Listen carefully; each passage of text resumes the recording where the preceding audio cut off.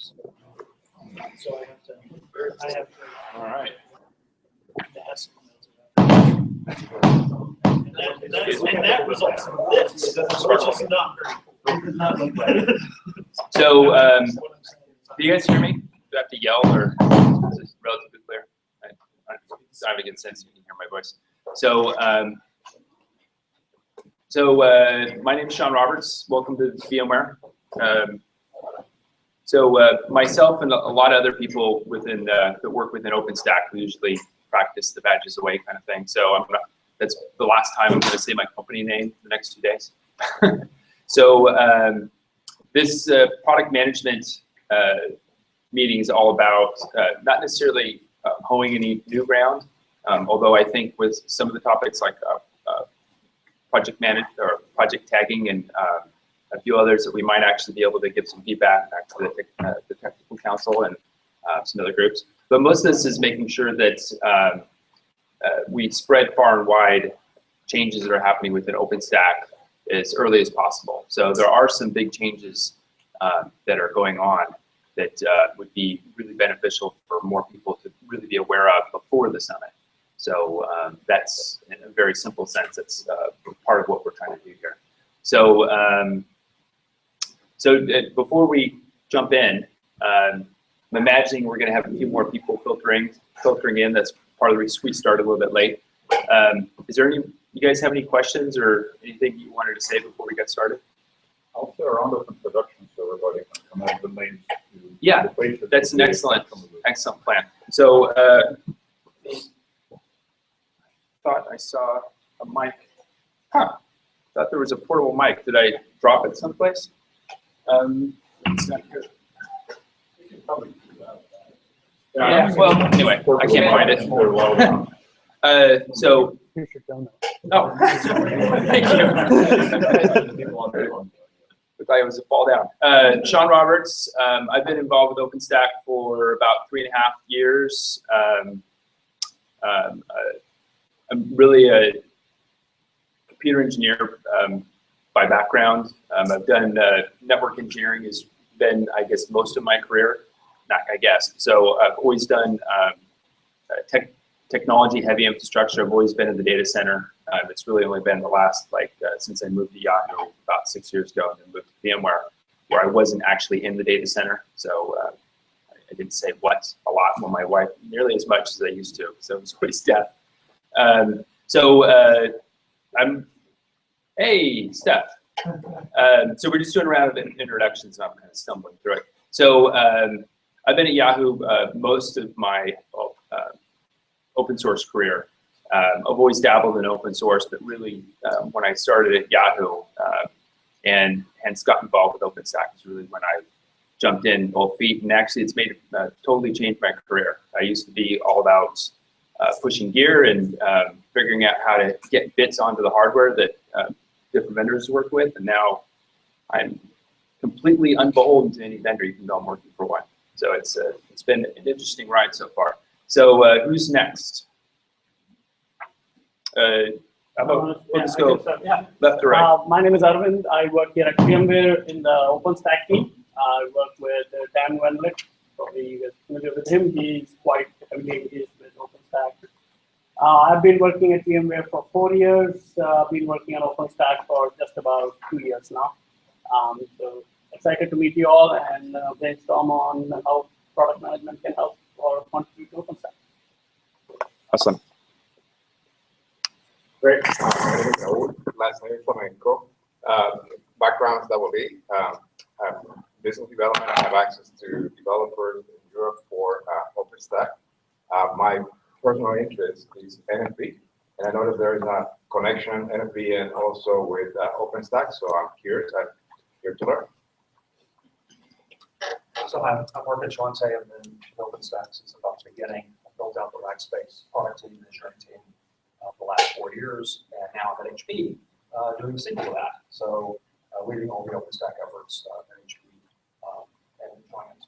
So a lot of history and things like that. So I keep photos on a whiteboard. We figured out the authentication. So, but involved in both the engineering side and product management actually. So I'm really interested and excited to have a product management effort built. OpenStack evolves over the next couple of years. Hope so. Awesome. Allison Randall, I also work at HP for the CTO of HP Cloud. I coordinate open source strategy across cloud storage, networking, and software. And hey, Bill Franklin, also with HP, just walking in. Sorry, went to the wrong fucking door. it's all right. So I know Mark introduced himself. So I'm assuming you guys are doing the introduction, Sean. So, Yes, we are. yeah. So I do part of the OpenStack strategy in HP. As a customer, a lot of the customer enablement stuff. For some of you here, I remember you from previous releases. I've been dealing with OpenStack since what I have really good. So glad to be here and really looking forward to the next 2 days. Excellent. Michael Ade, I also work with these three guys. I work at HP. I'm director of evangelism and technical partnerships around OpenStack.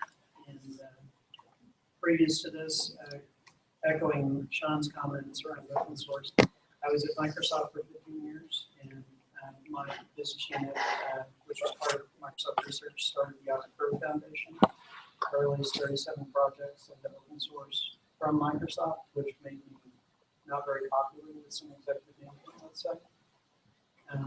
But I've always been really committed to open source and seeing how that develops. And so I've worked with Chris Kemp at NASA before the Austin release became the Austin release. So they're at the beginning for OpenStack and very enthusiastic about its maturity. Good morning, everyone. I'm product manager at Cisco. Pretty much everything called in UV.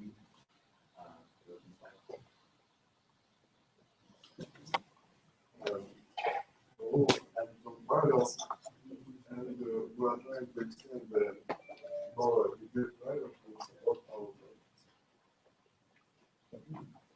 Are you with the number? One cover. And one more. Okay. Nobody is next door. Yeah. Sorry, I had to make signs. We intentionally co-located, but then we unintentionally didn't. Put it up on the whiteboard behind you. The product thing, nobody's You know, that's why you're in management, Bill. All right. that wasn't a dig. That was good. That was a compliment. He's a smart guy. Stefano. My name is Stefano. Stefano.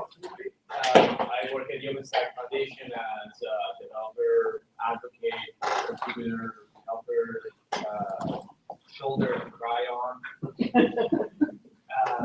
And I've been involved with open source and software for all my career. My area of expertise is actually to help collaboration happen across corporate boundaries. So if you know, I'm here to help in that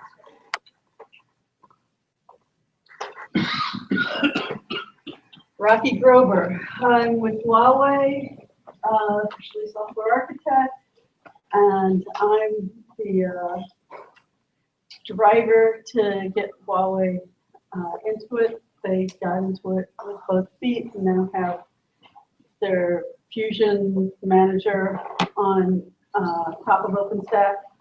And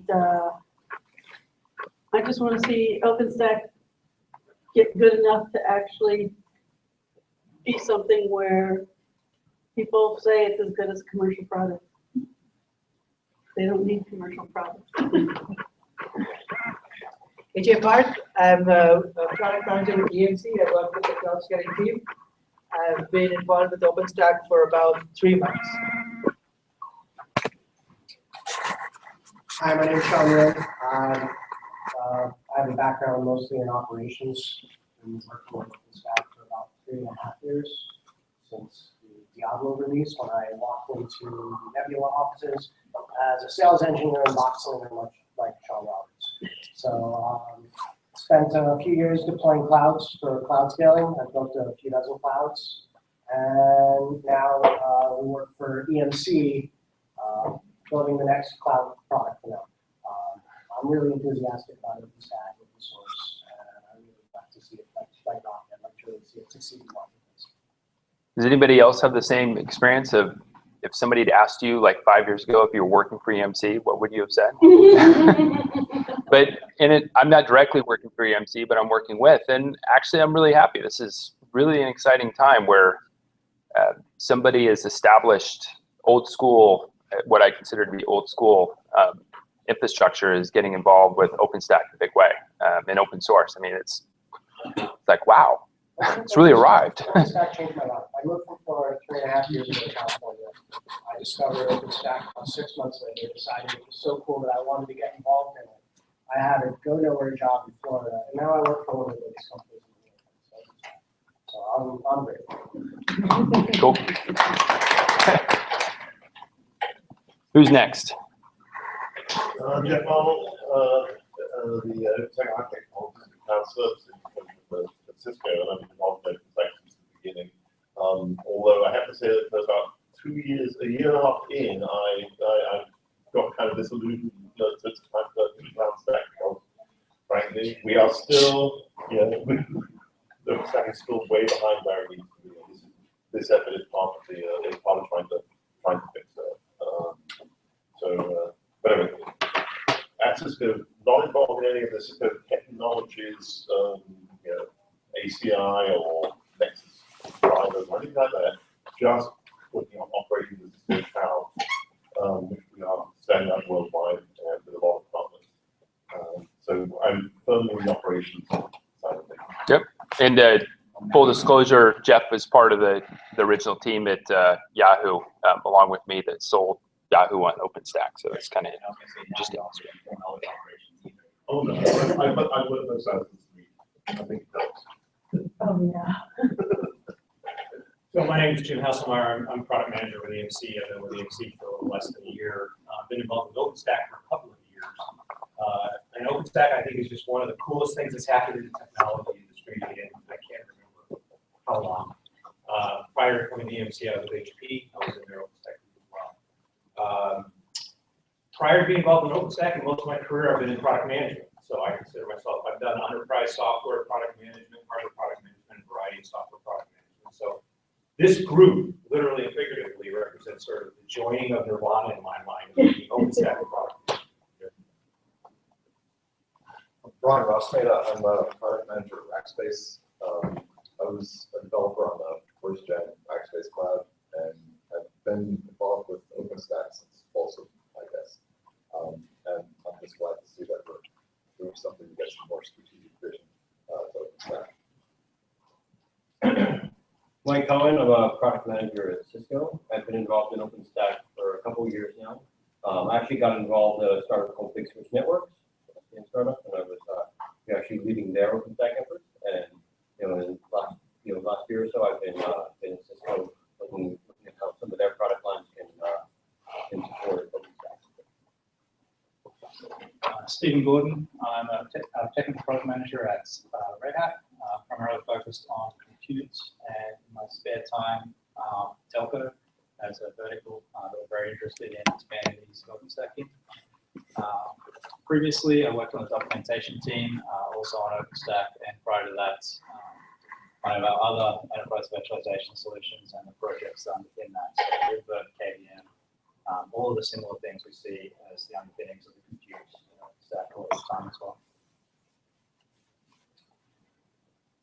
So I'm Arkady Konevsky. I have been involved with OpenStack since Grizzly release. We manage a team of Dell engineers for releasing the OpenStack project solution, and also managing the team who was working on Crowbar, also from approximately the same time about a year and a half ago.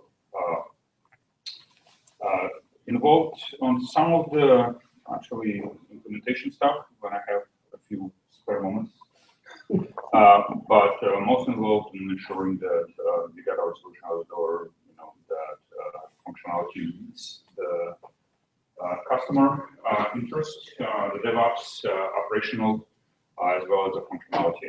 And so I'm kind of mostly advocating the functionality which is needed for meet the customer expectation, especially from the operational point of view. You know, some of the posting I have done on the enterprise readiness point to the same direction. And those collaboration with the help of partners on Cool. And since there's a lot of people in the room, and obviously lots of people are scribbling down who's there, and I just suggested at the end of the Etherpad that we've got, people could just put their name hyphen the company you're with, and then just like a short, i.e. just finish the line as to what your role is as well. Yeah. In addition to standing up and introducing yourself now, but just so that we have that in mind. Yeah, no, that's a great idea. Thank you. Rag Ramanathan, I am with Symantec, doing product management for them. Just joined about in December. New to OpenStack, as in directly getting involved. I've been sort of on the side, being involved, just watching it. I've done AWS Cloud and vCloud at Savis. We deployed that, also in product management with the service providers, startups, building cloud solutions. And about 10 years experience, mostly in enterprise software and engineer turned product manager. Happy to be here. Cool. Happy to have you. Who have we missed so far? Hello, everybody. My name is Rob Hirschfeld. I'm on the OpenStack board, and I was one of the original ideation people who helped bring this group together as it exists. We've been trying to do this for a long time, so I'm really excited to have you all here together to solve some of the challenges that we face. It's exciting position. I am with kind of a startup called RackN, which is productizing open source project called Provar, which many of you might remember as being an underlay for OpenStack. Yeah, I should probably mention real quick. So Allison, Rob, Steph, and myself, I think it was at OSCON was the first time we actually talked about it, but we were talking about the idea of that there was a gap, and we started off we centered on the idea of calling them hidden influencers. And we all had slightly different ideas of what that gap meant, but which is good actually. It'd be bad if we all agreed on something. But the general idea is that there's a lot of frenetic, awesome, innovative energy going on in OpenStack on the development side, and there's my experience, I've been on the board with Rob since the beginning, that this has been, for the diverse number of people, the most productive set of meetings I've ever been in my life, which is saying a lot. I've been in a lot of horrible meetings. I worked at EDS, so way too long. But between these two different groups, there's a gap. And these people obviously exist, but there's not good communication going on. So this is part of that effort to fill that gap of saying, well, there's all the people that are managing and influencing the developers and the people sitting on the board, or maybe even the people board even being the hiring managers for these guys. You know, why aren't we talking to them as much as we talk to everyone else? So hence this. So this effort is not Sean's thing. It's really Allison, Rob, Steph's thing. So I just happen to have a space and all that. So go ahead, Rob. I would undercut. This might sound bad, but don't look to the board to lead this effort. This is your effort to lead, right? Yeah. The board members who are here and the board members who are supporting this from the board will support you, will direct you, will back you up, will give you visibility, but don't turn to us and say, well, what should we do next, Rob? What should we do next, Sean? That's not what we're doing. Yep. Our job is to empower you in doing this and let you come together as a group and organize. So we want to launch this, but then step out of the way and make sure you have it. Yeah, and that's part of the reason why I didn't even mention when I announced myself that that I am a board member, because this is meant to. We all wear many hats, so this is just a new hat. But I think we have a great opportunity to influence the board and to influence the developers and vice versa. So anyway, I'll stop talking. Who do we miss so far? Did you get a chance to introduce yourself? Yeah, hi, my name is Sriram. Oh, sorry, Carol.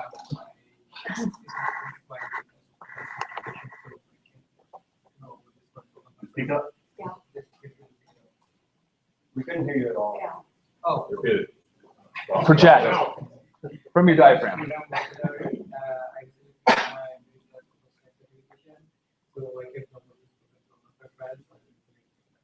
Excellent. Yes, sir. My name is Dimendra Vandehaven. I work for VMware, mainly with the external facing partners like Cisco, EMC, IBM, and essentially HP.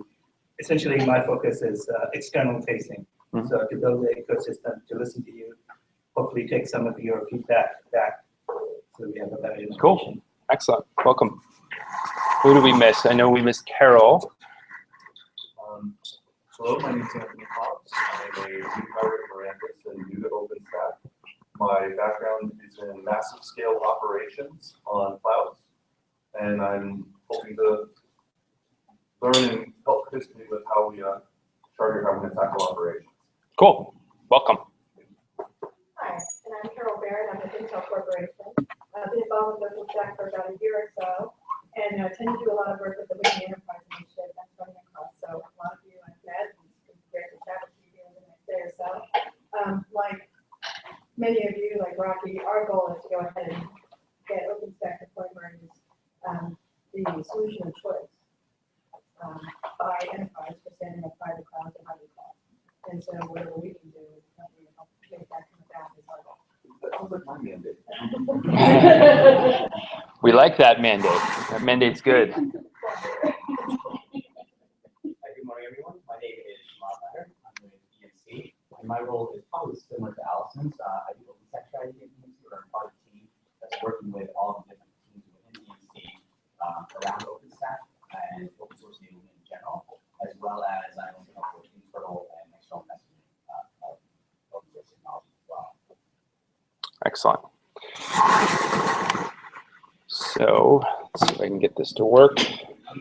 So we're running behind schedule, but it wouldn't be good if we weren't running behind. And if there is anybody in the room looking for the logo Midcycle review or any of the other ones, those are in other regions. The product management. This Yes. current customer service representative. Thank you. Pardon? I switched over to doing Google On Air so that we could record it. Doesn't look like I can get, I'm not getting any group chat back from anybody. So I can't actually see anybody now when I do Google On Air. And it doesn't look like anybody's added in the Etherpad that they're not here. Yeah, so those of you that are attending us remotely, go ahead and communicate over Etherpad or chat. And if you wanted to communicate in a more verbal way, I'll figure something out during one of the breaks. But looks like we got most everyone here or everyone here that wants to talk other than just watch, which is fine. Why don't we jump in since we're running late? Thank you everyone for introducing yourselves. 10-second overview. We picked 5 topics. There's a lot more topics that we could have picked, but the intention was to communicate important things in a timely way.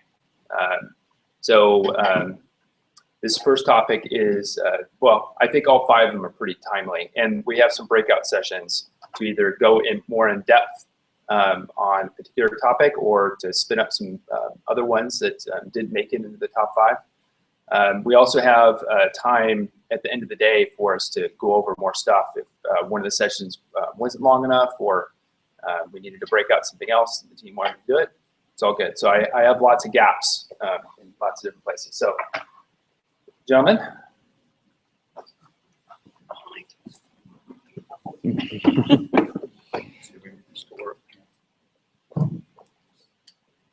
So, since in the introductions, you didn't hear Randy Bias introduce himself. Neither Shamail nor I are Randy Bias.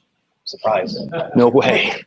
And yeah, it was a shock. But Oh, if by the way, if you want to share your slides, I can put them in the group chat. But if you want to share your slides and have it be part of this, you'll have to get on Google. But you know, so if you're not ready for it, don't worry about it. The link to the docs is in the Etherpad. So. Yeah, it's all good. Okay. And I'll have somebody curate the video later if people are excited. Doing that. Do anything to share? What's that? Do we need to do anything to project? Oh, yeah.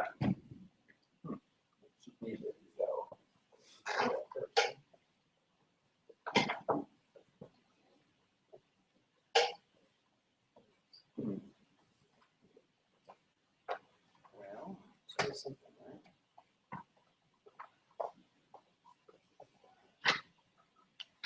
Huh. It was working. Is there a watch on it? Pardon?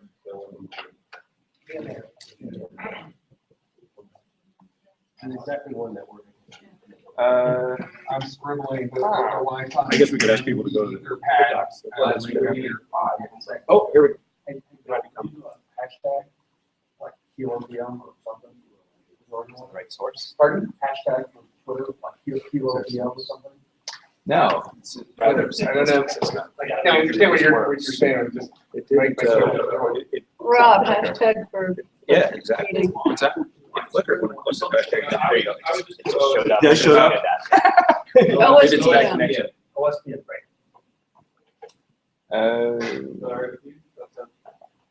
Any, yeah, maybe it's your, try mine.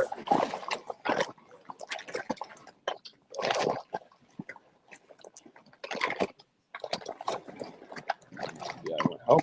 Try this one. As a grad student, nobody should read my board work, so complaints. I'm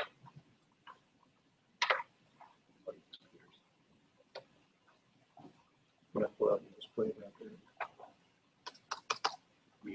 there. Okay.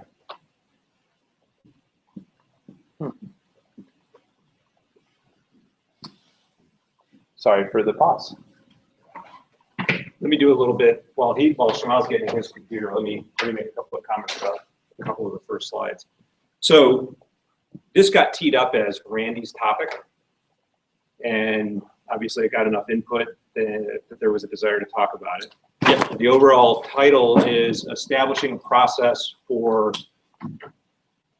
determining a long-term strategy and vision for OpenStack. I think if I got that very accurate this long descriptor in place. Given that Randy's not here, the first couple of slides, actually, if you're looking at them in Google Docs or in Google Slides, we pulled out a couple of the things that Randy sent around that we thought were sort of compelling things to sort of think about, or an interesting way that he sort of framed it up. So one of them was in a blog post from a couple of weeks ago. He used the phrase, OpenStack is at risk of collapsing under its own weight. We thought that phrase, I think, has been an interesting way to think about some of the challenges that Rob talked about and that sort of thing. Yeah.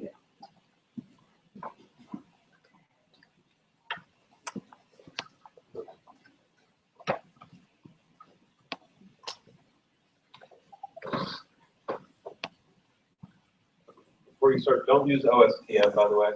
It's already somebody's using it pretty actively today. So let's just do OpenStack PM. That's all right. We had this problem when OpenStack meetup in Austin used OSATX, which was also Occupy San Antonio. It's good news, we won, actually. So I'm going to wear my Occupy OpenStack shirt.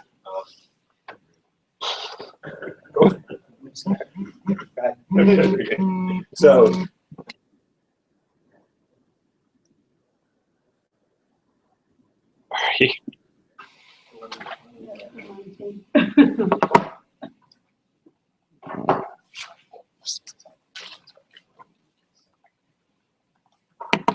So we talked about there we go. OpenStack's at risk of collapsing under its own weight. That was coming out of Randy's blog. Let's go to the next one.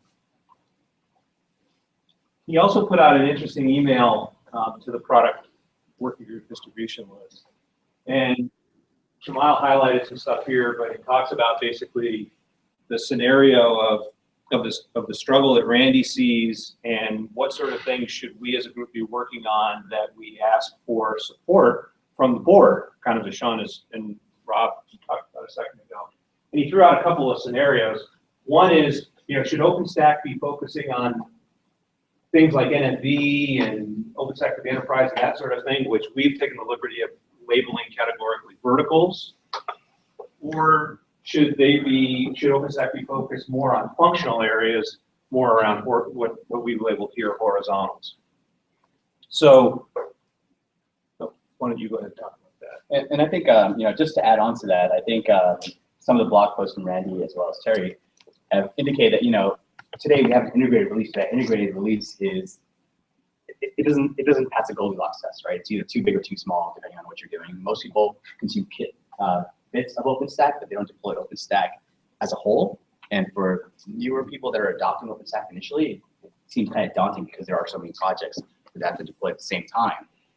So from that perspective, just to give a primer, because we will be kind of touching on tagging as part of some of the proposed solutions, there's been a recent proposal and resolution submitted to the TC, which is basically changing from a ladder type of a model where we have projects starting to spec forge, team assembles, they ideate, they create, and then afterwards you hopefully get into OpenStack through incubation process, and there you hopefully get more developers because now you're quote unquote a real OpenStack project, or at least on your way to becoming a real OpenStack project. So you get more people, code matures, there's graduation criteria which teams kind of adhere to stabilize around the APIs, etc. And then you get to integrated, and you get a lot bigger team hopefully. But then as a side effect, you also have to you're now testing against all projects as well. So the burden, every single project that we add adds a non-linear burden on testing that we do as well.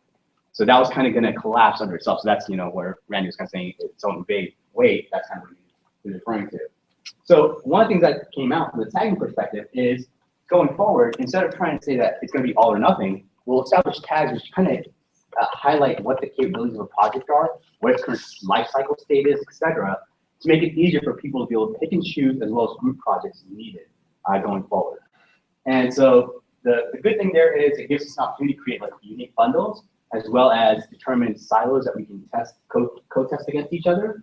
But at the same time, it is interesting on the implications of, for horizontal teams like documentation, for example, and how does that work in tagging as well.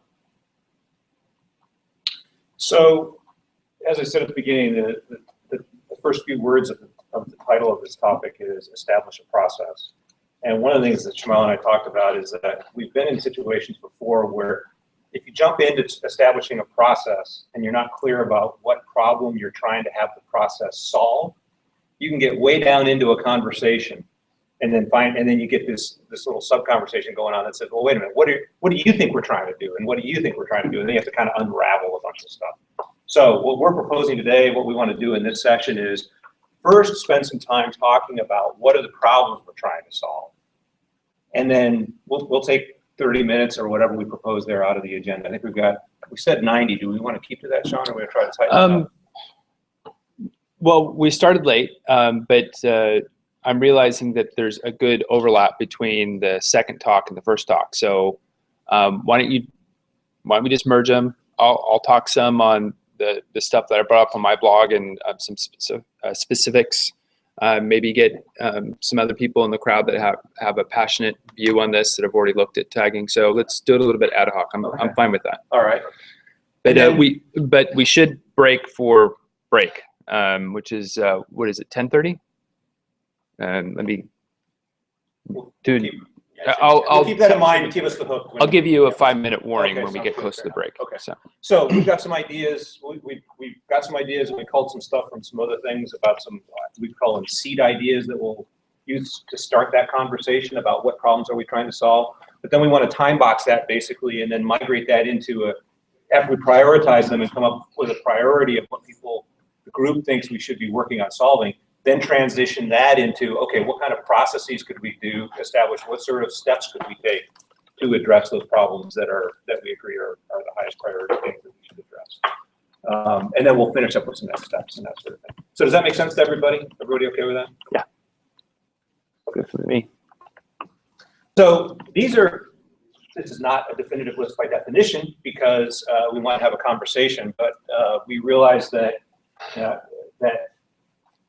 sparking a conversation, more rich conversation typically happens when you can throw out some ideas and get people thinking about some stuff. So these are just ideas and some things that we brainstormed and put together, and also put together as a result of talking to some people. When we realized that this was going to be a key topic for this conversation, Shamal and I both went off and sought some input from a variety of people to try to get their perspective as to what they were experiencing out of OpenStack. And we really tried to get a developer and operator experience as well. In fact, the first major set of bullets came from Jesse about some of the things that they're experiencing. Desire to see greater consistency in APIs, more detailed logging, having a rich set of error reporting that's happening to give people a better clue as to what's happening when there are problems, those sorts of things.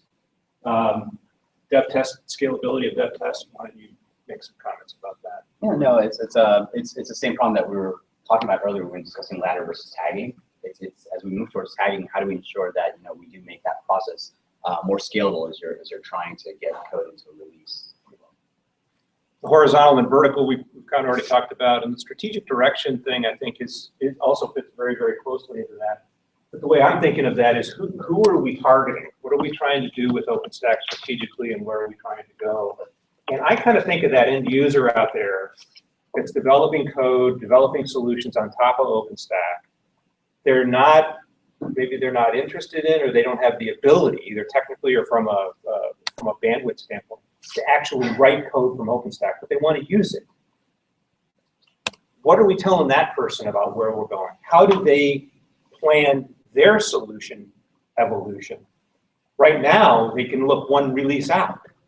And what can we do to help give those users a more longer-term view so that they can plan their solutions more effectively? And then there's been talk about Can I interrupt for a quick second? Yeah. So I think we may be going on an assumption that everyone understands what we're talking about. So we might want to take a step back, especially for some of the new people. So is that okay for a second? Okay. So I'm just going to assume that only about half of you really understand what project tagging means. So it's being thrown about. And so that was one of the big things that I thought was really important, because it's a huge change, or potential change. The TC, the group team is elected, represents the leadership of the technical community within OpenStack.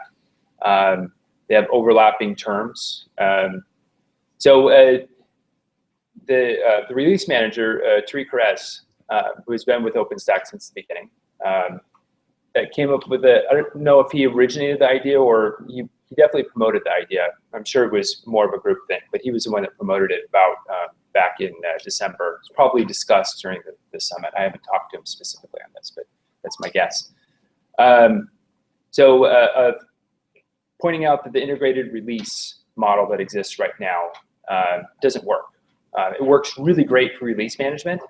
And for those that don't know what integrated release means, it means essentially in OpenStack speak, it means that you're a very robust project. You've been around for a while, and you're broadly used by other projects. It's a lot more complicated than that, but that's my very high-level way of explaining it. It's really great for release management, for the release, getting through the 6-month release cycle and getting to the point of saying, these things mean OpenStack to us, but it means nothing to anybody else. And we constantly get from especially new people, new customers, new vendors that come in and they go, so when I install integrated release, what happens? It's like, well, you don't get anything because it doesn't mean that. So that's a huge problem. There needs to be something that describes what is OpenStack a little bit better than the standard line I've had is, well, that's OpenStack is a bunch of projects, so release management is really what we're focused about. You need to go to an OpenStack distribution, and that's been our standard line for a while. But I think we've gotten to a point where that doesn't work anymore. So to read, promoted this idea of project tagging. There is a link. I was going to talk about it, focus on it in the second talk, but I think this actually makes a lot of sense to bleed over to this a little bit earlier. So, and it's really a very early idea, other than saying integrated release doesn't really work. Let's come up with a matrix or a pantheon of ways of describing different collections of OpenStack projects, give them some kind of label, so that people or companies or developers or customers can all have different ways of looking at these things, these collection of projects. And it has not been decided. In fact, it hasn't even been agreed on that this is the way it's going to go. But the TC is actually wanting to make a decision by milestone 2 date, which is next week. So this is very timely for us to have this discussion, because we can talk about this. We all have a variety of backgrounds. Some of us have actually written code. Some of us manage developers. Some of us are managing projects. So we can actually give the TC some feedback and saying, this is some of the ideas that we think should apply to this way of describing the collection of OpenStack projects better for a variety of audiences. So, so that's like a very, very high level. But like I said, there hasn't been decided. So this is really more of a concept at this point. The TC has written quite a bit about it. I'm trying to bring up the page, but it's crashing for some reason. And I'll make sure I post that, and if I can't post it, if the Therese website's down for some reason right now, and other way, I'll make sure that you guys have the information relatively quickly. But there is quite a bit of idea on how to implement this, but the detail is how do we, what is the definition of tagging, and how do we implement it? And that's what you guys are starting to get into. Like, what does this mean for the continuous integration pipeline, which is really the backbone, the strength of OpenStack? We can bring in thousands of changes a day and make it go into the different projects. Well, if we're not only dealing with the integrated pipeline, we're dealing with maybe 50 pipelines, baby ones. Is that going to cause a problem, or is that a good thing? So that's probably more of a question for the infrastructure team. But it should be a discussion that everyone has of, do we want that? Does that fragment the identity of OpenStack, or does that make OpenStack identity more strong, more robust? I leave that up to you guys. And I think that's a good lead into the comment that tagging solves potentially one or multiple problems, right? Yeah, it could. It could. Yeah. Right. And I think one of the first things we want to try to do is figure out what problems are we trying to solve. Yes. Yep. And so tagging is a solution to a potential set of problems. And I think in terms of where we are on this slide and such now, and I think it's helpful, very helpful to put that tagging in perspective. We kind of wanted to migrate this into a conversation around what are the problems we're trying to solve, and what should the priorities be. Yeah, I thought you were going in a different direction with that, with how users plan their apps without a plan for the environment. Because I mean, we're sort of after two different user segments, right? We want people to deploy our cloud, but on the other hand, we also want people, developers and stuff, to actually use it, right? Because if we don't provide the features that developers want, they'll just go to Amazon. Absolutely. Right. Absolutely. So I guess my comment is just, so the tagging doesn't seem to address that aspect at all. That's a separate thing, right? So I think there's sorry, not to jump in, but there's kind of two, think about, you call out a good way of thinking about developers. There's two sets of them, right? The people that are in the Nova thing next door are developing the infrastructure, right?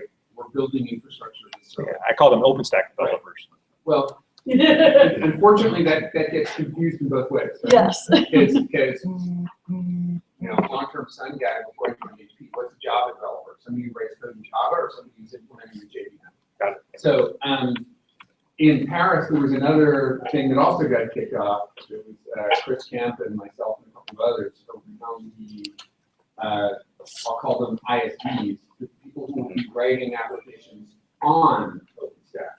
I think Randy's call out here is the aspect of people who are trying to stand up the infrastructure and build out the infrastructure. so that people can then write the apps that sit on top of them. I don't want to put words in Randy's mouth. It's a very dangerous thing to do. I think we want to be careful as we think about this, that we really kind of have two challenges you call out. One is people are trying to stand up the infrastructure. John's entirely right. People, particularly when they're new to it, go, oh, grab the integrated tag. Let's see, you guys, I'll grab that. And they're looking for a place where there's a point in time where if they take that, there's a stable environment that they can easily build and do something with. Those people are usually trying to do one of two things. They're either trying to stand up infrastructure, or, well, they're all trying to stand up infrastructure, but in some instances, they're just trying to stand up infrastructure to create a cloud. In others, standing up the infrastructure is a means to an end if they're an ISV or they're a different audience. So one of the things I think if we're going to discuss the tagging piece is not only what problem is it solving, but what audience is it solving it for. Because in the thing that Chris Kemp started off, we're actually trying to figure out what do we do for the ISVs, the app developers who want to develop stuff, which, I tried to get Chris to come here for this, but I think the two wind up overlapping, and I'm more than willing to bridge this working group with the other cycle that Kemp and I are trying to drive. But let's figure out where they wind up, and then we also do the enterprise. I don't want to take the thunder out of Carol's thing at the end. There's also an overlap with what we're winding up in the enterprise with. Well, I think it's important we stay clear as to which is which. I think you're missing a third component, and that is, well, in the infrastructure area over at Nova, there are also the developers who are really want to get this really cool technology, bleeding edge stuff. They want to code it. They want to make it happen. And they don't care about product or users or anything else. They're coders to code. That's right. Solution in search of a problem kind of thing. And so that third part also has to somehow be managed or focused, hopefully, towards the way that I just try to call it out is those developers are actually working on the infrastructure piece. But there's also developers working on the infrastructure piece that are trying to actually make it usable product code. So a couple of there's different focuses. A couple of comments on that. If you step back, the projects, the historical projects, and those valued from cloud glass and so on and so forth, were sort of arbitrary creation, right? They were not carefully thought out how we're going to refactor this downstream, how these things are going to relate to each other. And so we have the project. One of the problems I see with tagging of projects is the projects themselves are multifaceted, arbitrary kinds of things, right? There are good arguments, for example, for taking Nova and refactoring in various ways to take some of the things out of that, put them elsewhere where they maybe belong. That's part of it. The other one, and this goes to the point that one just made, is we are talking about tagging projects, but what the consumers care about are the interfaces, not the projects. They don't care whether we fix details in Oslo, but they do care whether an API changes, right? And we have historically been very bad about distinguishing between the internal functions, the internal technologies, and the external interfaces. So if we can't capture that somehow in this set of changes, then I think we're going to lose. That's a huge opportunity lost, because the stability and the consumption model for the ISPs it has to get reflected in this model. So this is an interesting question, because everybody here represents a company. Every company represents a product. The users aren't consuming OpenStack from the tags. The companies are consuming OpenStack from the tags, and the users are consuming it from the companies. Right? We haven't created OpenStack, and this was actually something that I don't know if it was exactly deliberate, but it definitely happened in their package release timeframe. When OpenStack stopped having a official distro, official set of installs, maybe, and they rely on the vendors to do that. I think that one of the things that's important here is to figure out if what this change is doing helps the product. Companies produce products that are OpenStack, and understand that there's a layer of separation. Right. I mean, that first first bullet on the screen there, the operator challenges, the API consistency, delogging. One way of looking at that is it's a collection. These are a collection of aspects of how do we handle cross-project dependencies and cross-project initiatives. And detailed things like how do we make sure that everybody's truly using it. So long as we put it correctly, more radically, how do we handle the refactoring, which we probably need to do in the areas, for example, of identity management, project management. Go ahead. I want to bring up a couple of things. So first of all, I fully agree with all of the statements about having more consistency, better debugging, reach the set of both errors as well as much better documentation, so the user can extract information easily for it. But what I look at is OpenStack actually consists of multiple layers, and its foundation were infrastructure as a service, and there's a set of projects which constitute that. We can argue, one way or another, they have to be all working together in unison to provide that functionality. Then there's a set of other projects or ISVs who are developing their own on top of that, which are layered on top of that and are reliant on all of those things: API, logging, the errors, the various other things, monitoring, stuff like that. They are another layer above that, and they could be either developed as a part of the OpenStack, as various projects are, and we actually release them a part of that, and that would create some of the confusion because we are releasing that, but now we are lost what initially was defined as an OpenStack, which was infrastructure as a service, and now it becomes much broader, but we never change the definition of what it is. So maybe instead of the bundles, in my view, is basically are trying to define, okay, well, we have this core, and core probably is the wrong definition because core has a very precise definition now as a part of the direct stack. Base computing Whatever, we need a term. We need a handle. Base cloud layer is better than computing layer because there's just. I don't know. I don't care what it is. It's just let's figure out what the right term and be using it consistently, both internally as well as for the users, customers across the board, because that's where one of the problem is that we don't have that consistent terminology. And second is now, when we start talking about the bundles and tagging and everything else, to me, this is basically now you start taking the base, whatever it is, and some subset of the stuff above that, which constitute some functionality, together, which provides some things. It could be vertical, it could be, some subset of that, or maybe combine several of the verticals together. But that's where the bundle belongs. I don't see how we can decouple the foundation on which everything else depends on. Yeah, so I understand what you're saying. It's still, when we get into tagging right now, at least in this conversation, it still feels like we're trying to solve some problem, but we have to find what the problem is. So what problem are we trying to solve? I think I'm here because I think this is a group that's getting together to define how we want to approach product management in a project that is already 4 years old. So and it's it is what it is. So we've had implicit product management for 4 years. Part of what I would like to have a conversation sometime today is how do we actually figure out when this is working really well, scroll forward 18 months. But product management is working really well in this project, solve some problem. We are actually going into, we can say how it's operating. Because if you were to go to one of your companies, there's a way product management is operating with the field and with the engineering teams. How do we want it to work here? And tagging is it sounds like a really interesting tactic, but and we've talked about personas. One of the core, there's a set of core principles product managers do every day. Who am I solving for? What are the personas? What do they care about?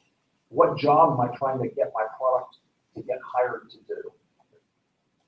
Things like that. I'm gonna stop. Yeah, I wanted to add one thing. I think we kind of danced around it, and something that is kind of clear, but it's not said out loud nearly enough, that we're working on a collection of projects that are really,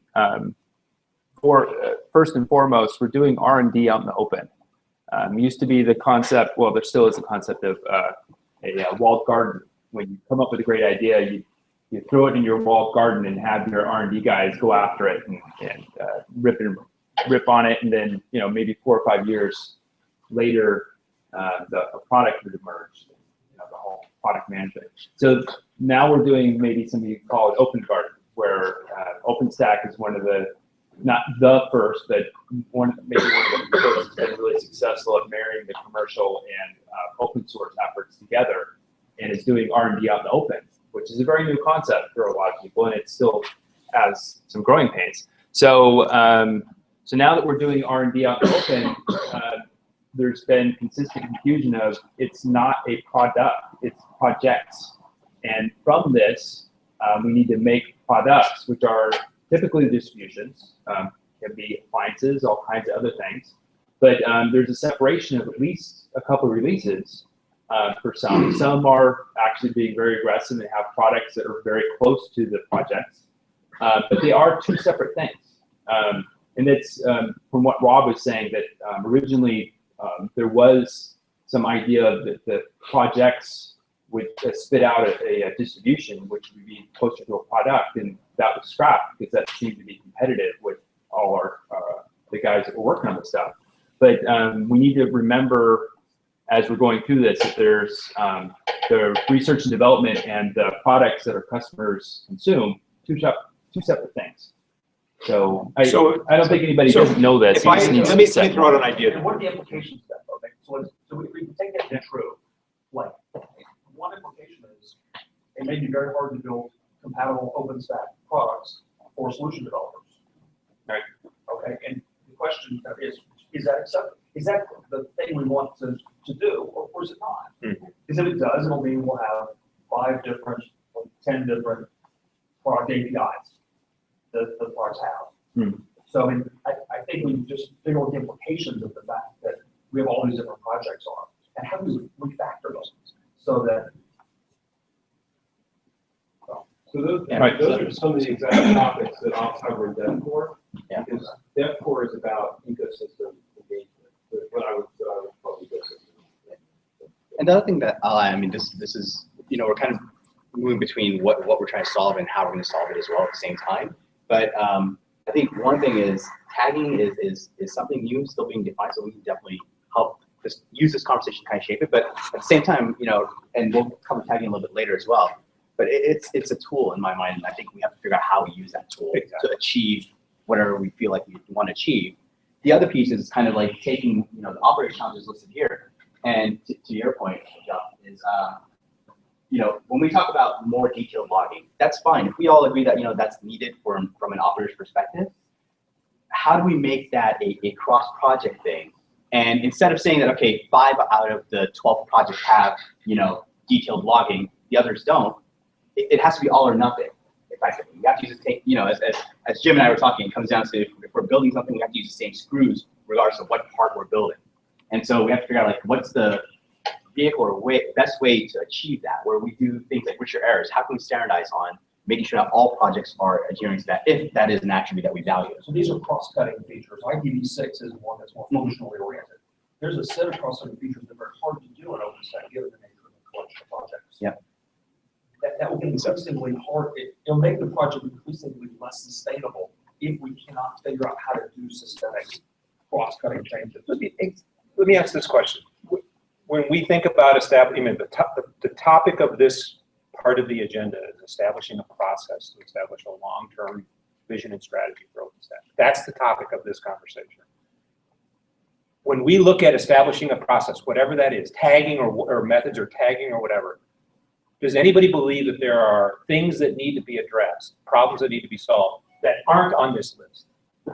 Yes. Because basically, I mean, as we build a process, we need to figure out. We don't want to start implementing a process and then come back and say, oh, well, we're trying to solve some other problem. Not only that, but we need a way also to kind of validate the process is working. And this list might be the way to kind of test it out. Right. So my view on this list is that the very first bullet, the very first 3 deal-breaker challenges are already being addressed, and we already have. I think there is a fairly decent venue where those can be addressed, because The API, for the API consistency, there is a group of developers already working on it. They come up with specifications. There is a fairly large amount already, a decent amount of documentation about how to be consistent in the public-facing APIs and also internal APIs for all the projects. And these recommendations are being distributed inside all the programs that Nova implement all the. Detailed logging has been around for a while too, and there is also in the Common Library program, there is work going on into that direction. Richer errors, translation of all the error messages or most of the error messages and stuff. There are ways to do that already. I guess that the main objective I would put for this group is to make sure that everyone knows, every developer that works in your teams knows about all those efforts, so that so one thing. So one thing when we get to the process side of how do we do this, I'd love to understand that, as initiatives, like you mentioned, the API consistency initiative is being rolled out. How are those teams today getting their work into all the various teams today? Like what vehicle are they using? How are they approaching this? Because I think and there may be an outcome of this. But I think there may be another outcome along those lines, Jamal, that where there are operators out there that aren't seeing that result. So we may have processes in place that are supposed to be addressing this, but I don't know that it's right. So I would put the first bullet in my opinion would be how do we get more people working on solving those problems?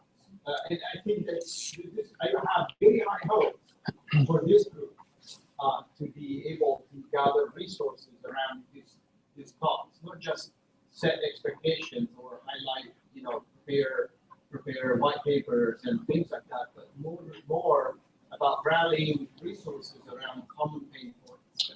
And I actually think it also cuts the other way, which is as pain points are addressed, getting the message out about how it actually works and that it can solve is also the other problem, right? As we're calling out, we got these problems, we need people to work on them. We tend not to call out, we solve these problems, and here's how. Yep. It doesn't go back out the opposite way. And to Mark's point that he just made, if you're asking if this is there anything else that isn't on this list, there's tons of things you guys don't have. Absolutely. And then the final piece I would just throw up is lots of us are either in agreement or have subtle modifications to where this is. We either need to be putting some of this stuff into Etherpad, just individual choices, or if we could maybe on one of the two screens put up an RSS feed, I think we get a lot more effective here. I don't know if Sean can split the video thing, either Rob or I or somebody will. Yeah, it's a good idea. The other one. Yeah, I don't think our gear's not that sophisticated. It might be more effective than all of us chiming in. Yeah, no, that's a good point. You could split the screen by just not putting it in presentation mode. Unfortunately, it would be double split. So you guys get the idea of because the way that we're used to working as a group typically is through IRC and Etherpad. So and it is an effective way of asking questions while you guys are talking and maybe not interrupting you, but putting the question out there. And when the timing's a little bit more appropriate, then you could maybe even answer it rather than or pose it to the group. Okay. It's just a slightly different way of working. Also, people are immediately commenting on all those things. Yeah, it's a little bit more interactive. Without being disruptive. So while these guys are doing this, Rocky, when I asked the question, you reacted so strongly to other things that should be on this list. So I'd be interested in understanding what your thoughts are. Well, it's right now, like everyone says, it's a bunch of projects. And each of these projects are a code base. But except for Swift, none of these projects are products. There's a shitload of, pardon my French, of work that goes into code after the code's there or while the code's there that turns it into a product. We all know about this. There's the documents, there's the release notes, there's the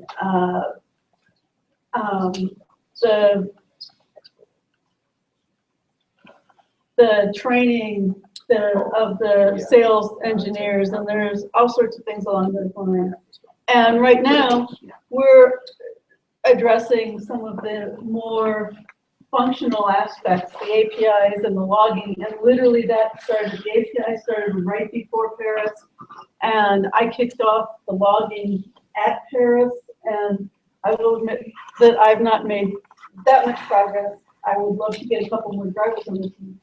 But what the question is how do you take an entire ecosystem of code and turn it into a family of products? And that's what product managers should be good at. So we need to come up with our own roadmap and strategy, because there are all sorts of issues that make open source more difficult to make that happen, such as the fact that the developers get to work on whatever they want to in many instances, and the project technical leads that set the direction are setting the direction based on what they view the community has talked to them about. There's all these tactics and tactical maneuvering and whatnot going on, but there's very little strategy and there's very little cohesion. And so there's a ton of stuff from the product management perspective that we need to make other people in the community aware of, that this is what's missing for this to be. This is the gap for code to product, as opposed to this is the gap for project code to integrated code. That's what the developers do. What's the gap between what we have in our project now and making it integrated and working to some developer perspective? We need to come up with a gap analysis of what's missing to make this product. Which we all should be doing, right? I would imagine we're all doing. Correct. But we're not sure, but we do it together. Yeah. Exactly. So there's a couple of things I wanted to bring up. So first of all, each project is working independently from each other and have their own schedule. You introduce a functionality, some subset of functionality is implemented, but still announced at the summit. Then, other pieces which need to be in other projects to make consistent with that, for example, Horizon or Salometer or whatever else, which, integrates with that. And they're missing because they will be happening in the next, sprint, what will happen, the one sprint later. So yes, you have a functionality which was exposed by project X. It has an API, but it doesn't have other pieces which are another project because they haven't got to them. But at the same time, it creates a very, large confusion for the users, because they look at that and say, oh, I have this functionality, I would like to use it. Oh, but all of the other things which make part of the cohesive entity is not there yet. So I think we need to figure out how we're going to make an announcement from the community as a whole, saying, here is the functionality which is, you can tag it, it's an appropriate thing, but it's kind of fully integrated. Yeah. So then that's cross-cutting feature. Cross-cutting feature, exactly. There's plenty of those. Yeah, there are lots of them. Yeah. And it's a massive struggle to get thing. Correct, but the fundamental thing is maybe we should, maybe pull back or make it very clear when we announce some features to be available in the project, that this is not, it's a feature within this project. It doesn't mean that this feature is ready for integrated solution. I mean, what's the mechanism to make that, and how do we make those announcements? I think for us, I think Chuck. One of the things we did with DevCore, we'll talk about this. We tried to shift between project focus for that and a capability focus for that. What was happening is somebody didn't know this integrated, and therefore everything in Nova's ready. And it's not, right? Nova's in itself is a healthy project, and we take those features, and so it is very confusing to everybody about what's ready and what's not. So Sean, So one of these may wind up actually being an unusual way of building something. And what I mean by this is, if you look at, there's one or two projects in other open source spaces, it's the way I did it in Solaris for quite a while. Projects have a place where they integrate and work, but when they ultimately do a putback, that putback should always be at a stage where the product is as near to product ready as possible. So releasing something where it doesn't work yet, but it did integrate. That's one way of doing it. There are some projects that run that way. I'm looking at Jeff, he knows exactly where I'm coming from. There are other ways where the discipline of the product is at all times it is ready to ship. At all times it is there. So putbacks that break APIs that other things are using, whilst you may decide to do that in a project, and we have done that before in parts of OpenStack, you do things where you don't do that.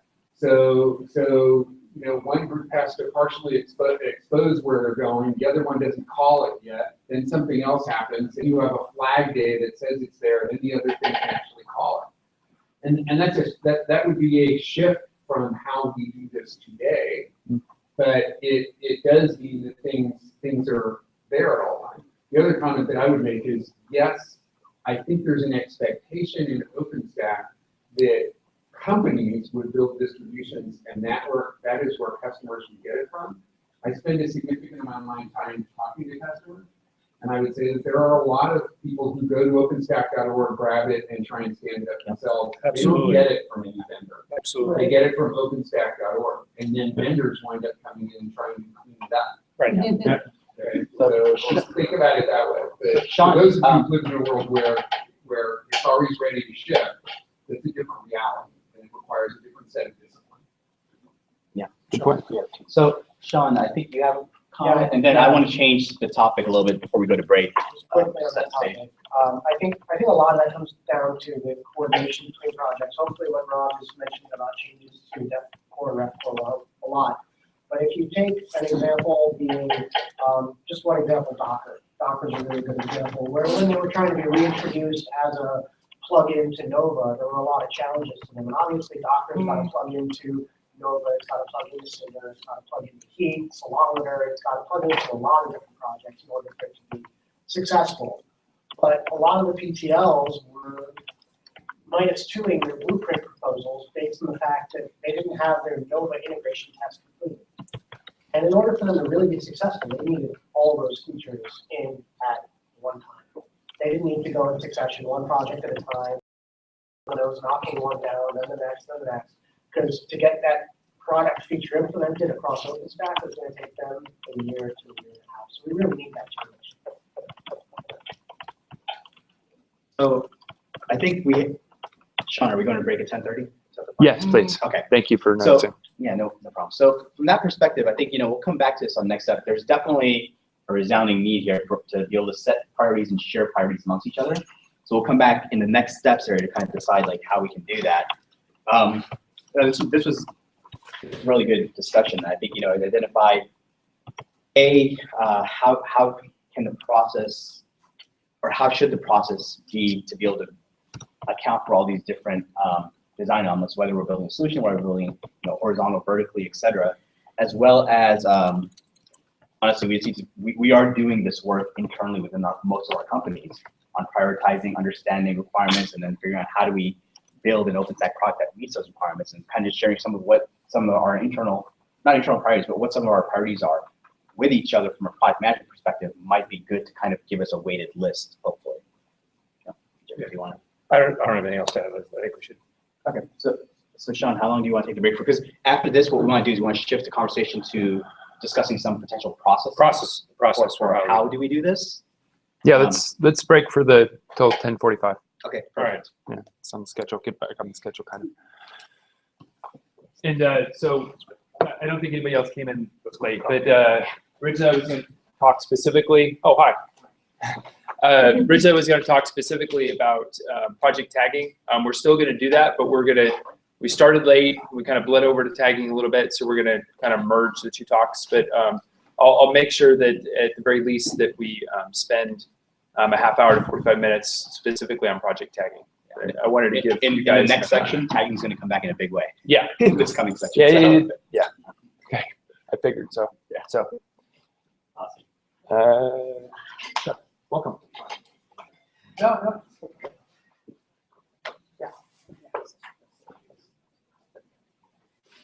Yes, the link is on. So we get the Etherpad, which is link on the event, right event.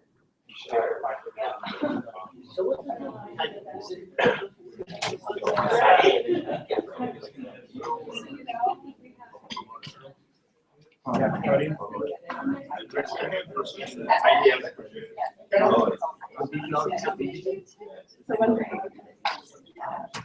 Oh, yeah.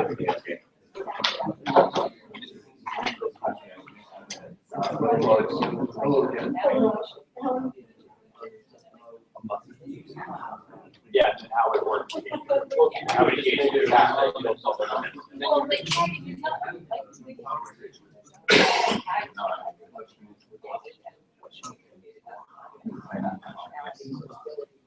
The tag would have to be something like, you also release and then you can have like some kind of special tag or Or you could create. It can get created so fast, because we already have some controls on it. It'll be, I mean, right now, I can't see us doing that, but we can create a release tag, which is type. So we can run down that path by changing something fundamentally, we would create other pipes. User, whatever. VIO or whatever.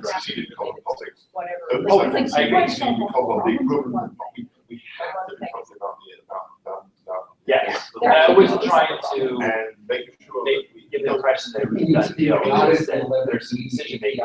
That was planned. Yeah. I was surprised to hear that it was done. It's certainly central. I mean, it's yeah. Or maybe. What? Well, you don't know, who knows? Go here, they can decide. And they haven't voted on it yet. There'll be a reason, even if it's not 5 to 8, it's still, majority rules, pass and all of that, how do you, people are always gonna have. Well, even if you're. Not to give a guarantee someone's gonna be unhappy. Well, this is true, yes. It's a concept. Yeah, it's just a technique. Yes, that's actually what I wanted to focus on, not so much. I mean, I wanted to at least bring up, which I guess I already did, the mechanics behind possible mechanics change. But what tagging represents and how people want to implement something was what I wanted to focus on. That's what I think is true.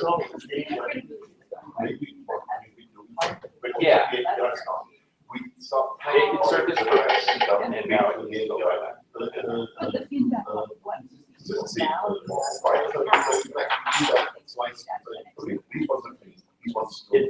Yeah. So.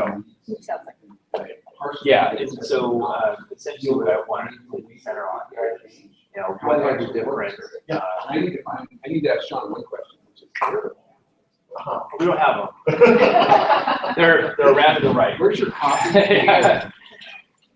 We just have empty water bottles. So we'll just split it this way and use the Etherpad as an RSS feed. That works well. No, I mean, that's what people are starting to do. Yeah, I'm not used to using slides, so I kind of was, I'm used to having Etherpad up, so when somebody did it, I'm like, oh.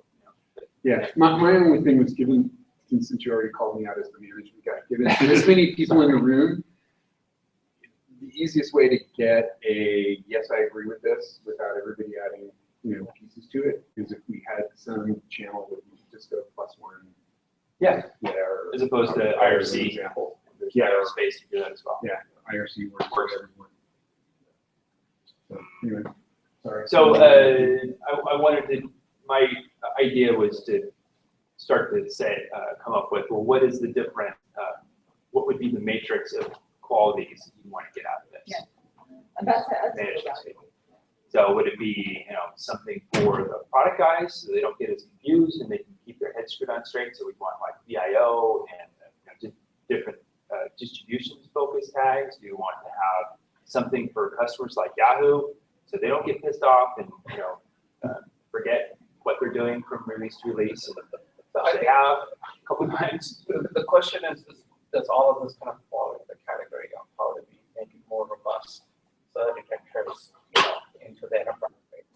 Well, that's another dimension. That's one thing. Yeah, one of the things. That's a whole different kind of customer. That's right. One of the things, rather than actually sort of diving into the enterprise, my privilege, we got telco, cloud service providers, enterprise, all with their own sets of priorities and requirements. Right.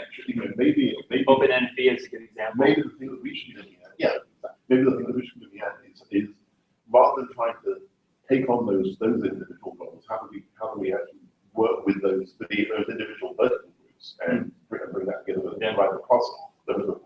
And one of the things we need is the end-to-end process. In other words, coming up with a lot of mechanisms here is great, but we need to understand how the board, how the PTLs, how the projects, how the downstream, how they're going to pursue what we're creating, and make sure that we actually understand that. Otherwise, so right now the two I like sort of work in my head over here. How do we get cells done right with the project? How do we get the power of mobility done right with the project? What would that show up? How would that show up in what we're proposing here? How would it show up in the projects and the testing and the all the way down to the end of the. So Buzz, to summarize what you and we talked about, there's a couple different approaches. There's features that sounds like what you're talking about. There's customers, distributions, and there's might say maybe distribution slash products. And they all have slightly different needs. And there's the interfaces to the external versus the internal interface. I mean, one of the perennial conversations in OpenStack is where does Horizon go? Is Horizon above the APIs, or is it part of the set of services? And the minute somebody comes along and says, let's talk about edge security and API controls and rate limiting and so on. So all of a sudden, Horizon goes back inside. And now that's not part of the. It's not what's consumed with the API. It's now part of it. So we all have different powers. They talk the Delta guys. They can cap that stuff. They work inside the head of people. That's not so do we get each of those verticals? I think the verticals are right. We get the verticals nailed down and make sure we got each one. And then if we can start from there, then we could at least come up with something that makes some sense of tech and some of the other. Well, I think it really does come down to a lot of what we're talking about. I want to make sure that we do the answer to every question is tagging. So I was actually telling several people, don't get tied into tagging as an artifact. That's not the point. In fact, tagging may not happen. But the point here is actually just figuring out. So if the integrator releases, how would you categorize? That's right. How would you what do you need out of whatever we end up with? That's right. It's multi-dimensional. It's multi-dimensional. Tagging is going to be multi-dimensional anyway because the ones not each consumer can what the consumer be sensitive to the things that are tagging. Sure. You're right, Austin. I should I think focus on the concept, not the implementation. So the question I would ask is, how is this different than what DevCore is trying to do? How is tagging going to be different than DevCore defining So we something? can get down to it. DevCore is really about trademark. So it's going down to a very low level, just flagging what functionality is required for trademark certification. This is totally different. This is like so process. Yes. This is where this will feed into that. Therese started with that though, because that was to get the board up. All right. So the fundamental problem is the projects are running along just fine. They're getting input from a whole bunch of different companies on all of the different features and all of the different priorities. And they're getting noise from signal platforms. Right. So the signal platform, all of the different vendors, is resulting in something that is not implementable at the dead point Yeah, I of saw that project, how do you happen make with sure those that hours as a translates service into very, very, very well. That's All the vendors had their idea. No, this is. You guys are worried about that. We're not being very aggressive in what we're defining as part of. The waveforms are like not aligned. That- So the idea, and the idea is, well, okay, let's take a step back, try to start getting the waveforms aligned back. No, I would say Yeah, you I'm don't talking want I'm to just cover too starting much to- because you want everyone to come along with the ride of being able to be interoperable and support the I've brand. noticed people We talking made about it too all the diverse, and there would be vendors that drop If off. it doesn't explain enough the semantics of the interface, then it's not useful. So you have to say, is this a useful probability? We want to be very conservative starting off. We want to jump in and go, oh, we're going to support That's why actually So that's the real, it's a little, that's but there's a lot of. There's a Well, process some of waveforms. come along.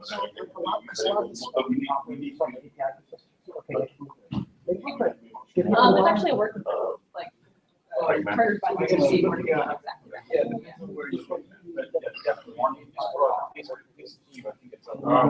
I'm doing downstream the downstream is bound from some network. The other thing is, this is something we're trying to do. It's just too slow compared to. We used to sit right across the hall from me. And why is that though? Decision making. I mean, a lot of Like, it. I mean, Amazon decided to go from, well, this should be a nice feature to Whereas if they deliver figure out to customers. They can do that in less than the time it takes us to. So rather than, so that's my problem. So what would be a solution for that problem? Well, It has a much higher chance. one solution would be to actually find a granularity on the project, a better discipline about the interfaces, so that it can be possible to, for example, not in a, the classic example is the whole something around the government, right? I mean, we still don't have decent amounts of Integrated, right? And that requires semantic fixes, that requires service fixes. Sure. You know, I mean, I went to, a year and a half ago, I went to the guy working on the apps and services and said, how about this and this? Well, maybe like 6 months. And the reason that they've been saying that is because there were just too many interdependencies. So they were trying to match us. Oh, yes. No, actually, lots of people, but the people were all sort of making sure that it went for their part. So there was lots of people, they were all like, Red Hat's there, Red Hat's there. I don't know there's. There will be some Yes, kind of. yes, there is. Very quiet. What did I break? Yeah, that's tomorrow. So their batches are going to be layers upon layers outside of that. We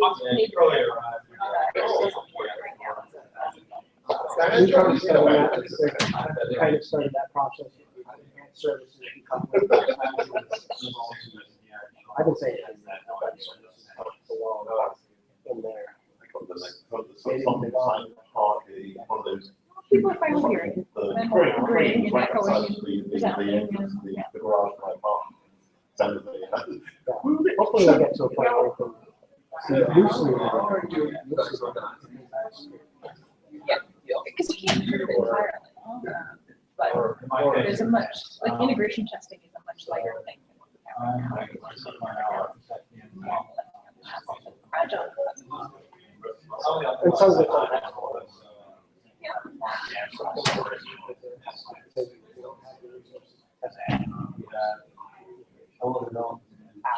it's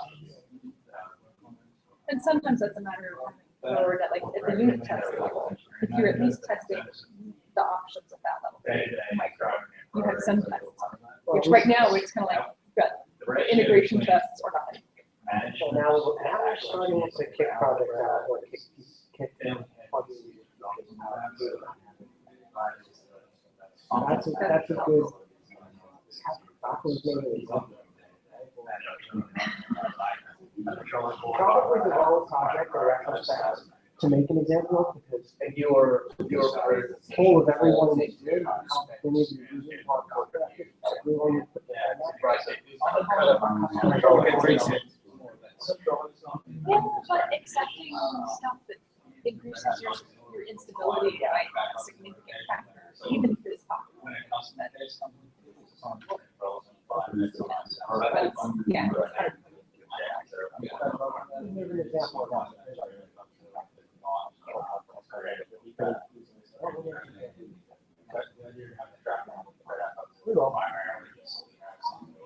Steps of progress. It's been a long road since Diablo.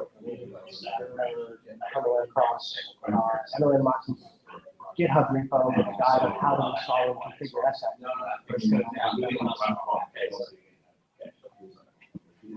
Application should interact. Very true. Yeah, unfortunately. Yeah, so it's been a long time since that.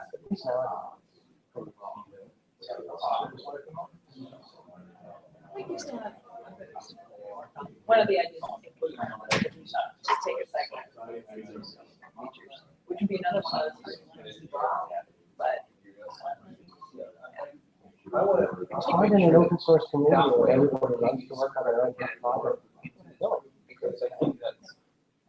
I think budgeting, like the LTS is the every month cycle and features.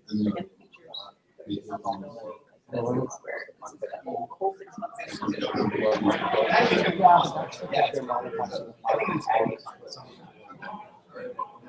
And all the vendors. Really dislocating product.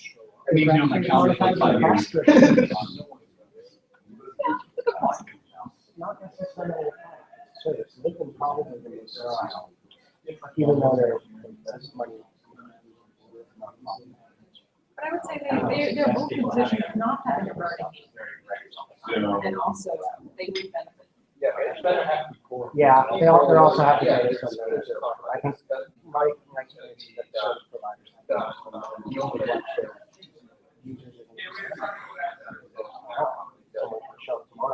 I need something that has 16 CPUs, teraflop of RAM, and I need it to support 1 million IOPS, and I need it to spin up in 5 minutes or less. Well, I guess if we measure success for a fire station, Most of the time, they're saying, we can't do that. So that's OpenStack could be.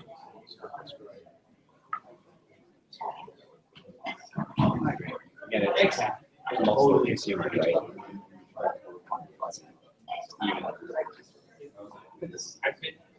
Yeah, you would try to define something that.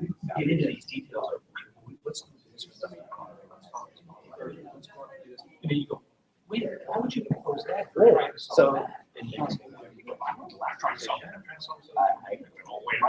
we got, I got to back up. That probably started to take what I got was there is definitely from a charter perspective that it really feels like taking on the priorities and building a list at some point. Of problems or that you see resolved in OpenStack from a consumption. So, yeah, I think it's a little bit of that plus what Stephanie started to talk about is there actually are solutions for some of these things. So informing the group of that some of these things are going on. So like for RepStack, a good example, when I first came to VMware, we gave names to a couple of people I talked to that I would have thought would have been all over it. We're like, yeah, what's that RepStack thing? Grants? Oh yeah, the grant thing. No, I'm not gonna worry about that. Kind of important. Yeah. Kind of important. My face got flushed. I'm like, holy crap. And so then going back in my mind, I would take that job offer. Yeah. Is that all done? So one of our first meetings, it was probably one of the biggest topics we had ever done. So, and I think like only 2 people on Right. That mentioned getting on board and resourcing and identifying gaps. So luckily, most everyone within OpenStack, the board and others who are all OpenStack recognize that this is always been an uphill battle for some companies like Rackspace. Yes, we want to bring everyone along, but at the same time, you're communicating that RevStack exists. Well, it needs to be, you know, if your company is involved with RevStack, So and you want to be involved in setting the direction and how just are and how well they're implemented and what they are. So you like tell somebody like me, he's got it. so I can vote on it, you know, make. Well, and I know we're talking about it. So that's what this group is for. First and foremost, is to resources. There are two things. I have one challenge for that, because from what I'm reading on the must-pass test list were recently defined for Havana, which guess what? That code was not on GitHub. I can't download that code anymore unless I'm doing it. But that's kind of like, you know, as you move forward. It's the point. It's a starting point. Well, we did it partially not to freak everyone out. But you understand the concern there is that it's basically approving a test against a release that you can't download code for anymore. While the packages are still up and you've got a lot of repos, it's locked code base. So it's not even current, it's not necessarily. So you got to realize, I mean, when DevCore RevStack started, like imagine that on like pre-Hong Kong. And so that was the target. They kind of slipped their deadline, but they didn't adjust the target. So I didn't realize that when they set timelines, because now it's approved on. I know.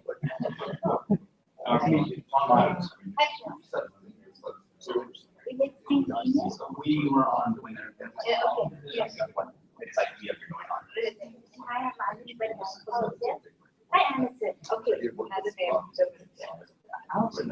Like I said, Michael,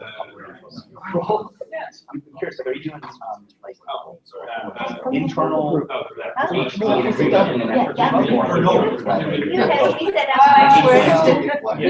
so then what happens, so you got this aesthetic plans, and then what about and are you doing it like both internally and also the BUs and innovations within each? I like that. Yeah, it's actually really interesting to see. Interesting, like, storage like, for example, that I didn't do together, that That's been like I don't know where we discussed it. Discussed somewhere recently. Someone said, first and foremost, figure out like maybe something. That's why there's. But then you eventually have to figure out I was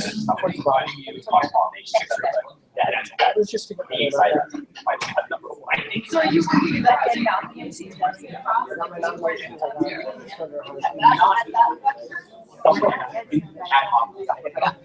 So federation is on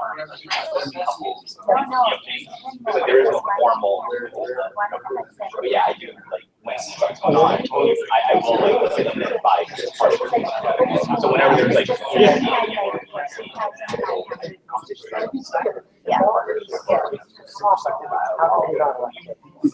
There's a lot of requests on there for benefits for coordinating.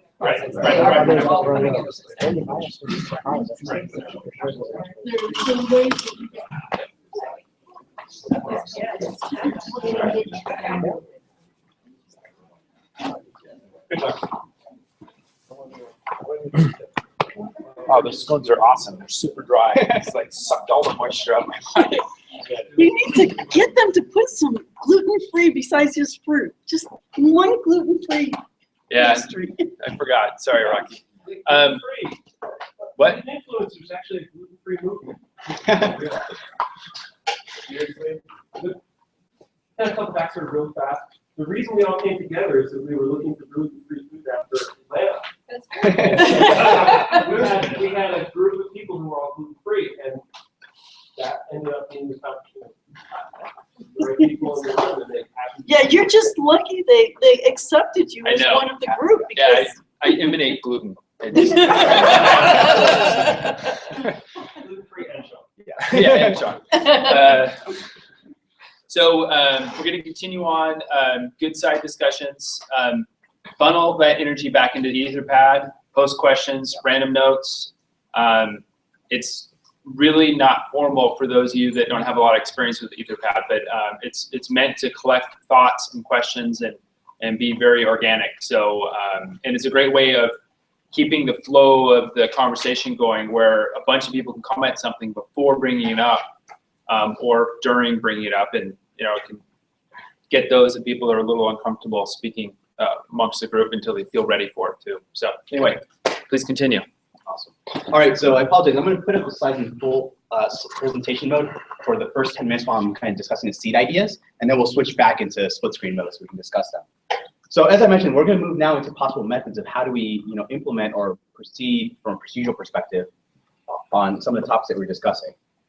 So again, with this section, we'll kind of bring up another quote, which is, we need OpenStack by design intent. So this is kind of referring to, the fact that we need cross-project coordination, et cetera, such as siloed development in a sense.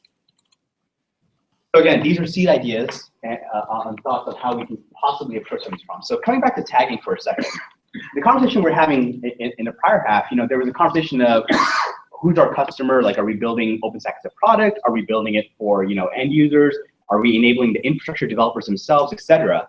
And there was a comment made about a base IaaS layer of OpenStack as well. So that conversation was really hinting at horizontal and vertical type cuts within OpenStack. And so from that perspective, one of the ways that we could potentially look at something like that is by defining a taxonomy of tags that has classifications in them. So effectively, if you look at this list here, what we have is we have yellow tags, which are basically provider functions. So these are horizontal cuts across OpenStack of things like providing base infrastructure as a service, base projects that make up an NFV distribution, for example. Then you have the green tags, which are indicating targets, and targets can be interpreted as either markets or customers. So these are your segments, effectively, that OpenStack could be useful for. And so these are your verticals, if you will. And so from here, you can have like an SP target, an enterprise target, and these are just obviously examples.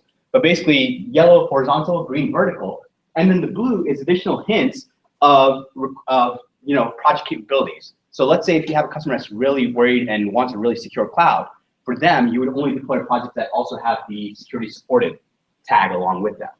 So this gives you additional attributes of a project status to be able to make decisions on.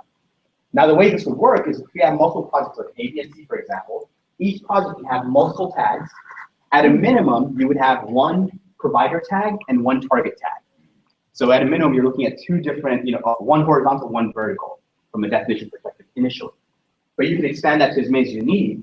And then likewise, so once the projects and groups are associated with their tags, with multiple tags, I should say, the next thing you could do is from a testing perspective and from a release cycle perspective. By the way, the other thing we didn't touch on with tagging, and Sean, feel free to clarify here, is there's not only the decoupling of integrated testing that's going to happen with tagging, there's also a concept that potentially there could be different release schedules as well, right? Because I thought that was hinted a little bit too. I don't think I've heard that. Has anybody else heard that? Different release schedule? Yeah, actually. Okay. I mean, like, you can opt in or opt out. Yeah. It would be a release schedule that would be like certain projects would opt in. Exactly. It would be kind of a centralized, but then you don't have to follow that. Like Oslo, for example. Yep. There's no reason Oslo should follow the release cycle of. Exactly. Yeah. You're no longer integrated, so you don't need to release all at the same time anymore. I think in the idea of having a big tent around some of the other projects, exactly what you just said, the fact that you're not integrated. I mean, currently, a lot of those Stackwood projects, for example, try and align with the integrated release cycle because they want to become integrated. Yeah, That's very true. That's no longer such a big concern, and they can decide on a merits basis whether that makes sense for them or not. Right.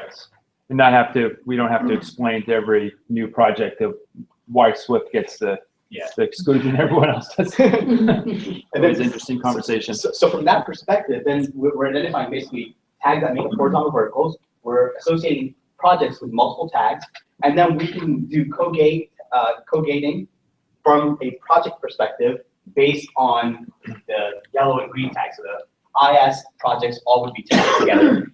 Then the SP integrated release would be tested together, so on and so forth. And whether they have the same release cycle or not, that's TBD. But basically, you're building multiple. So I think Sean, or I think you mentioned it earlier, where you said instead of one large CI gate that we're doing now, we might have like 50 of them. It's possible. Yeah. Yeah. And as Allison was pointing out, we're reiterating. None of this has been decided upon. The TC is still in the debating stage. Even if, let's say, even if the TC does vote to go forward with the concept of tagging next week, it doesn't mean that they've decided the mechanisms for implementation yet. Yeah, so exactly.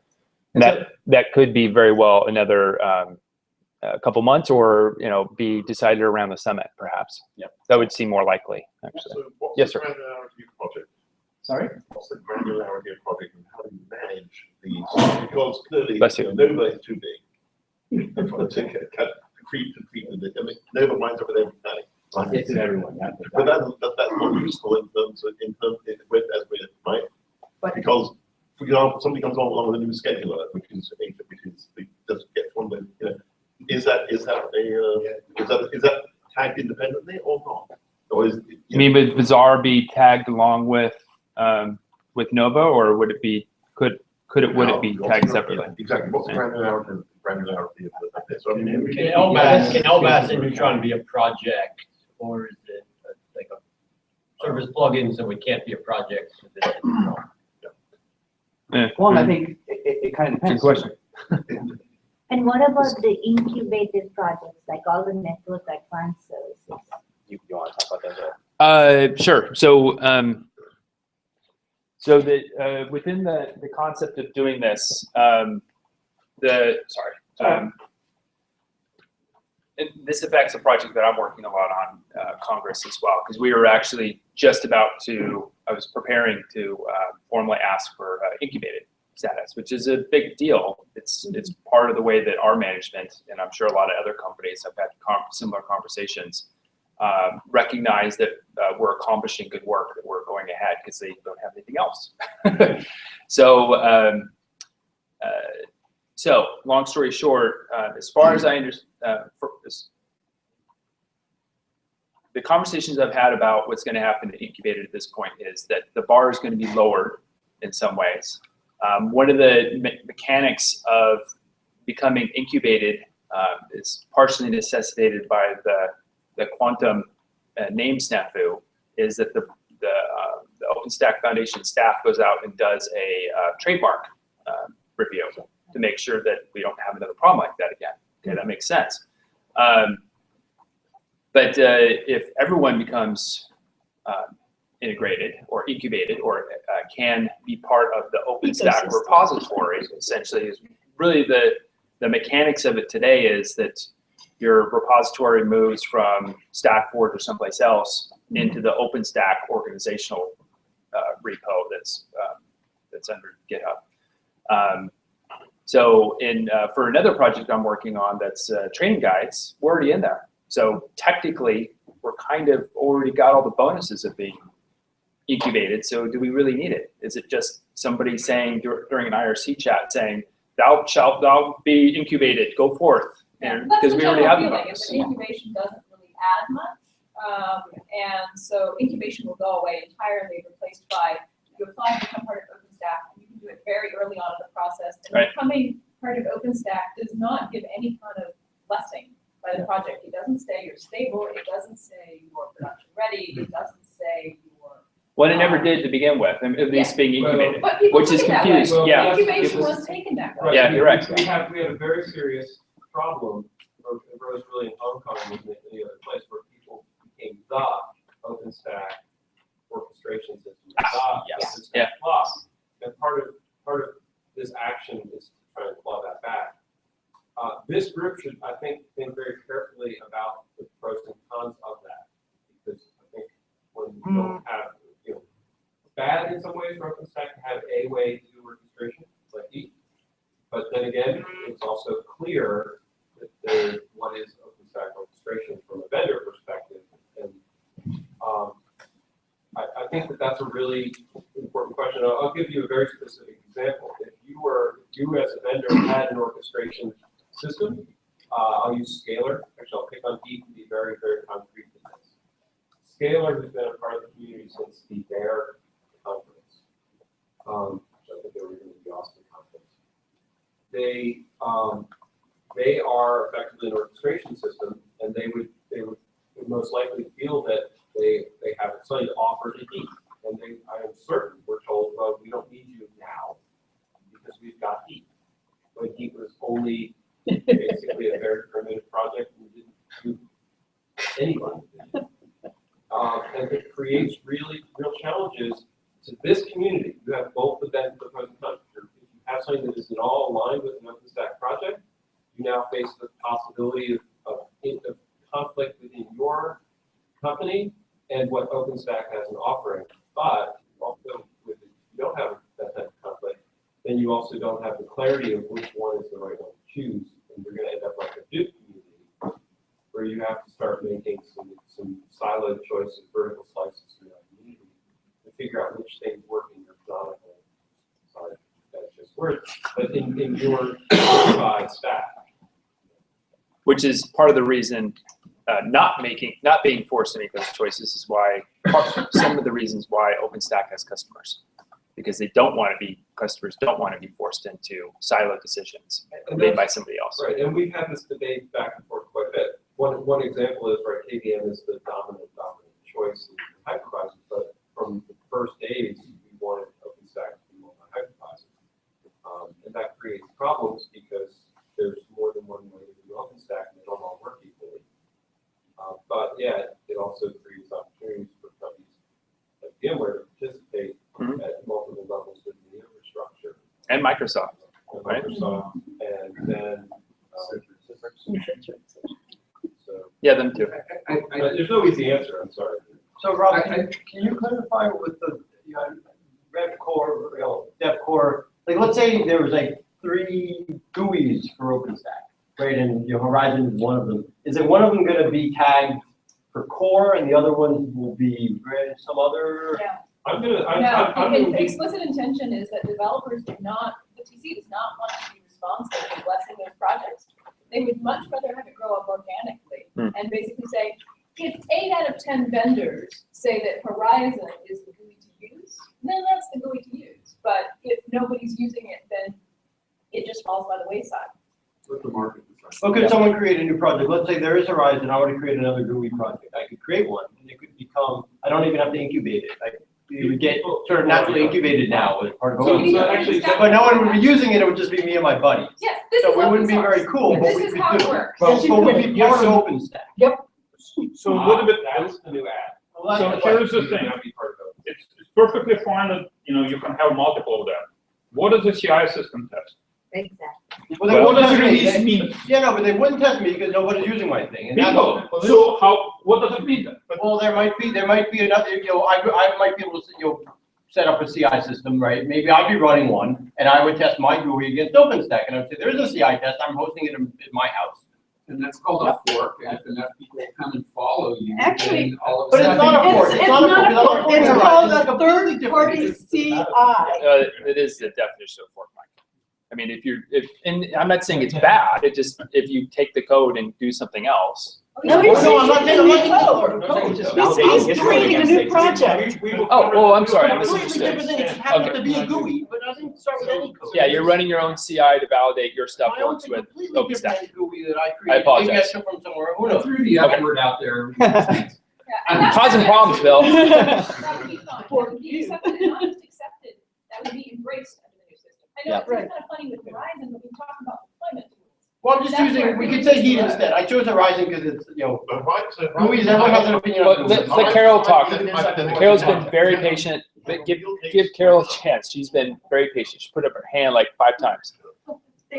Then Jeff. I think that there's a balance point that we need to be aware of, which is fostering innovation in the community and also creating a marketplace that appreciates that innovation and change that comes with that. Having all the projects that release on different cadences, and so I've got an enterprise viewpoint primarily, so, listen to me with that filter. But that's not going to necessarily be really appealing to them, because all of a sudden it could look more chaotic. And given that this upstream community, this open community is the R&D force for what they want vendors to supply them, they're going to look at that. And if they see chaos, that's going to impact their perception of the product. Okay. And so having different cadence, and then I think for us, as we're trying to continue to bring out full capabilities that touch multiple projects, if projects are all coming out at different times, how long is it going to take us to get a whole new capability out to the marketplace? And it could be a key market capability that we we need to drive adoption. So the thing to It's express a there is, double-edged sword. I think we need to be thoughtful of how's our market going to view it, and what are what are the boundaries of what's going to be acceptable to them. the feedback that the TC needs from you and from everyone is, what are those bundles of projects that you need to be released in sync? And they will be. And I think maybe it's two pieces. It's that, what would you need released in sync, and then what type of a predictable cadence needs to be, committed to around everything else, so people know what's coming. That, surprises are never good. We all know. At this point, there's no discussion of stepping aside from the 6-month cadence. So the 6-month cadence at this point is completely kept. And then it's just a question of, do some of the more spongy projects sort of drop off? Yeah, and from an enterprise point of view, 6 months is already too fast. And I would be very, So it's taken me so long to convince the people of this cadence to break it. Word is also too fast. Yeah. 2 years? Yeah, better? And I'd say anywhere between 1 to 2 years, 18 months, 2 years, somewhere in there. So But 6 Andy months does is way too support fast. that, right? So, well, 2 things. The first one is maybe we separate from most really large enterprises. Well, we step back for a second. History is a great indicator of the future. Okay, we're fundamentally building a complex distributed system here. Okay, it looks a lot more like an operating system than it looks like a web server. Okay? So if you go back and look at Linux as the last time we really built an operating system in the open source world, okay? In the earliest versions of Linux, yeah, there were 1 or 2 companies that went off, that were bleeding edge on Wall Street, that went off and grabbed their Linux kernel from what is now kernel.org. It wasn't even kernel.org, right? When you go back to Linux 1.2. And they went and they grabbed a compiler from one place, and they grabbed part of a tool chain from somewhere else, and they built it themselves. Okay? 10 years later, and everybody in this room, if there's a single person running Linux on their machine or in their company where they're grabbing their kernel from kernel.org and building their own tool chain, please put your hand up. Pretty much everybody here either is running Ubuntu or Red Hat, or they get a commercial distribution from somewhere. Okay, we are still in the early stages of building what this is. Okay, so we talked about new projects, as you were calling out over there, and all sorts of other stuff, right? We haven't even figured out how we pull all of these pieces together, right? Some of the stuff we're trying to discuss and talk about how to solve this, these are the growing pains of moving it from effectively like Linux 1.4 to Linux, 2.2. And for those of you, for the small history piece, if you remember between, I think it was kernel 2.2 and 2.4, somebody completely re-implemented the VM subsystem and broke all sorts of stuff. So my point behind this is there's a degree of maturity that we're striving to get to, and some of the problems show up as product management issues, some of them show up as development issues, some of them show up as others. But this project is still fairly young relative to the maturity it's going to catch. And you're seeing the competing aspects of developers that want to move fast in a 6-month cycle, and Carol representing the enterprise side, where Bank of America is not going to take a major release every 6 months, and developers in a highly interactive ecosystem we're in are not going to take shipping code every 2 months or 2 years. I will stand down and I yield before. Well, there's the above two cases, which is every 6 months plus every 2 years. You start a cycle. Right, based on a very mature set of stuff. Which works. Yeah, which gives you both. So you have your 6-month cadence and your 2-year cadence and your stability cycle as well. So, yeah. I just make the point that the choosing horizon, it takes us back to the age-old external interfaces versus internal interfaces question. Horizon is one of the integration points for all the projects. They all come together. You have a new capability in that kind of thing. You have an API. You also have to put it into Horizon. So your customers want a stable API and a stable Horizon that goes along with that, tracks it. Yes, so that's the new Horizon is it's a little bit off.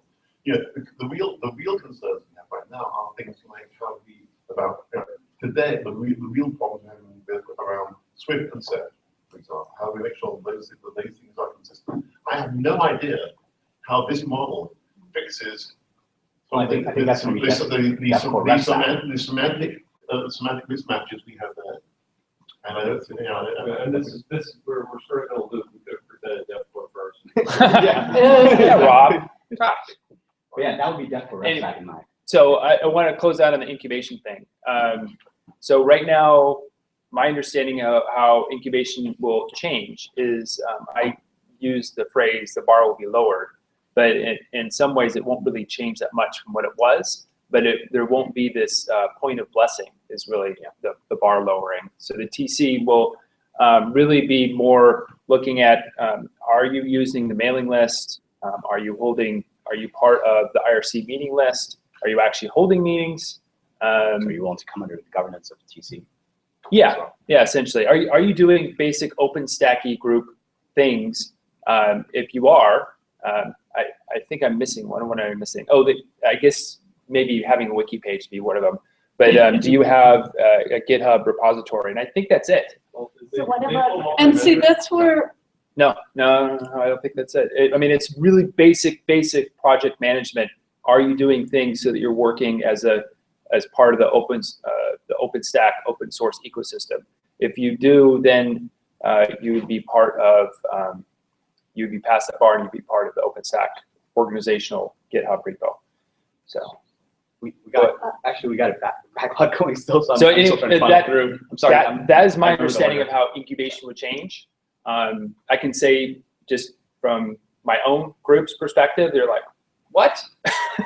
They kind of freaked out a little bit because not only is it now easier now, but we are working towards this a long list of incubation requirements. And I wouldn't say it's too rigorous, but it's rigorous in the way that you really need to have a lot of different multi-vendor, as Rob put it.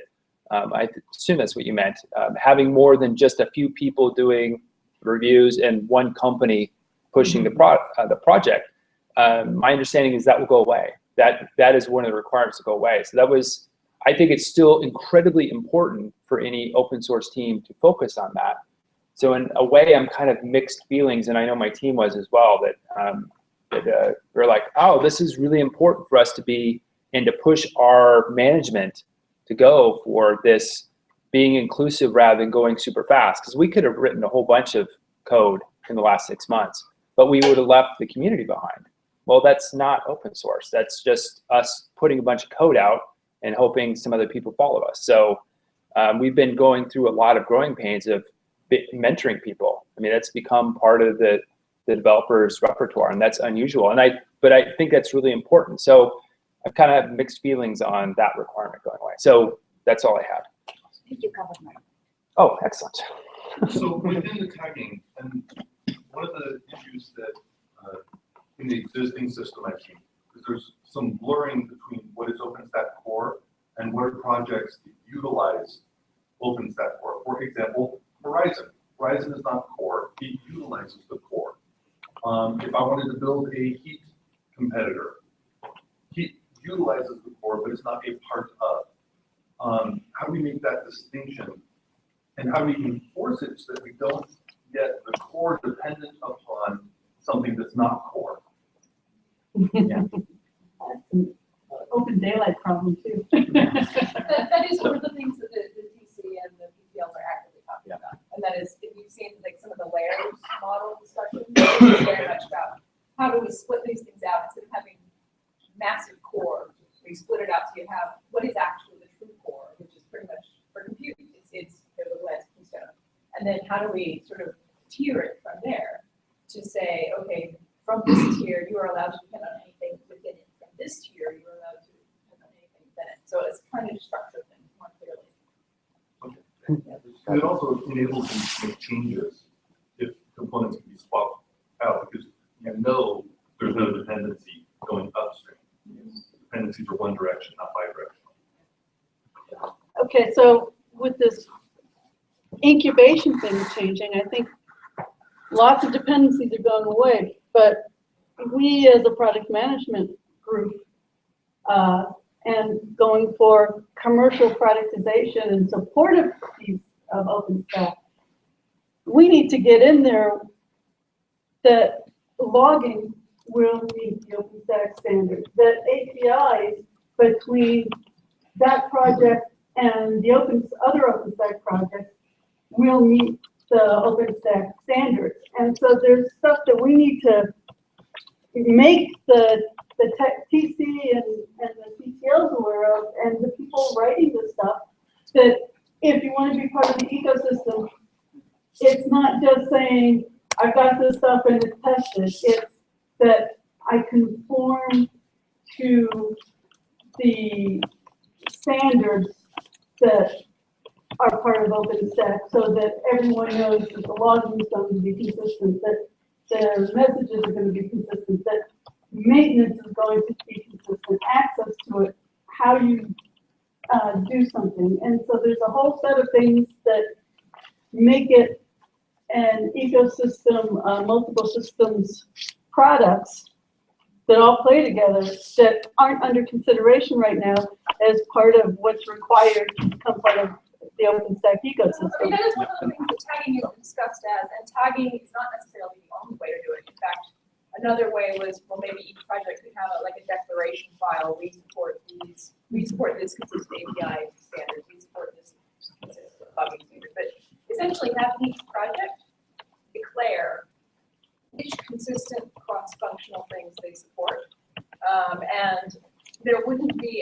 the TC goes out and reviews each one. They would self-declare it, and it's essentially the responsibility of everyone else to say, yeah, you say you support logging, but look, you've got this. So if you declare you support it and you don't, that's a bug, and you have to fix it. Well, that's a namespace nightmare, right? I mean, I self-declare this, and you self-declare that, and how do we in fact make sure that they're the same thing? My question I chose for either tag is where do tags come from? Whether and where it's not tags self-declaration, that's it's just a nightmare. Yeah, if you could wind up in a situation where every project basically says, I got this new feature, and I'm going to declare that compatibility in other projects with this new feature is something which is taggable, and then I wait for everybody else to get tagged to say I've tagged to say yes, I now support that, and you wind up with tagging that's turning into a dependency management. Well, so as an example, if Keystone declares it has a new feature, and all the other projects that use Keystone, they roll out and declare that they support it. It's actually Keystone that they would have to go back to and say, tell me, am I actually supporting this? Can you validate that I'm supporting this feature that you've declared? And that's okay, but that doesn't seem that's a different way of using this this sweeping seem to imply. All right, this is much more.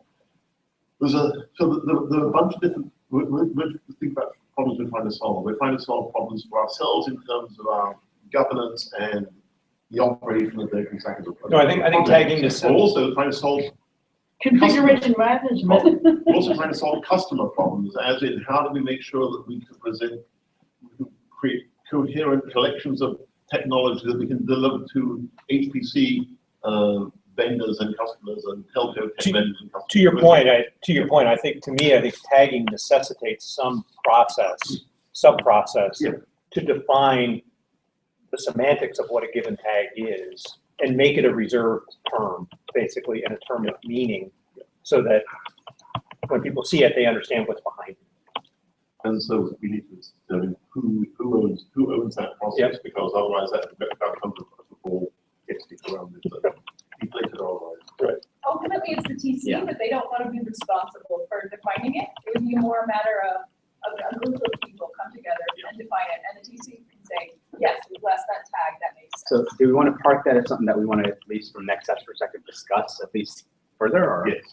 Yeah, it's quite funny. I was just reading a message on a mailing list between Kelly and Doug Hellman, and they were just discussing whether it makes sense for the tags to actually be in a governance repository managed by the TC, or whether they should be managed by an independent, another group. So, because it's essentially metadata about the project.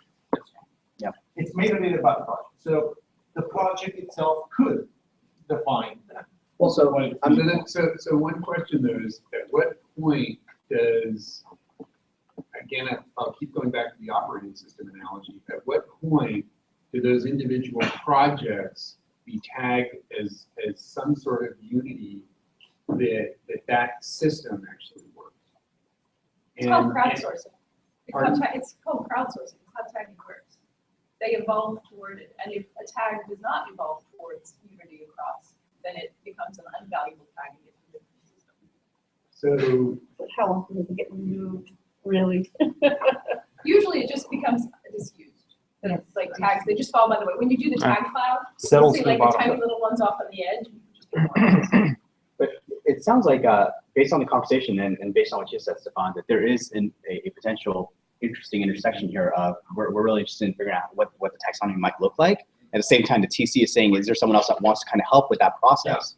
Including in the charter, even in the resolution, sorry, they kind of said, you know, TC will make the application decisions, but they're willing to let some other group manage the applications and possibly even provide input, right? Yeah. So What to me sounds fairly safe right now to say is that the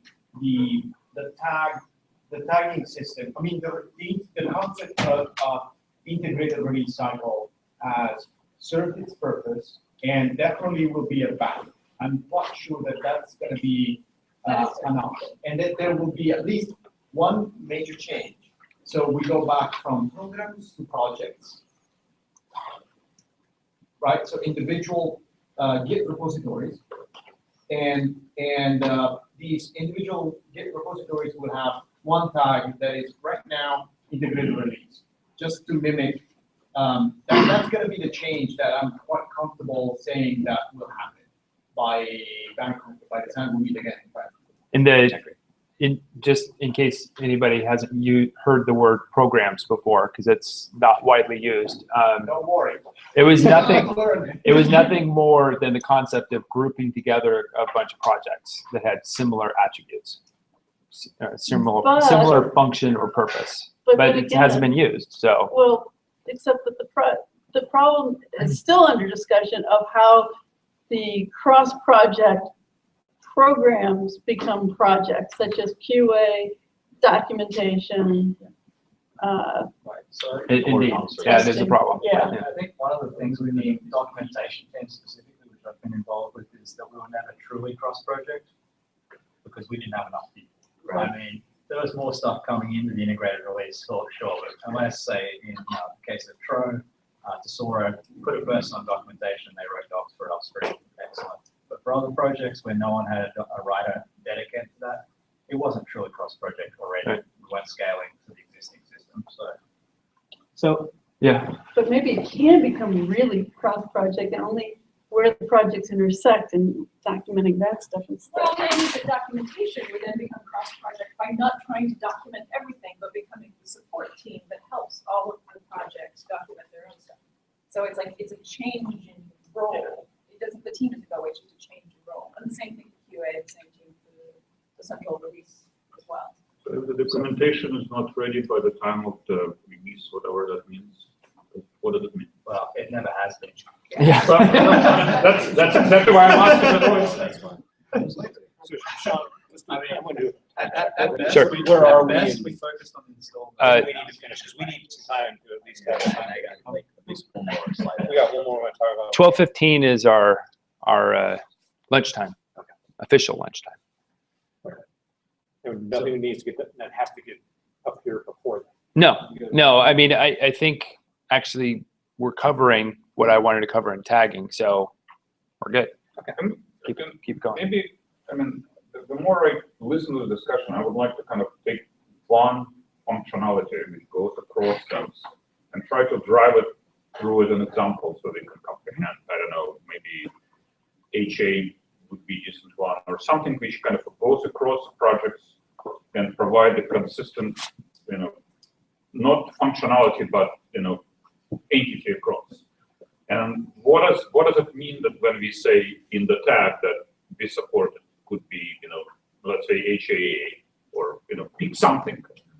And let's drive it through, what are all of the things as it have to happen in order for that to be tagged across all of the projects. I think that's good. Are you guys, how do you want to table that for a couple minutes and you guys continue on with what you have and then we'll come back to it real quick? Let's get through like at least one more seed idea because I think we're kind of doing seed and generation of ideas at the same time, so which is awesome. Is that some of the is that the kind of thing you want to do in breakouts? So breakouts later on, right? Well, the breakouts are tomorrow, but the reason is that this could be that could actually be turned into a small group whiteboard. Perfectly fine. Yeah, I think it's a good idea. Or we could do it during lunch. I mean, there's no reason. May do it during lunch even if I do say no, so it doesn't really matter. Awesome. All right, so I'm gonna get through one more seed idea. Go for it. before we kind of come back, but so the other concept was, so while this is kind of helping us target how do we do things like make sure that the projects or that enterprise needs are grouped into a program effectively. So we're tracking to a end goal, if you will, versus just tracking projects without any sort of classification there. Next piece is, okay, so now that we say, let's say we're going to do tags, or even if the conversation we were having earlier about what are our priorities, as well as the conversation that's probably going to come up later, which is around how do we do themes as a concept as well. The next piece is great. Once we identify what our vision is, let's say, how do we actually move forward with that and kind of make it a holistically involved process, if you will. So from that perspective, this concept was, and by the way, don't pay attention to the title. It says, reserve X% of specs. There is no X% of specs because that's up to each project team. But really what this is saying is how do we make sure that once a theme is established, that there's at least some incremental improvement per release in a unified manner across projects towards that theme, if you will. And so an example here is, we can come back and say that we want to make sure that every project supports the standard classification of, or standard of logging that we determine. So from that perspective, we can kind of come up and build a long-term roadmap that this group would like to see, the priorities effectively that we were talking about earlier. Once we have that long-term roadmap, we can present that to, let's say, the board. And if the board says, yeah, you know what, this theme is relevant based on where we want to strategically take the OpenStack project and brand, then they sign off on it. If not, we kind of go back to the whiteboard there. But let's say if they move forward with it, then what we do is we take that theme of, let's say, HA, and we take that theme and then we turn that into requirements. Specifically, what are the types of blueprints that we need? What are the things that we standardize to be able to do HA across the board as a theme? Once we build that list, which is that next level of detail down, if we will, that gets presented to the TC. And to the TC, we say, here's our theme that we want to implement. Here's some of the incremental changes we want to do in this upcoming release to meet that requirement in the long run. And if the TC says, yes, we agree with the theme and the burden of what you're trying to do is not significant, we kind of hopefully make it incremental enough to where we can slide in some changes incrementally. If they approve it, then we go to PTLs. And the good thing here is by the time we get to project teams, we already have board buy-in and TC buy-in. At the project level, really the conversation is how do we make sure that when we do HA, we don't break the architecture that you want to design towards. So how do we kind of collaborate from an architectural perspective to make the change that needs to be made? And then more importantly, once we identify what that architectural agreement looks like, is someone or is someone from the product team willing to put developers on making that happen? Or are some developers already in that project that are willing to take on that challenge? But that's a big piece, right? It's making sure that we have developers that can do this. So we don't want to kind of throw this on our project and say, hey, here's some blueprints that we'd love for you to implement, but then say that, oh, by the way, we don't have resources, so figure out who wants to help out with this initiative. So I think there's a developer commit process here as well. And if all those things align, then we incrementally implement blueprints in a multi-project level that kind of go towards some sort of standardization or some sort of theme that we want to accomplish. But at the same time, if we don't have developers or if we're not willing to put resources on that theme or that initiative, then it's perfectly fine for someone to say, you know what, if you're not going to give me resources, then no, we're not doing it. And that's on us as a team. So that was like another idea. So the tagging idea is kind of the grouping. This is kind of like how do we take the themes and the ideas that we have from a prioritization perspective and move them through the system to the actual end state of committee code. Well, I love this. I mean, I like the flow, I like the visualization. What is preventing this to be implemented now? I mean, what do you think is the I think right now exactly what already well. So I don't think has anybody ever stated some. I don't think we've ever tried. I mean, IPv6, HA, you go down a list of all kinds of. Yes. That we want to do. Yeah. Yes, exactly. But we're not doing is. No, I understand that. This could be a place where that voice comes out. Yeah. And I'll tell you a challenge I gave my product team about a month ago. I said that the Duke community is far more advanced than we are. They decided, some collection of them, 18 months ago, we want to be 100 times faster. Simple Creo metric. Then they organized a whole flock of projects. In addition to the normal functionality, which is that goal, they did it. How do we do that here? Yeah. If we can do that, our community will be more powerful. And by the way, so to answer your question, I think, you know, where this thought process came from originally was when we were talking in Paris during a hidden influencer meeting. There was a comment made, I forget who specifically stated it, but that the board of directors is kind of looking at strategic outline for OpenStack. They don't want to deal in the tactical release to release aspect of it. The TC is doing that. But then the TC is worried about the integrated release itself and delegating the individual project decisions to the PTL. So while these roles exist, what I heard was there isn't any sort of group driving that workflow, if you will, to make sure that, you know, we have that flow. So the roles exist. I don't know necessarily, my take on hidden influencer. My take on answering your questions. My take on answering your questions. What's preventing us from doing this? It's just doing it. Yep. I think That was my entire point of saying that. I think at a very high level, okay, what's preventing us from doing this is doing.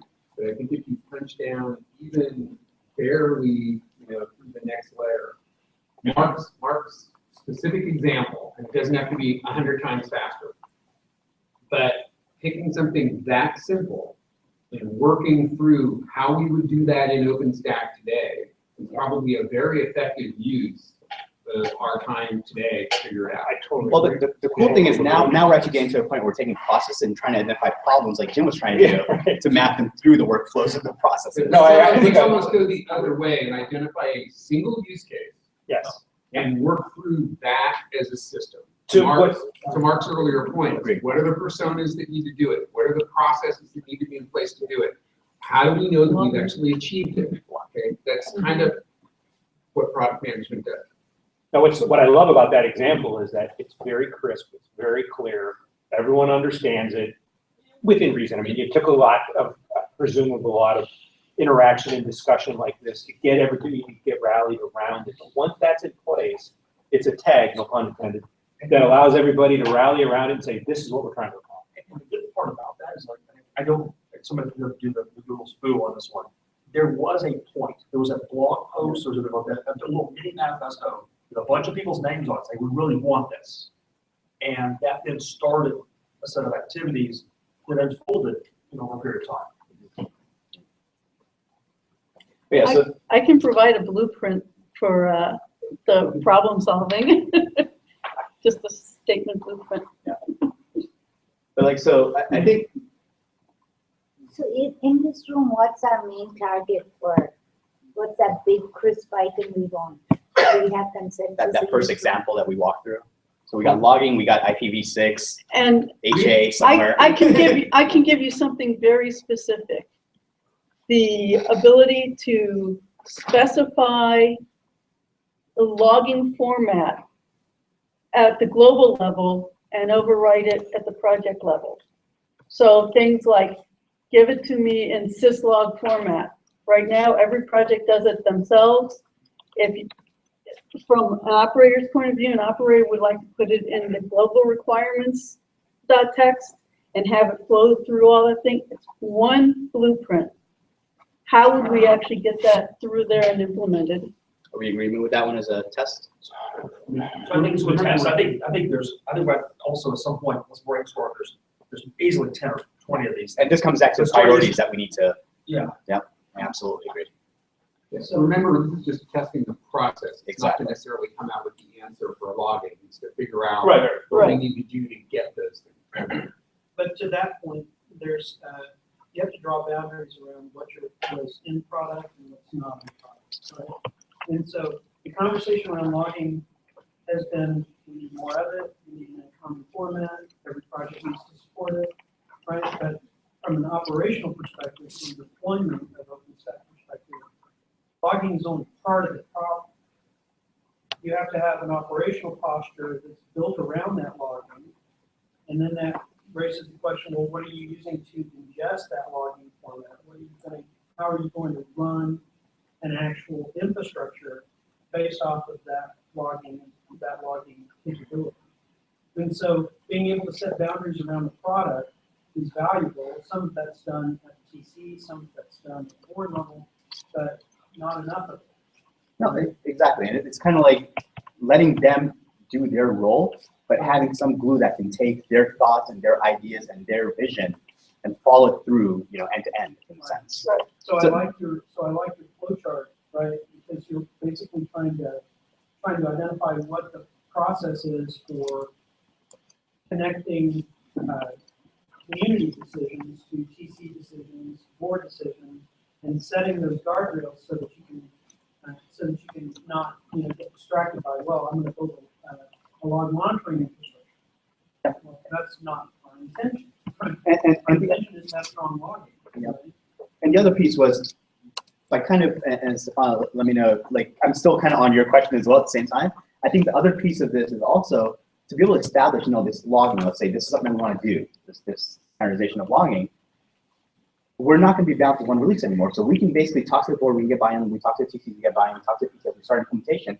If we don't finish within a release, that status is noted and fed back through the system. Absolutely. So that way we kind of, next release, we go, hey, that logging stuff we're doing isn't complete yet. So they can go, okay, you know what, that's still going to stay priority. Instead of moving on, we finish that backlog item first. So it gives us the multi-release vehicle as well to track with. Yeah. One of my hope for this team is to have a way to compare that or track it, so that you actually know if things are making progress or not. Part of what I see happen in the community is that the resources that are there, people controlling this room, don't necessarily trade off. Hey, this is a really important feature. We all agree to it. I'm going to put some people on that to make sure it happens. That lack of communication is really undermines the project as a whole. So, some way to get that more visible, that this team own that is really important to me. Actually, and if we knew what was kind of like, if AJ was going to become a thing, then you can actually align resources to make sure, well, I won't work on it so it's teed up. I don't want to have to duplicate or undo my work. Now I'll join that theme. And it also gives resource folks air cover to say to the broader set of sponsors, HA is really big this year because that's where the community is going. Therefore, we're not going to use other couple of features we want. We're going to focus here and make sure HA awesome. I have a very long comment slightly off topic. Let me take disclaimer. It directly ties to what you're saying. From my perspective, open source, customers want open source because of the transparency in the backlogs that they get. Period. That is, it's more than money, it's not money, it's transparency. What you just described, anything that improves the end user's transparency in what is being delivered in OpenStack will make OpenStack a stronger product, will make it more valuable to those customers. The fact that it's very hard to figure out what's coming in OpenStack, read blueprints, translate all that to user speak, which is your job. All of that undermines OpenStack's ability to deliver, and at some point, obfuscating that is more harmful than any. And I'm totally right. So scale is one of them. So at what point, any of my customers, at what point do I get something that scales to X thousand physical data on nominal workloads? And the community can't answer it. The community is not sure it even has a place to put that conversation. We'll get there when we get there. Is kind of which is basically what you're saying. This project is for me. Which is really good. I That's think, the customer here. So the customer's like, well, I'll still yes. So kind of taking the process and Rob, to kind of segue using your comment, I think that transparency is definitely beneficial. And then more importantly, I think even without us being involved, if that's publicly available data, customers internally can strategize about when they're ready for OpenStack as well. So it gives them a clear indication of here's the intersection point of my roadmap and their roadmap from a requirements perspective. So. And I think part of the product management task, requirement, whatever, for us to be successful is to be able to translate those developer tactics and foci into what the user, into user speak, and then act as drivers to make sure that the things actually get implemented in the time frame. And so we have to talk to those developers and make sure that they understand how important certain things are and how less important other things are for the theme of the. Yeah, and actually, I kind of see it be a little bit flipped from that, where I think product management role is to understand what the users need. Like the 6 month versus 2 year thing was a revelation. to people in the room. And it's to take what the users need, because I think there are a lot of people who are contributing code into OpenStack who don't understand how it's being used. They don't understand the details of what the customers are actually experiencing. So one of the things we've wrestled with is, so when somebody works at one of our companies, and you get the job of product manager, not manager of product manager, but product manager, like, what do you do with OpenStack? Because I think one of the best things that I've seen some examples of is give real user problems to the development community. Because when you do give real specific user problems, people start to have conversations around when they get fixed. Like, what is the role? Like, what do we want product managers to do for Howard tomorrow? Any one of our teams, plug them in the community. What are they supposed to do? And what can they do to be effective?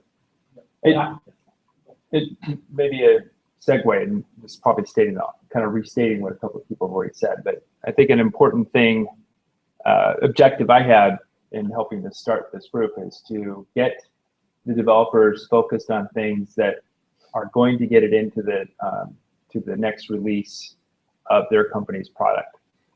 And I don't think that's happening very, very effectively. I know wasn't happening at Yahoo when I was there. I mean, not even close. And it was very frustrating that there was this disconnect. And I think the potential is greater for me now that I'm working with the MC and VMware so closer. But I know it's not happening now either, because I've had conversations with people that there's this disconnect. So if by that flow chart or something very similar to that, if we can get developers to be more effective to whatever they're working on, they know it's going to get into their product or it's needed in the next couple of releases by somebody's product, then I think then we're widely successful. Yeah. So and the other piece is, like, and I would love an answer to this question, but I think there's also this notion of when you're an OpenStack project contributor from a company's perspective, you have some responsibility to your direct line of management. Then you also have some relationship to the core team and the PTL as well. And I think one of the things that this is doing is helping that conversation become easier as well, because we're getting the PTL to kind of buy into what we want to work on, and we can align our resources as well. The question I was going to ask though is that a real struggle? Like from people that are managing R&D teams here, are you seeing that struggle of how much influence you have over your OpenStack project contributors versus how much the PTL has? Well, so the issue I've seen a lot is one in dealing with our actual customers or distro customers. They articulate a problem, right? And I might bring that to my team or back to the development community. I can't give the customer any direct visibility into when they'll actually fix. Oh, you think logging and reporting is really bad. We agree. OpenStack is a bad job. We'll try to fix it one day. Stay tuned. I can't tell you when. Maybe the next release, maybe the one after. Might be 2 years. I'm not quite sure, but I hear you, and we talk about it in our meetup, so you can come and listen to. But I have no idea. We need. When we hear what people want fixed, we need to be able to tell them, this is a real problem, and everyone agrees. Like, we can make a list of all. We need to be able to say these things will be fixed. This is where the 2-year roadmap makes more sense, right, than 6 months. In 2 years, what are the set of things we have to fix? Because we've all heard from people that there are problems. Right. And then we can set developers on them. And then, as managers and developers, those people will know that, maybe they'll miss a release because blueprints split, all kinds of different things happen. But they're working on things that will get in, that are towards the real problem people have, that will ship, that will, that will ultimately make it into their distro. That's the problem we have. Our developers work on things and they have no idea if it's going to go forward, and then they look bad. And when I talk to users, I can't tell them I can ever fix their problem. Well, you can at least start to effectively communicate priority of, maybe they want a particular logging feature, and you're like, yeah, that's actually, we've talked about that, but that's probably going to be a 1.5 years out. This other feature that's kind of similar to that, though, is actually on the next release calendar. Yeah, but even with the higher level, I can't say that, I can't say when there'll be, any kind of, a marked improvement in logging features. Yeah. I found when somebody asks a question I can't answer, I just give them a hug. That works. Bring it in, buddy. Don't hug me. You've been living in California too long. To be able, like, when we want to hit back to customers that are ultimately paying, they pay us money, I need to be able to tell them, we'll fix this. I can do it for you by this time. Yeah. That's why people pay it, right? Well, so there's, I'm listening to all of this and I'm trying to go back to, what happened when I go to, any of the project, on the weekly meeting going on there, as we are creating the blueprints, as we are prioritizing the blueprints, and I have seen a couple of the projects, different ways of approaching it. One simple way is basically, okay, guys, here's the blueprints. If the code is available for this blueprint by this deadline, we'll review all of that and we'll, make it sure it goes, into this release. If it's not, fine. I'm not going to try to push it into one direction or another. It's basically code driven. Code ready, review it by this deadline. That's your job. The others trying to be a little bit more responsive to us, let's call it that. And that is basically, guys, across all those different drivers, we're trying to get this functionality. Let's try to make sure that this stuff will be ready by a certain deadline. Here is a couple of the blueprints which are grouped together. We'll put them on top of the priorities. Please work on those. Yeah, I know that the bug fixes are bug fixes, but don't try to grab new functionality to be pushed in to the project until this is happening. Exactly, it's on the priority list. And again, it's PTL by PTL. Some decided to go one way, it's basically how they drive internal processes. And we don't have any control over that, nor do we probably have some influence over that, but I don't believe we have control over that because this goes against the grain of the, how the open source works. But the traditional answer that I would have given, or the traditional solution I would have given to that is, well, you need to have more people involved in the project, right? So, and then if the project's not going your way, then try to become PTL. Now, that works kind of. Neutron is a good example of how that doesn't work, right? Or hasn't worked. Well, it works, except that, if somebody creates a feature, we still need the people to review that feature and make sure that get through. We have to make sure it's part of the full OCI infrastructure. All of the testing is ready. Make sure it doesn't break everybody else's drivers for Neutron or Cinder, pick one. This is just, there is kind of multiple things which have to be in place. And some PTL try to drive that, and some PTL basically driven by what's available. And they're not going to try to direct it. They say, you guys have your own priorities. I'm going to basically make sure whatever is ready is released. If it's not ready, it won't be released. And in fact, that's been a major problem in that Neutron driving blueprints is different from Nova driving blueprints. And when there have been a couple of instances where things have needed code on both sides, and it falls down because of the cross-project problems with the difference in how the projects are managed or handled by the PTLs. Yeah, so it's one of the features, but I think it's part again, I call them the abilities. Any word that ends in ability, we need to help define what we want and what are goals for this. So you can have a goal for scalability. I talk about 10,000 nodes or whatever the number is. But like for a project, if we're saying it is an object store, is it an object store that does one request a second on some piece of standard hardware, or a million requests a second? And or queuing system, whichever one of these things, because the need we're trying to meet, our customers have a need they're trying to meet. They're an object store that does hundreds of thousands of requests a second. Are we going to have one of those or not? And how do we help people choose? And how do we help drive towards a level of scale? Scale is an issue in this world, as is the fact that we live on hardware. And the hardware characteristics are quite important.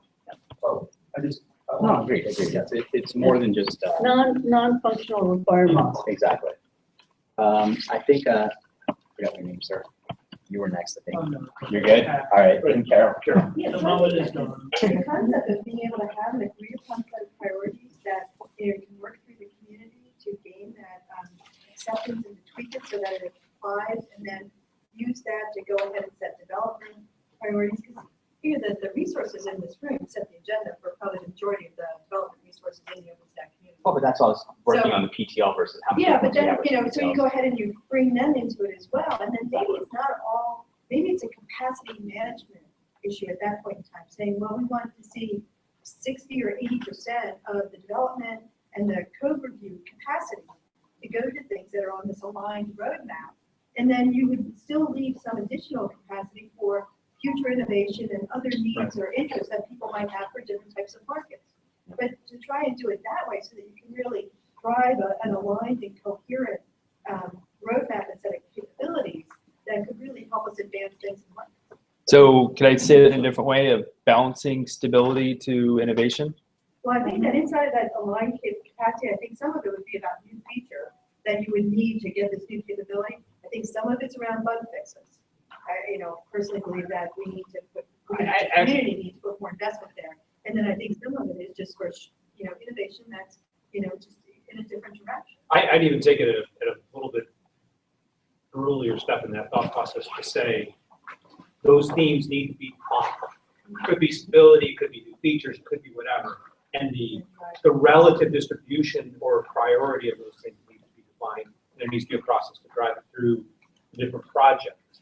Whether it's stability, whether it's HA, whether it's whatever, to me, that's an outcome of I'm almost thinking of it as like a subgroup within this group that might take on that task of saying, how do we define these that implement the flowchart that's about?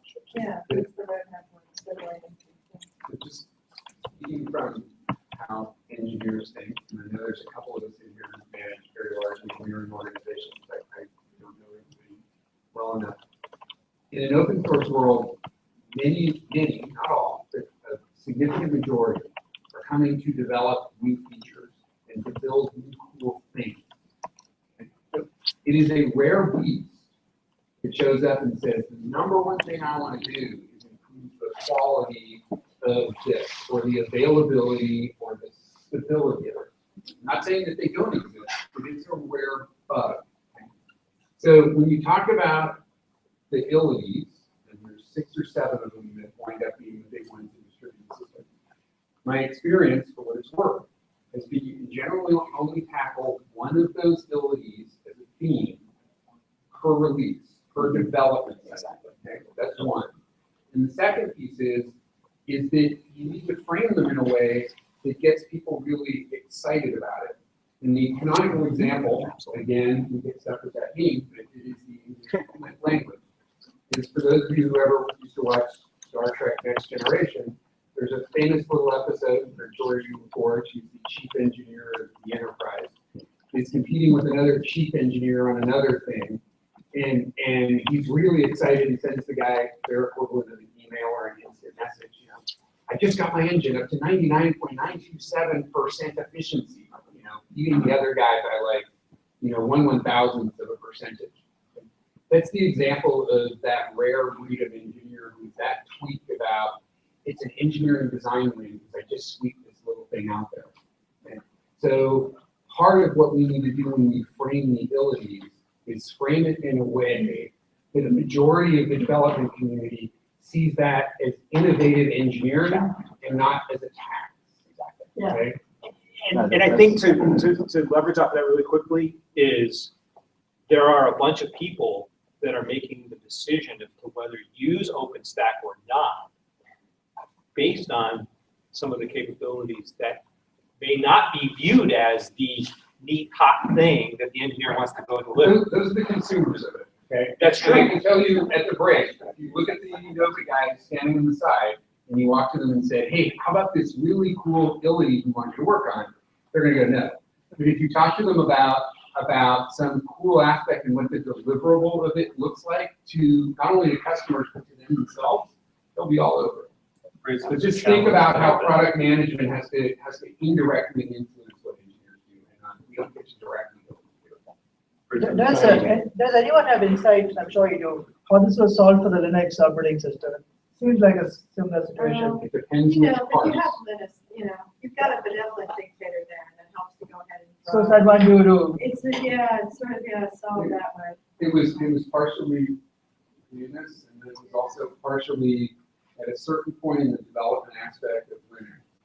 You wound up with 3 or 4 or 5 companies, Intel and IBM were 2 of the big ones, that kind of funded people that work on this. And I don't want to say they brought adult supervision, but IBM is one of those companies that has now, what is it, 2014, 60 years of developing operating systems background. So they brought in a degree of discipline, as did Intel from the chip side, as did a couple of others.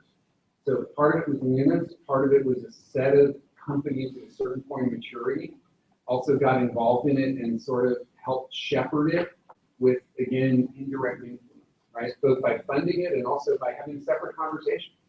And honestly, this has happened at OpenStack things as well. You get the executives from the different companies who say, we need to help make this work. And they help it by not going in and covertly messing it up. They help it by taking a really senior engineer and go, we need to go work on this project for a year, okay, or 2 years, to help teach everybody on that project how to do it, right? So if you look at some things in Neutron, there's now a bunch of very senior people from Cisco and from HP Networking working in it to help solve one of the problems. A few things in Nova wound up with Phil Dale, although he's not a PTL, he brings like 30 years of OS experience. There's a guy Mike from Barron. Red Hat. Yeah, Mike Barron's databases. Mike's another one. So you wind up with some of these people showing up. And it's just the normal maturation of how this stuff works. So And the I'm second sorry part- I'm talking so much. I've done it for so If the long. second part is worked in the past, right, the first thing we can do, was there was this one gentleman who, in the case for the exam, we can make it happen, OpenStack, but the second part, that's worked in the past, right, I think that could be a workable model for OpenStack. Well, I like if you want to use the being history, done. if you want to use the history as an example, when Linux started it, right, it was a small kernel. Okay? And while he's still kind of the figurehead, okay, there were other experts in other areas that came on. I alluded to the VM problem that went from Linux 2.2 to 2.4. The way they sorted that out was very, very experienced people from IBM who showed up and helped sort this out. Okay, so if you look at OpenStack, the original bigger people we had, it was Chris Kemp, it was Josh, John Dickerson, and one or two others. And we're building a distributed system, so they teach those people there, right? Many of them have either left now or taken a different role, right? And I think we're also at the point of inflection where it's Mark with people from HP. No, from Intel, it's the same thing. We just now want to focus on making it enterprise ready, not so much in features. Okay. Well, and we've taken this to heart. We're now changing the way we're focusing. It's not about bringing new Intel hardware features in. It's getting things like versioned objects, high Yes. availability, etc. So we're shifting internally for 2015. But- Processes started. But also along those lines, what I've been seeing is that the developers have, up until extremely recently, been developers. They don't do things that normal corporation development teams do, such as bug triaging on a regular basis. A couple of the PTLs have started doing that. They don't do integrated test creation. They don't have a QA role or functionality. A couple of people in the community have fallen into that, but most of those people are actually in the test role as opposed to the quality role. And so we're dealing with developers, especially the ones who don't come from the corporation, who come out of the open source community, straight out of school and whatnot, who don't have the experience of the disciplines to bring a quality project to fruition. And they're learning the hard way. And as basically said, we need to find ways of influencing these developers to mature themselves to a point where they can become senior developers because they have the disciplines and the processes. And part of that is bringing on senior developers, but part of it's an education process. And you can't just tell them, you have to make it sexy for them. Yeah, I mean, good engineering is based on good constraints, useful constraints. I mean, Linux succeeded because of POSIX. There were a bunch of us in the early days of OpenStack who really thought that it was really important to do a really good job on AWS API compatibility, not because we thought it was a wonderful API. In fact, I worked around the API crap, but it provided a really useful set of constraints that would focus. That's right, and that's on what I'm do need to figure out some way of putting the right kind of constraints in to channel things in the right direction. It sounds like we've hit next steps. Yeah, we have, actually. Yeah, people with this, which just joined our team recently, right? They had the constraint of AWS API. Amazing productivity, because you knew when you were winning, you knew when you were bored, you knew when you got the thing. And in talking to those engineers, huge power in helping innovate underneath, but to create something like that. Just sharing. I was going to raise that as one of the examples of the issues we have around equivalence interfaces that you're reading it. There's a whole new AWS API initiative going on, which will find out creating a code base with the existing network compatibility, and we've got to figure out how to get that. So when someone in the break was saying that we need to solve this interface versus code issue, because at some point in the future we're going to have to replace our own code. I mean, certainly when I was working at Amazon, our expectation, we were told, the expectation is your code will have a lifetime of 36 months. At the end of that time, it will be replaced. Well, there's an awful lot of OpenStack code, which on that basis is due to be completely replaced by new implementation. And we're going to have to figure out how to do that. Yeah. So we can definitely, maybe as we move and shorten this process, maybe we can figure out how we use this process to make the refactoring possible. I want to throw out 2-3 things here. So one is just more of a comment, I guess. So when we're talking about, how we need to make sure that the stuff that we're doing is attractive and innovative, so that way we can get people to develop against it. I think that's one aspect, but I think just wanting to throw it out there, do you think there's also the other angle that we could play along with being innovative is the fact that if you do this, your work gets more recognition, it gets adopted more, and becomes more prevalent in the market as well. So is adoption another? You mean for developers, or? You have to be really like your work being out there. You have to be careful with these incentives. In some ways, the whole stack Linux. Yeah. Creates some very negative implications. So you need to be careful with that. But generally, the PTL has influence in this. Like, say through the operator meetup, we can influence the PTL saying XYZ features are important. Sure. And the PTL say, hey, these are important, guys. I need you guys to jump on this, guys, gals. Yeah, no, exactly. And I think Bill's point is a good one, in that we have to frame some of these things in a way that gets people excited about it. Maybe it's the excitement of seeing OpenStack succeed. It is OpenStack succeed. Another important thing is, like, there's no blessing even for a feature. It's not going to be accepted. The blueprint's not going to be accepted if it's not important. So. Also, hopefully we can influence priority through the process, right, going forward, on a pilot basis anyway. I think the next point is probably, so there's one point which I'm going to cover for now, which is on the next step side, is I think we all agree that there's some amount of influence that we want to have over projects to be able to do these cross teams. One of the questions might be, what is X? Are we thinking like maybe what's going to be the burden, like 2-3 blueprints per release that we try using? But that's more tactical, if you will. But that's probably the what's next step. The bigger question I have for this team is when we say that we're going to align these priorities into themes, which themes? Is it the enterprise? Is it the SP? Is it NFV? Because they're going to have potentially convergent and divergent requirements from a theme perspective as well. So is there a notion of a customer in the theme, or is it just a theme based on whatever hits the most aggregated use cases? So that's kind of the discussion I was trying to lead for tomorrow. Perfect. For the theme, trying to come up with things, start with a simple thing. Let's try to come up with, for each of those, let's call them vertical for lack of a better name. What are kind of their priority lists? Go through several of those verticals, their priority lists, and try to extract, 1 or 2 things, and just try it out on the, test basis across, let's say, the libraries. Saying, okay, let's come up with a couple of things. Let's prepare things ahead of time, maybe, 2 blueprints per each of the projects, and saying, here's what we're going to try to drive, make it publicly available, that this is what we are trying to make, visible to everybody. That's what we're trying to do. We should hopefully have a huge impact on our user community. And then, see how it will work out. I mean, let's be realistic. I mean, if you think that we know all of the answers, I would immediately say no way. but we should try it out and get the feedback and see, how we can improve the process or what the things work, which do not work, and go back and refine the process. Perfect, perfect. So we'll definitely come back to this topic, I guess, tomorrow then.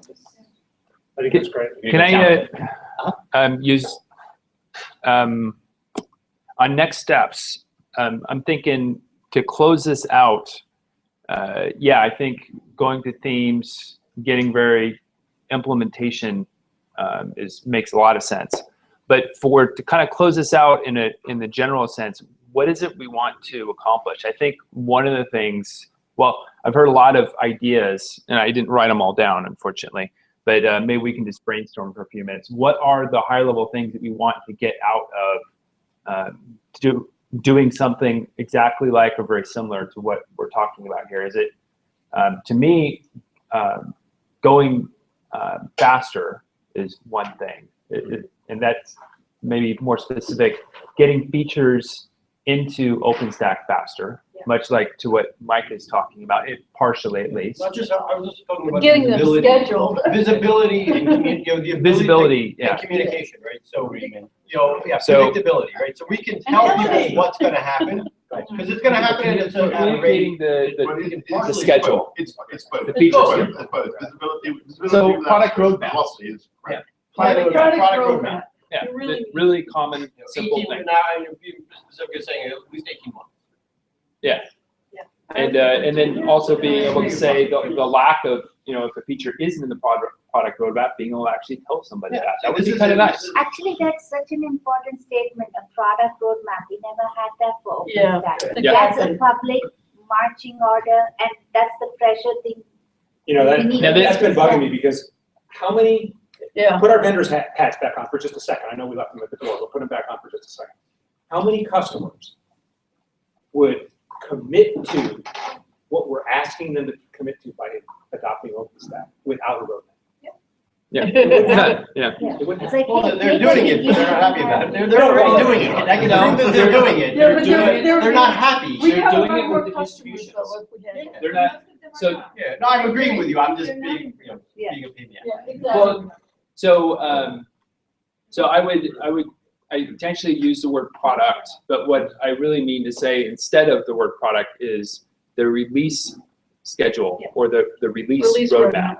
Because we're Release talking about content. It's a projects, it's like not it's a products. feature roadmap or. Yeah, well, it's more And like. I use that word intentionally. So if you go to the design summits, on the last day, and albeit in Paris, it got a little weird, but on the last day, each one of the projects has almost kind of a summary of the decisions that they made in the summit, what they're going to work on that design cycle, and what some of the components are.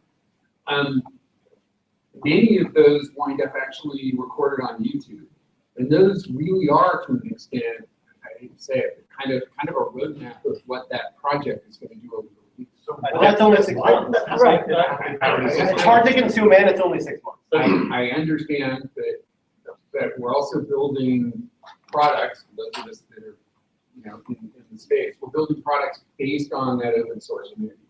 You know what the original, We can affect that community by being in it, but at the end of the day, it operates in a certain way. hold on one second. My original really low bar thing that I wanted to accomplish is to have the product management team know where to find the project's blueprints that their team is working on. I was like, if we can do that, we're golden, because then I can go and talk to people and going, you've got half a person working on this project you say is really important. Look at these blueprints that are outstanding. You say they're important to you. You have nobody working on them. It's like, disconnect. So I'm sorry, what were you going to say? I guess, so because of the way OpenStack works, we've got the 6-month cycle and people do make a commitment, but then past that, I think we can set the themes, but it really depends on if something's really important, somebody needs to bring in a bunch of developers to work on it. And if people show up with a bunch of developers, then stuff can happen that otherwise. Yeah, But sometimes it doesn't, because if you don't treat the project community correctly, they'll just ignore everything you do, and none of your work will progress beyond Yeah, initial check-ins. The die of review You have to bring the right starvation. type of developer. Yeah, that is true. Well, Yeah. yeah. There's a bit of training involved. That's what you would do if that's what you want to have happen. Yeah, but But you have to do it in a to non-threatening much way. what Rocky is talking about, I started up a project along with some other people, or I should say I started up with a bunch of people on a new project. And majority of the people that are coming in have never written, they've never committed anything to GitHub. They have zero experience using anything outside of their own company. It is painfully difficult to mentor somebody into being that kind of engineer, because it is a complete mind shift of now you're DevOps. Now you're dealing in the public space. It's difficult, and half of my other brain is working on that with the user community of training people of how to do that and figuring out how to do it as fast as possible without having somebody either leave or completely have a nervous breakdown. So it's difficult. It's not easy, but it's part of what we need to figure out, I think, as a group, is if we can't figure out how to get new teams into OpenStack as quickly as possible, then we're gonna come up with grand plans and themes, and we're gonna force it function. We're gonna hit a brick wall. Yes. Passing through the entire system, so those developers can really be productive in having an impact. So I think there's a third thing that we could add here, because I think these kinds of lists are really good, and that is driving cross-project progress on certain topics. Yeah. I mean, that's another big one. On that's come key out of today. topics. Yeah. Like logging. So would that be under release roadmap? Would that be parallel or under release roadmap? It's in parallel. Yeah. Because I think the way you make it happen across, this is a statement of the what, but there's got to be a method to actually drive it across the actual implementation. I think Okay, I'll buy that.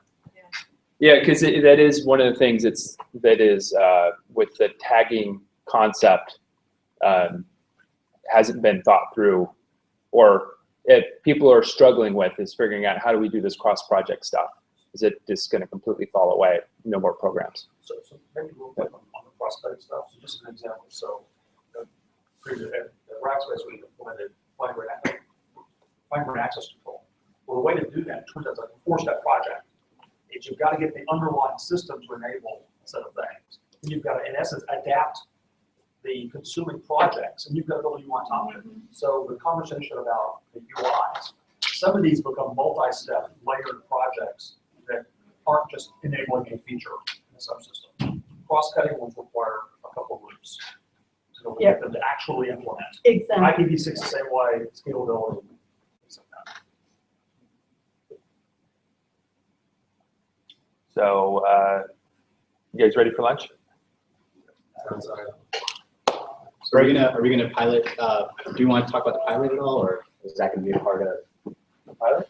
But like basically taking a few blueprints and running them through tagging. And, you mean during lunch, or no, in general, like as far as like the next steps? There's like the space at the end. Let's do the dev tour and then. Yeah, because we have that the period at the end of the day to capture something like that. So let's capture that for that. I like the board. That process, Yeah, it's good. It's a good presentation. You'll see how you have to do it. Exactly, just tying it all together. Because the teams are a little bit.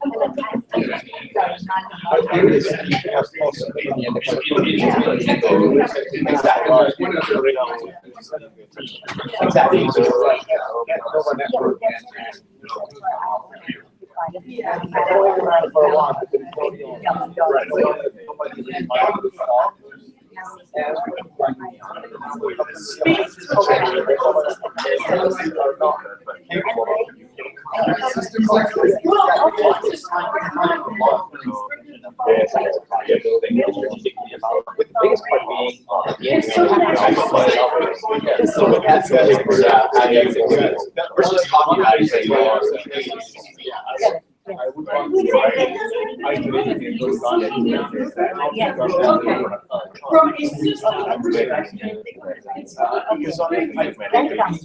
Yeah, so These are like demonstrations,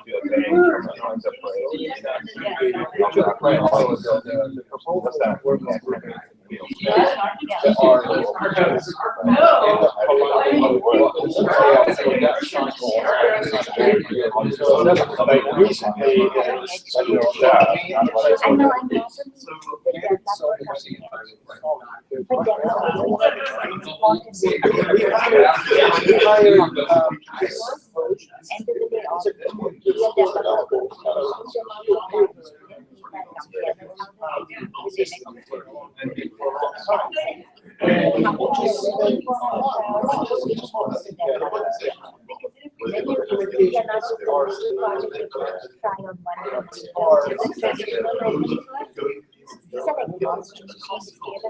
You're not going to have an end user comment, someone doing something. That's it's about open Right, yes.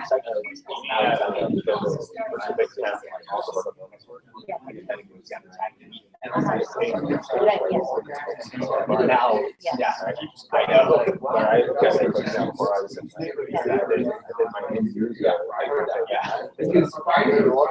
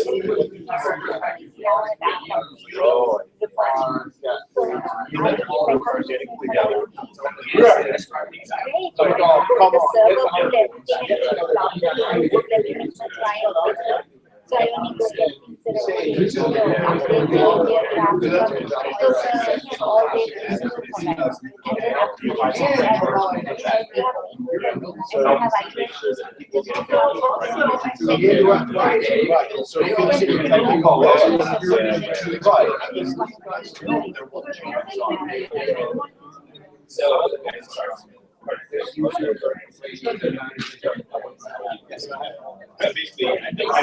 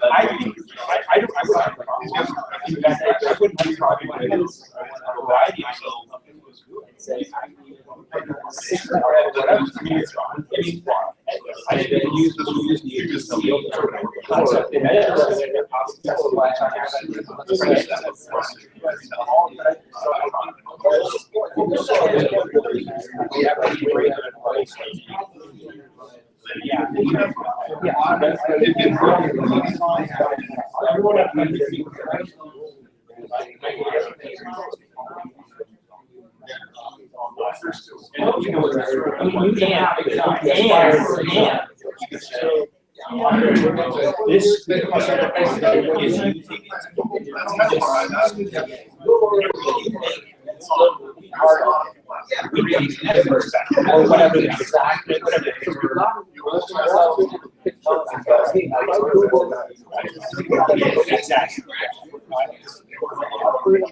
Yeah, do it.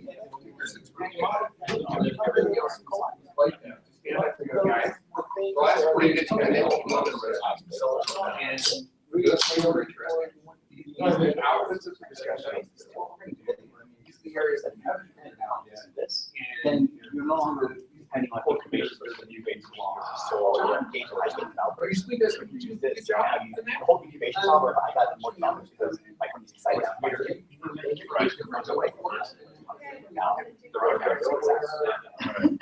like it. All right, I feel like we've already accomplished something. Oh, yeah, totally. Whose was it? Sean, this was yours? Probably, yeah, thanks. I've donated about 5 or 6 of them over the last year. At Yahoo, they, before, it was like, I guess it was like 3 years ago, we were one of the few companies that was actually giving everyone whatever laptop they wanted, so everyone was getting back. But to help cut down on costs, because each one of the dongles, there used to be more, but they used to be like 60, 70. So we were buying out market ones. But we, and I don't know if you remember this, Apple put out a release that made all of them stop working. When they shipped the connector. No, it was before that. They put out I think it was in Lion. I think they put out a Lion security patch that made all the aftermarket dongles stop working. And so like overnight, everyone was like, if you had an Apple dongle, which there was like 1% of people actually had it. Oh, people were like going rummaging through people's desks. So anyways, that was fun. I don't remember that, but that's just it caused crazy pandemonium where people were like, it was more valuable than they could have been walking around calling demons. By the way, this might be more that we I guess they're actually, I think it's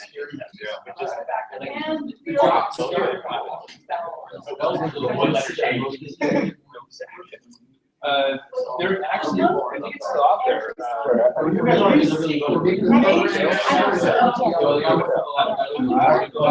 And so,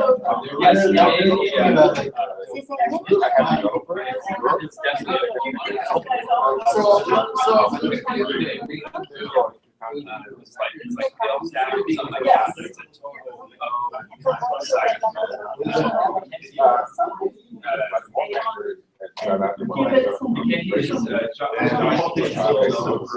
yes, exactly.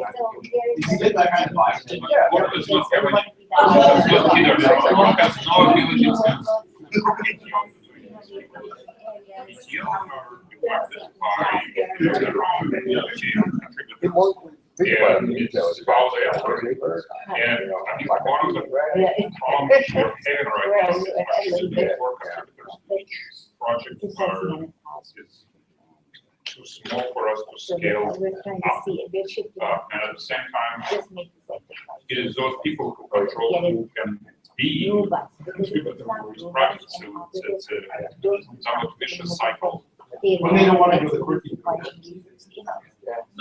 Well, when they lose some control of themselves, they want to get quality. Absolutely. Absolutely. But at the same time, basically, as we're trying to more things through, they're bonded right now. So expect that it's interesting too. I mean, you can kind of let your own people. I'm guessing,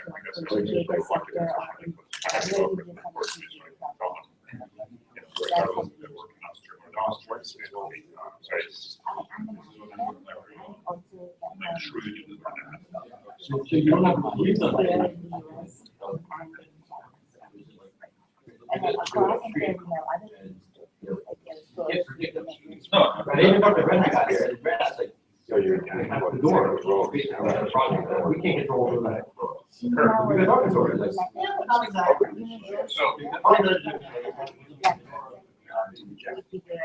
Right, but, you know, set up the expectation.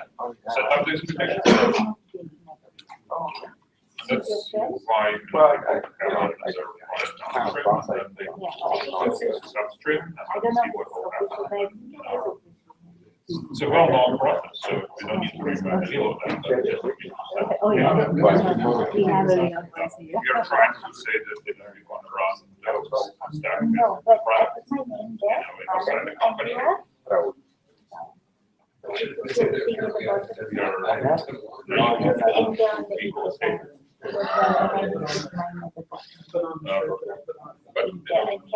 I basically asked about my guys and Just use this name, you don't need to know. And even the VPN is open source. and one thing I mean, the. Wi-Fi. Okay. Let's say Tempest, there's a foundation for Tempest. There's cards and outs. Make sure that when it runs, so very simple, trivial. But guess what? CI doesn't know what it cares about it. CI basically run you through it. Well, yes, but when you destroy it, it's stuff like that. Inside, and of course, what I do, I said, nor, inside it's very important thing. Get your components outside of it. Your, let's say,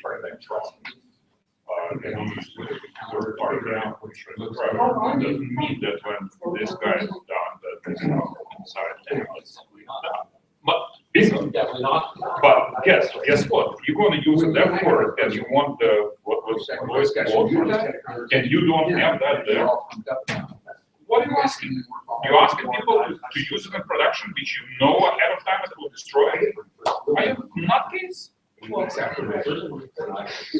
Let's start prepping things out. I mean, it's a minor thing, and it was very interesting because but the Tempest community does not simply care about it. They care about making sure that this is engagement.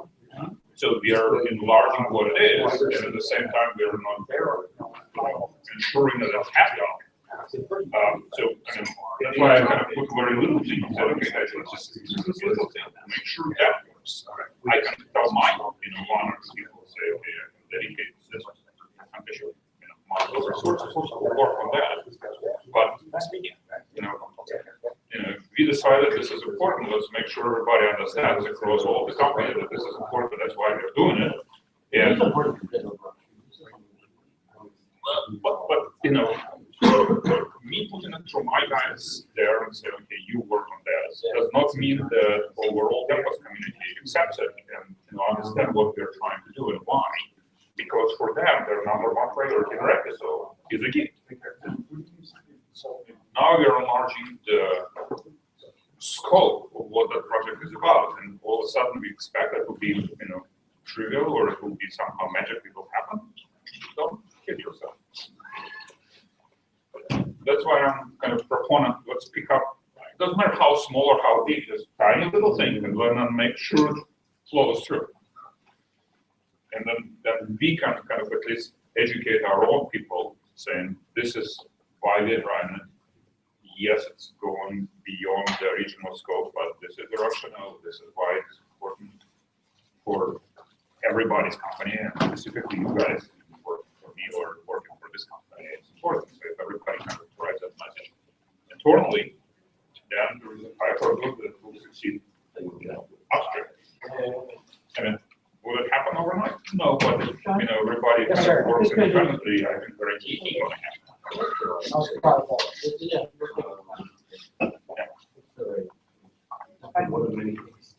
Correct, but those are, I think we'll get to, utilities, which are much bigger things. Work on small. Yeah, right. People understand bottom up, and it's easier to do this. We can take some village and carve it out with small pieces. We all really have. I would like to do.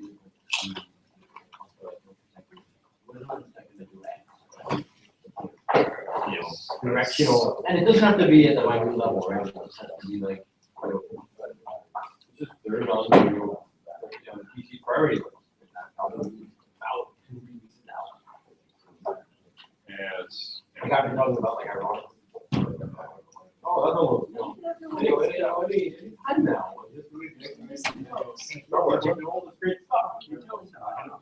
I'm gonna make a call, I should probably call you.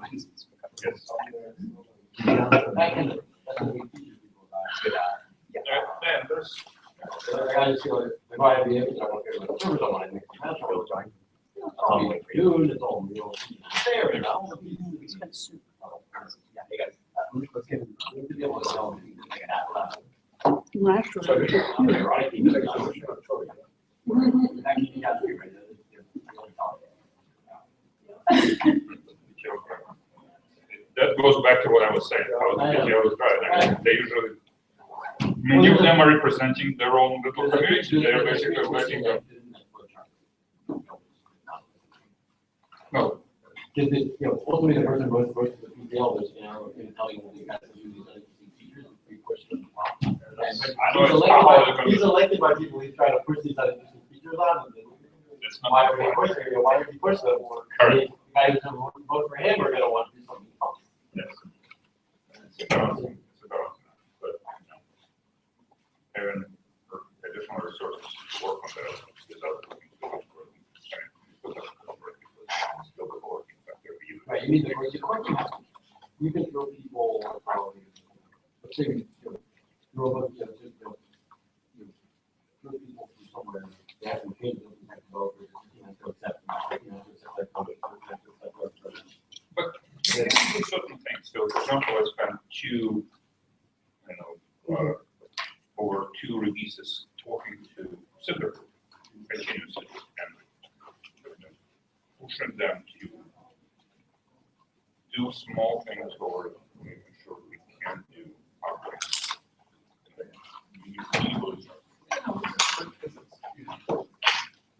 And you can't show up and expect something to happen. Correct. You gotta show up, you gotta spend the cycle. Yeah. Go down a bit more. Sure. Well, it takes like number to get more, but nevertheless, they can work. Yeah. No, it's really hard, but like Lance. But Lance is. More finished project. Yeah. Last time we had 3 core developers still working on that, the rest disappeared along the way. There's not much changes happening there, so it's probably okay. Actually, Lance is like the whole mission of their standard. Like the general artifacts. There's also all the data in place. We still start the last. So that's pretty big, but and that happens because people can make sure that everyone wanted to do it. So and maybe so yeah, I can still talk about that one.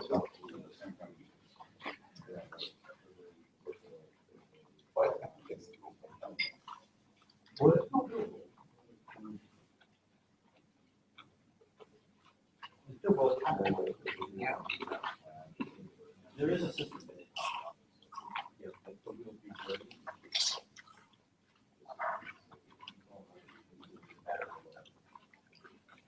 the PTLs want to, like, there's sort of commitment made at the end of the summit to what's going to happen. PTLs can't deliver themselves. So what I've seen on a couple of the projects that I mentioned at the summit, have a bunch of high-level ideas. Basically said, you're not going to prioritize. Whichever is ready by, not one. Those are the ones who will concentrate on making sure that they mature properly. Everything else, even though they're here, we need to drop off. And basically, they're not going to tell people what to work on. They basically say, it's your priorities, you go figure it, you submit it, proper code, I was, looking at, cleaner provisioning for center. We are right now on the 19th iteration of that submission, which just was a fairly small, tiny thing, but we are at 19th iteration, it's not merged yet. That's kind of okay, but we made sufficient progress to, start one, to submit it properly at the appropriate level, so we are thinking we will be able to meet it. We're on several others, I have not seen any progress on, and it's going to happen, although it was top 5 on the priority list of the group.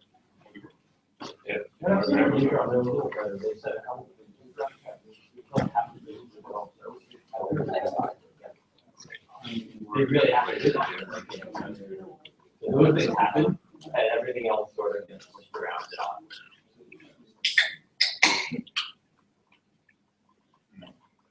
Ironic example.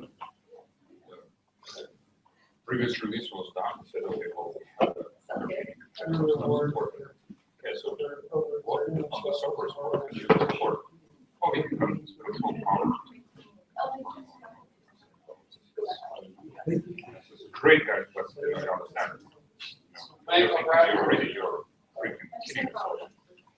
Well, we kind of understand, but we need to make announcements. We have that. But no, but we have to promise that we're. It's not a complete, it's not a complete. You can. How can I use it for? Well, but no matter, we promise that you have to say something. Like, guys, separate, you're not, you are delivering code. It's So. product management to figure out which of the marketing people to figure out which of the combinations when it's ready. You're never going to end the bottom driving. There's always going to be some amount of bottom driving. Yeah, both ways. People trying to push their features up to the bottom because that's the whole concept of it. It's about finding some way to coordinate at the top level so we can get better coordination from the people that have resources.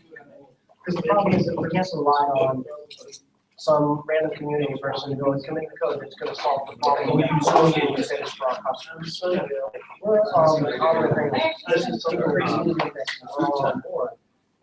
Something that we should all commit one resource who's got commitment or XYZ behind it so that we can provide those. The other thing that I've seen on their audits that are really successful is have a lot of your knowledge programs. You're done start committing code without having knowledge of the guys. There's a program. There's not really enough opportunity. Like if I wanted to go and sit from Aranthus's office, you know what, I'd really like to sit with one of the programmers first. It's just want to sit by his side. Like how many opportunities are there for that? So would it benefit the community overall to have? Pairs programming, yes. It would help, wouldn't it? Well, just to be able to sit down with someone who really knows the API really well and say, you know what, I'd like to come spend a couple days at HP and just go around with some people that are committing code to Manaska and become familiar with Manaska so that I can understand how I can contribute to the project better. Because I'll tell you what, I have a lot of interest in it, but that's one that I can't navigate. And in fact, one of the things I was thinking about just this weekend would be for the summit to have sessions where senior committers would actually sign up to do like a couple hours of pairs programming. And you get them for like a half a day and just do that with individuals and just sit down and work on a problem with them. That's a good idea because we've got it for people who just want to join OpenStack, have to sign in, all that stuff. But then, right, the next step is to actually do something. And that's where it's a bit of a gap. And it's pretty easy to commit to something like that, especially for the platinum members. And I hate to point them out, but they've already committed to having 3 FTEs who are dedicated to OpenStack code. Why can't a portion of that, even a small percentage, be spent pair programming so that you can bring other committers on board? Because the other problem is that as you start to stress the CI system, you run out of reviewers and you don't have people that can merge code. Well, that's the biggest problem, most of the issues. A lot of things review. Yeah. You actually are a fan of developing. I see more than ever, but there are developers floating around who are, who can do things, they can never do it right. They're not, they don't know necessarily the OpenStack way of doing it. But they can do something. Yeah. They end up not getting there, or they do something. There's a lot of ways that, but then the other side of it is the operating front end and the back end, getting user stories. I would say for this group, we should be on that side, we should figure out how we can drive user stories and get those things. Well, it's just been the developer's hands. Trying to drum on the things that are getting ignored, all the operational, you know, if something, when it begins to start an OpenStack, you get a ridiculous error message, it has nothing to do with what goes wrong. There's nothing to do with it. Would you like to see my trace back that I'm trying to Oh, I've got 12 of my notes, right? I found every version of different things that can happen. You know, I misconfigured whatever agent and like, you get the same error if you do that versus like you could have a, you know, blue power in your lab and you get it, like, it's all the same.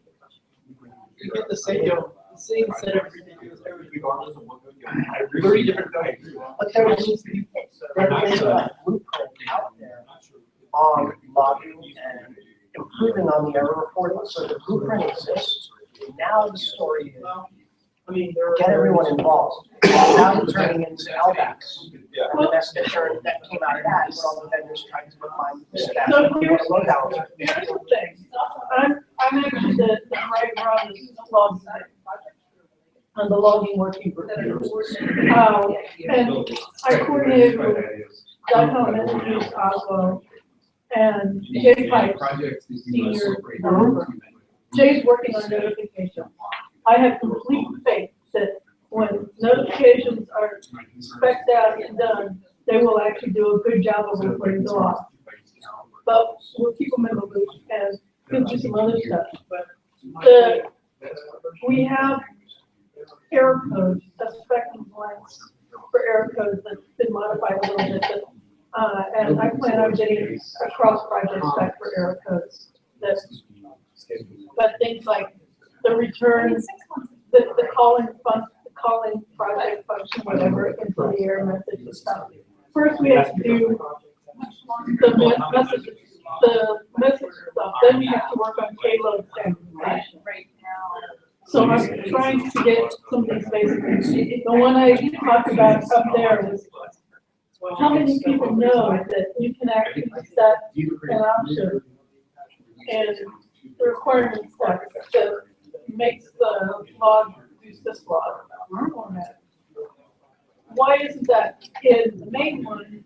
And then if you want something other than that, you actually have to specify it in whichever project you want. And so that's going to be my first blueprint probably. And the first spec is going to be the error code. But I just found out the other day, I was looking at Oslo .log and Oslo and other stuff. Oslo.log, the library for logging, doesn't have a developer owner right now. It's an orphan.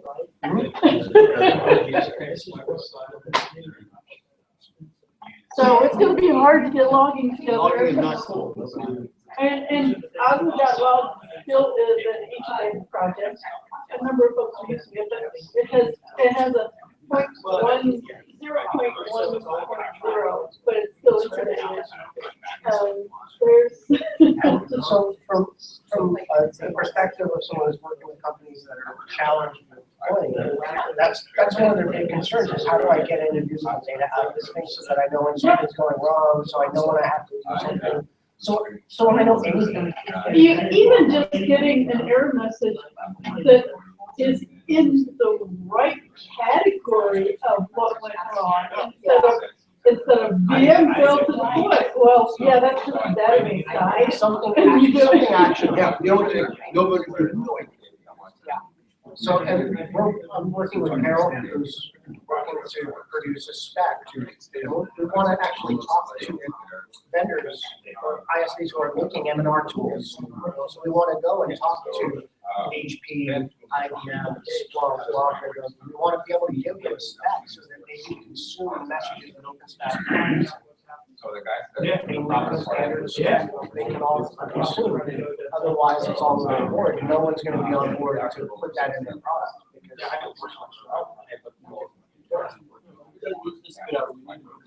So the way it's in the business, every category.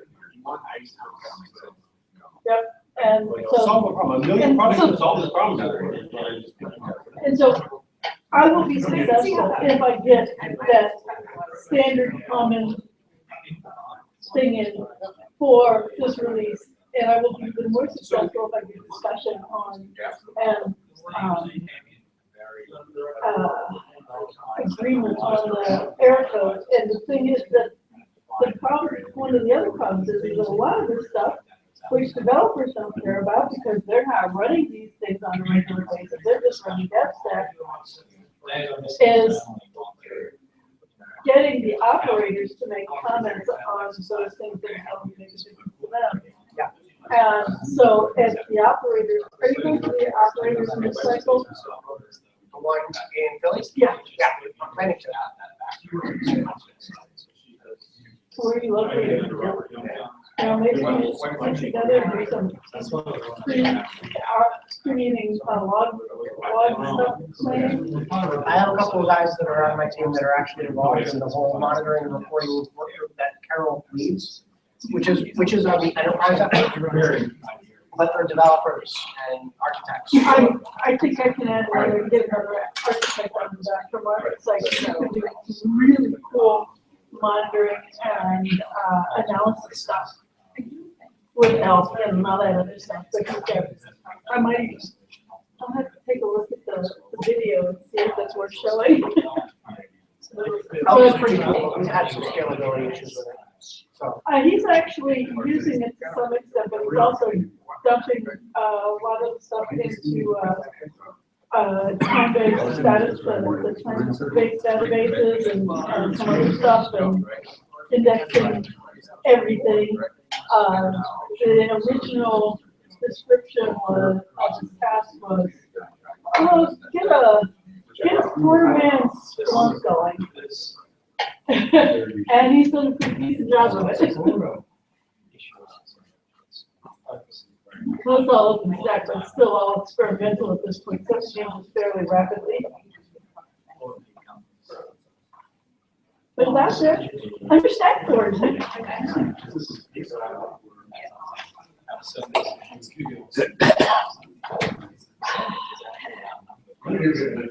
But I would love to get a little bit farther on the blogging. I'm part of the writing a perspective, having something to do before we actually present it to the operators and get them to come up with it so that we're ready to present it, to actually file it with the developers. And so if we can do a couple of logging specs or a logging spec that points to either other logging specs or blueprints that we can get the operators to agree on, I can certainly help push it through, and then Carol and whoever I can do for developers and what time to implement. Are there any existing RFCs that we can use for message format? Like I would assume that for things like message format, things like that, you can use Syslog, they have Syslog format implemented. Error codes, there are some variations on the theme, but they're all pretty much, you have like 2, 3, whatever letters, and then generally like 5 numbers. And I came up with something that should work for the project with, don't know if well, it has 3 letters, so you can do project, and then selection numbers, and usually in the old style you divide up the number space, but the project is divided up the number space for specific types of. Right. And Erno on Glance has already written out a testing that would, a little test program that would generate error code. You tell it what project and area, and it would generate an error code. And you have to actually put in the error message when you get that error code, to actually have the error code set out. So it would automatically grab yourself, put it in the database, assign an error code that's unused, and spit out that error code for you to include your code. And we have that database, and we have international relations, localizations. And yeah, the messages are, the specific type of thing, and then the payload would have to have the details, but it's still so much. That was a huge, no, I understand. I mean, the problem is, it's a huge undertaking, and it's boring work, nobody really wants to do it. And that's Aaron- not true, it's a lot of seats. Yes, and Erno is willing to actually do that part of it. But the other thing is once we have Oslo implementing the bits and pieces, it's perfect low-hanging fruit for somebody to come in and, oh, while you're in there fixing your first bug, reformat everything to Oslo law. Well. But yeah, the log thing that Sean wrote up, it's nice, but it's vague and it's kind of folksy and it's not a standard or even good coding practices layout. It's just like you really should kind of consider this and do this and that. It's not enforceable, and that's the problem. Not enforceable. They need reviews or other things. So it's a good start for developers who don't think about errors, but. Yeah, Oslo log is a good log. Like it's a simple log facility, so if you know how to use it, set it up to do something useful or something error messages that are actually generated by the script. Whatever gets sent over to the as a failure code. Yeah, and there's the effort to get all the notifications that are non-atomic to generate a notification for every atomic event in the chain of events, which would go a long way because the events are just black holes. And that's a big thing that every operator I hear is like, yeah. Who the hell? I need the event log. Logs are not as useful as S-trace. Stack up. And yeah, it doesn't help any that there are 7 different logs now, I think. It's always easier to just trace back to the file descriptor, look at what's going on in the file system, and see where your actual problem is. Yeah, but yeah. Speaking of the code, every time you have an error, it really sucks. Especially if you're an enterprise company who uses auto updates. Like always support them, it's great. That's the real problem. How do we get an enterprise who's used to that, doesn't have the operational tools to adopt and take in all of this stuff, rapidly develop? So what's wrong? They have a hard time with it because they don't have CI systems to ingest. I'm just telling you, slow the investment. Well, and in fact, the file that converts all of these log messages ingestible by the CI system and the programmatic stuff that I found the file that caused all that stuff. I didn't actually find the file with the individual parts of it. Yeah, it's gonna be a big. Yeah. And that's why, the typical approach is low-hanging fruit to show, meat to show something from last summit to this summit, and then the long-term stuff that has to go on for multiple cycles. But given the low-hanging fruit this cycle, even one thing would make it.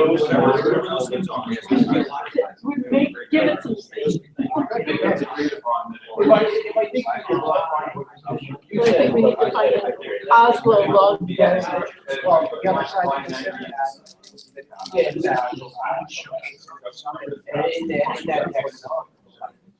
Yeah, and, with Jay and Debbie's work, we just got one small group did it. That's the last one, so we can sit there, as long as you charge the process. I try to get like this once in a while, but it's not as successful. So they can talk about stuff. Yeah. I keep finding people who are interesting and then I don't get their contact info. We started two, right? I'm sorry? We started two? Yeah, that's, I believe so. I mean, That's what it said. I just wanted. oh, yeah, yep.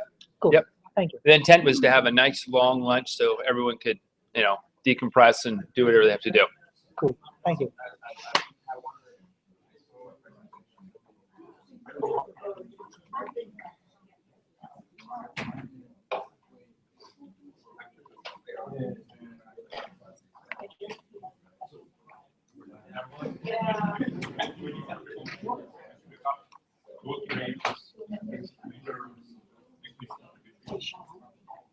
Hate to bother you while you're trying to eat. How do you want to handle NDAs? Those are automatically signed when they check in on the kiosk. Yeah, so for the previous meetings like this, we specifically asked that NDAs only be optional because we're doing open source. So having somebody walk in and do open source and have them sign the NDA kind of freak people out. Oh, okay. Okay, that's So- good. And forgive me because I've only been here about 6 weeks. So No, it's fine. This is, so. I specifically had this conversation about 3 months discussion probably with security, and one of the higher ups said it was okay to make it optional. Alrighty, thank you. I can give you a name too if you need it. You know, if they come looking for me, I'll come looking for you. There you go. We'll worry about it. My name is Jorge Gonzalez.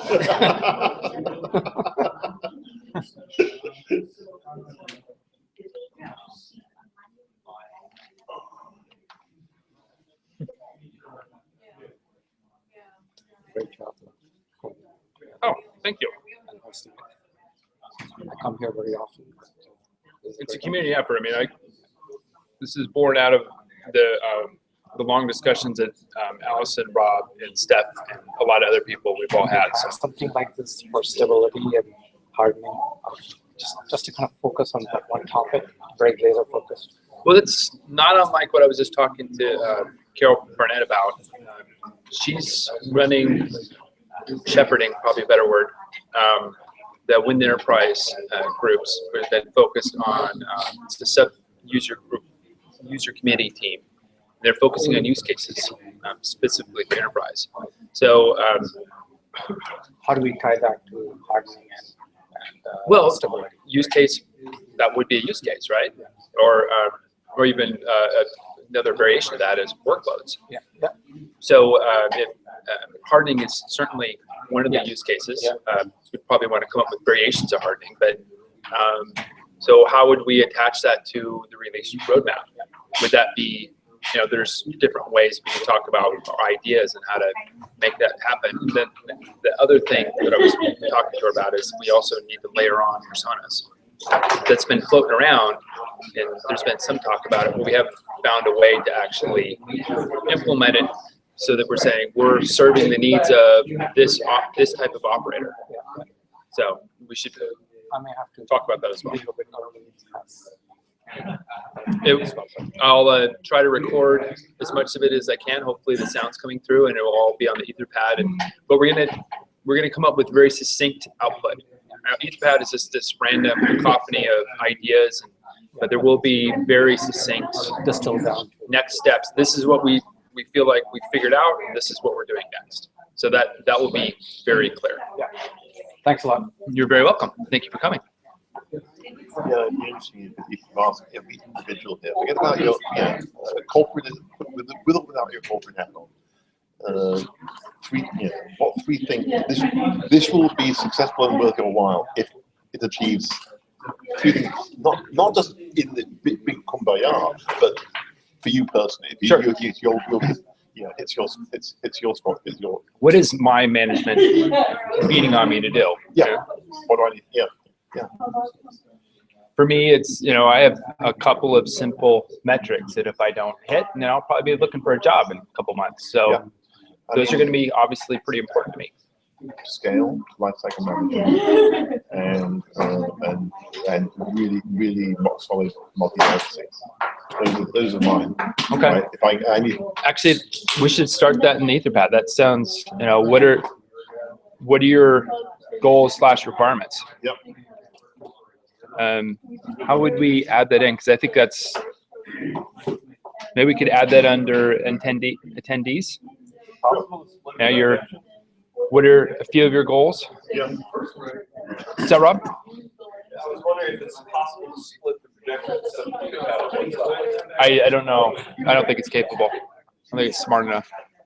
I wish. Limited capabilities. Some of the buildings are like super awesome, up to date, got really cool stuff. Like the one I'm in looks like a university.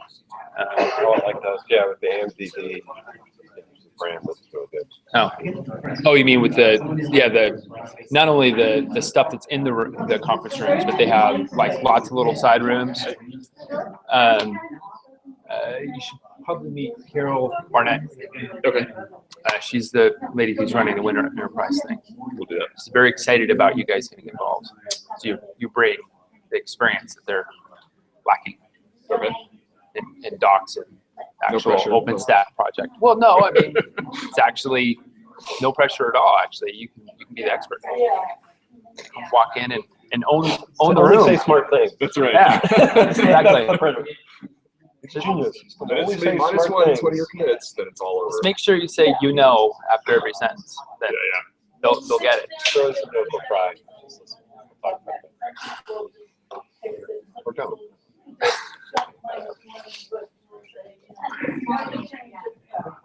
I lost track of what we were talking about. Oh, Yeah, it's just a brand. This is one of the older buildings. They're actually demoing all the old buildings because they're old.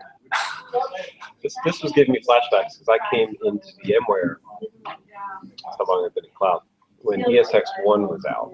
Ooh. We met Diane Green in the old campus, which was like it was really cool. You left your electric cart outside the door, I assume, right? You didn't want to bring it in here, hit everyone's shins. Exactly. That was. Anyway, Yeah. this is beautiful. It is. Well, and the building that they initially put the Nicera guys into, holy crap, it looked like, it definitely looked like one of the buildings you didn't want to like bump the ceiling tiles lest you get asbestos poisoning. It was, all the ceilings were really low, and I walked in there, I was like, I was a monster because my head was about this far away from the ceiling. I stomped around with my gorilla style. They blew that building up. It was building G right up on, right below Pivotal. Right near the SAP Pivotal up at the, what is it, the street up at the top? It's Hilltop? Yeah, I think it's Hilltop. Yeah, down on a hill. Yeah, except all these buildings are called Hill. This is Creekside, and the building I'm in is called Hilltop. And it's not close to the top of the hill. It's the only one that really is. Well, when there's not a drought, it is. So did you see when you're walking down here, there was that thing on your right. There was a bunch of stones that usually runs with water. I've never seen this such because I joined after the drought started, but right. I'm told it's very pretty. Me too. Yeah. I don't know. Yeah, I don't think I've ever seen it flowing water either. I think the last time I was here, they were just putting it in. They're actually putting the framing, because I had my second round of negotiations getting when I was getting Nicera after VMware bought Nicera to NSX, working at Yahoo. So I was in that room and the room over there beating the walls. And ended up dying anyways. You know, I just saw McLean. It's been a really interesting up and down. We're not really, that's not a prevalent at all now. NSX? But it's the thing that's making the difference, proving that this new paradigm of software in the open, fast delivery, agile development, all those things, it's making the difference to VMware. Good. Okay. Because if NSX wasn't around, I probably wouldn't be here. Well, if Nicira wasn't here, it's definitely. Definitely impacted VMware. Seems to me they use the NSX stuff there pretty effectively as well. Yeah, and it's making money. And it made Mark Casato the head of a division. He's managing 700 plus people now. So he's moved up in the world big time. I don't even see him hardly at all anymore. But that was just my way of saying that NSX for VMware, obviously it's the reason why they bought Nicira in the first place, but it's really proving the whole paradigm to the rest of the company, even though it's completely antithetical to majority of the development that goes on. They're struggling through it, but yeah, it's interesting. I was actually talking to Randy about doing some open source development presentation, so I have some. Okay. At VMware? Yeah, how engineers can operate in the open. Cool. We could all use it. With a profit motive. Yeah. That's what a lot of these guys don't want to use software. They think it's just going to be given away for free. And actually do care. Yeah. Most engineers care that their stuff gets used. It's certainly, the battle has not been won within VMware on that subject. So the first day,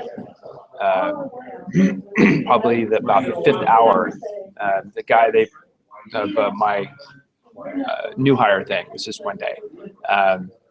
They didn't run me through any engineering intro either, which I thought was kind of weird. But anyway, long story short, they do the whole, VMware loves you, here's HR stuff.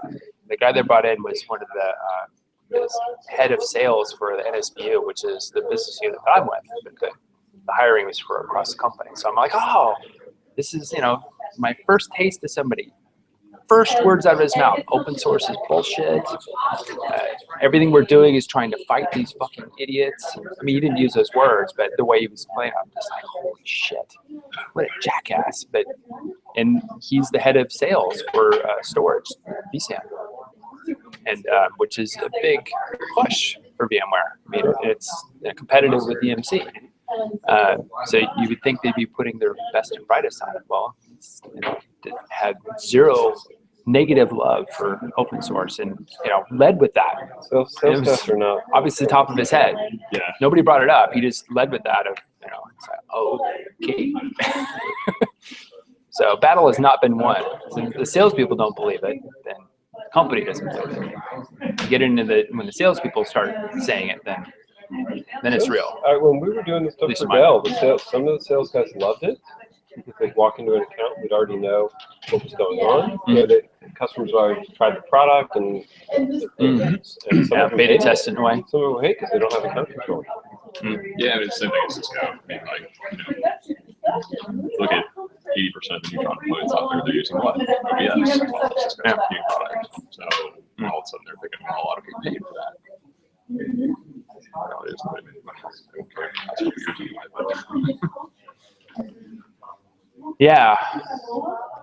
And actually OBS is the other bright spot, but they seem to operate completely as their own autonomous group within the company as well. So there's been a lot of bleed through, but it's, baby steps. Very hard to get these because the culture is yeah. And well, that is just, you don't want to screw up things that are already going on either side, really. But yep. Yeah, they have their own product roadmaps. I don't know. It's interesting with working. I'm essentially working within the NSX group, and I actually get a Nicira paycheck, which is kind of interesting. But yeah, it's still an operating entity within VMware. But even within the business unit I'm in, which is like a division, you know, it's slowly taking hold, but it's, you know, there is no one open source group with the exception of OBS. The OBS team, although they're rather small, they are completely, you know, autonomous, work together, have their own room, all that kind of stuff. But everyone else, all the open source, OpenStack people, or open source / OpenStack plus OpenStack, who are all peppered multiple business units. With the possible exception of yours. Yours is a little bit more organized than others, but mine definitely very spread. But yours still not very organized either. It's still peppered. Yeah. So I mean, you know, if it was more of an effort, they'd have them likely in one big bullpen, or you know, that might be coming, maybe. I keep hearing another level of reorg. We just went through a reorg, but our units didn't change at all, but they created a new cloud operator unit, kind of, which is kind of odd. I think it's supposed to be like DevOps kind of thing, but I don't. Kind of. I'm not exactly sure.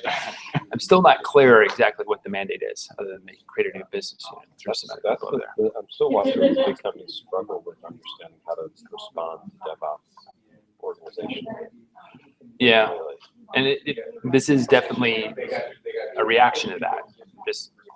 I'm not hearing the words and the phrases that would mean something to me. I'm hearing a lot of internal business speak about why they're doing it, so it leads me to scratch my head a little bit. So, it seems like they're doing the right thing, but I don't hear the words. So anyway, we'll see. It's hard to move a big ship. So. Yeah, it's funny. My experience at Dell was at the same time. It was also very remarkably easy for them to remove the big ship. Well, if it comes down from on high and they get it, you know, Amazon, you know, a few of the guys got it, and they could have either just completely imploded the infrastructure of the company, or, you know, be wildly successful by getting one on board. There's very few companies have that kind of vision. You know, they hear it from other people and they try to implement it, but it's hard for them to get it. You know, Randy and a few others, they have leadership positions. Whether or not you agree with their complete direction, they have a vision and they like to stick with it. They got to go on. So there's not that many people like that. Very few of them. So yeah, well, as we get older, people like Bill move up, and others that have open source backgrounds, then we get more of that. It's, you know, Bill's still relatively young in, you know, senior leadership terms.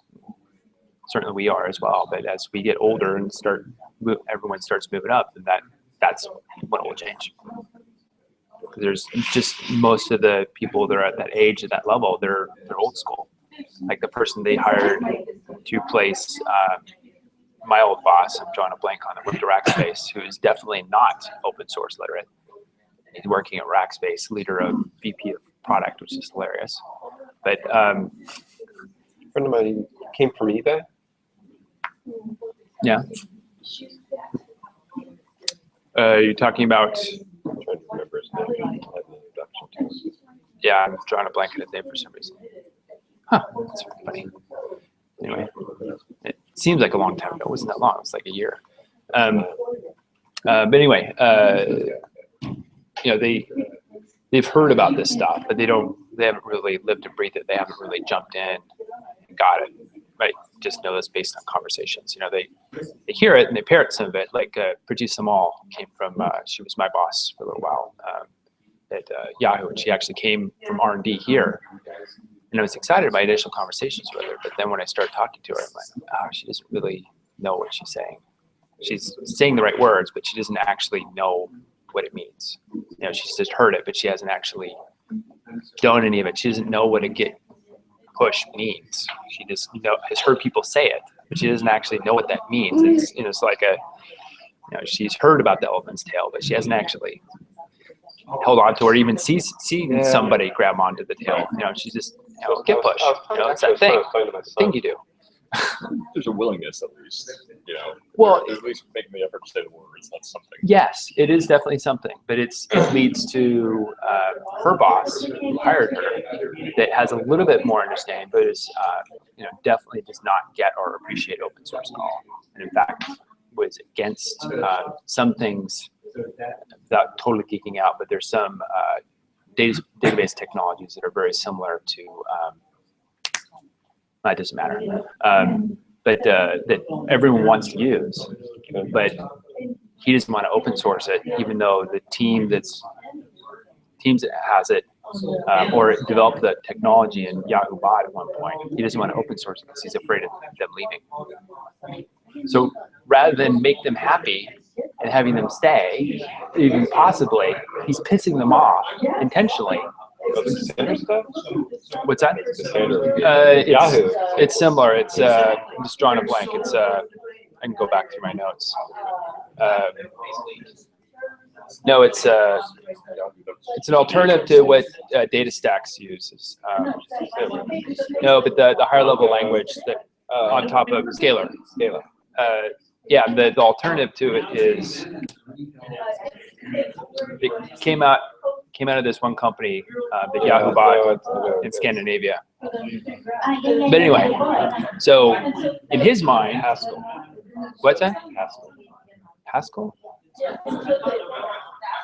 I don't know. Haskell says alternative to Scalar. Yeah. Okay. That doesn't ring any bells. But anyway, it doesn't matter.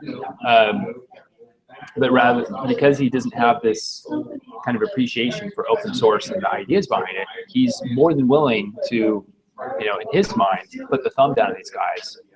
And what they're bleeding engineers over, a slow period of time because they're going off and doing their own thing because he's afraid of them leaving. It's like, you don't get.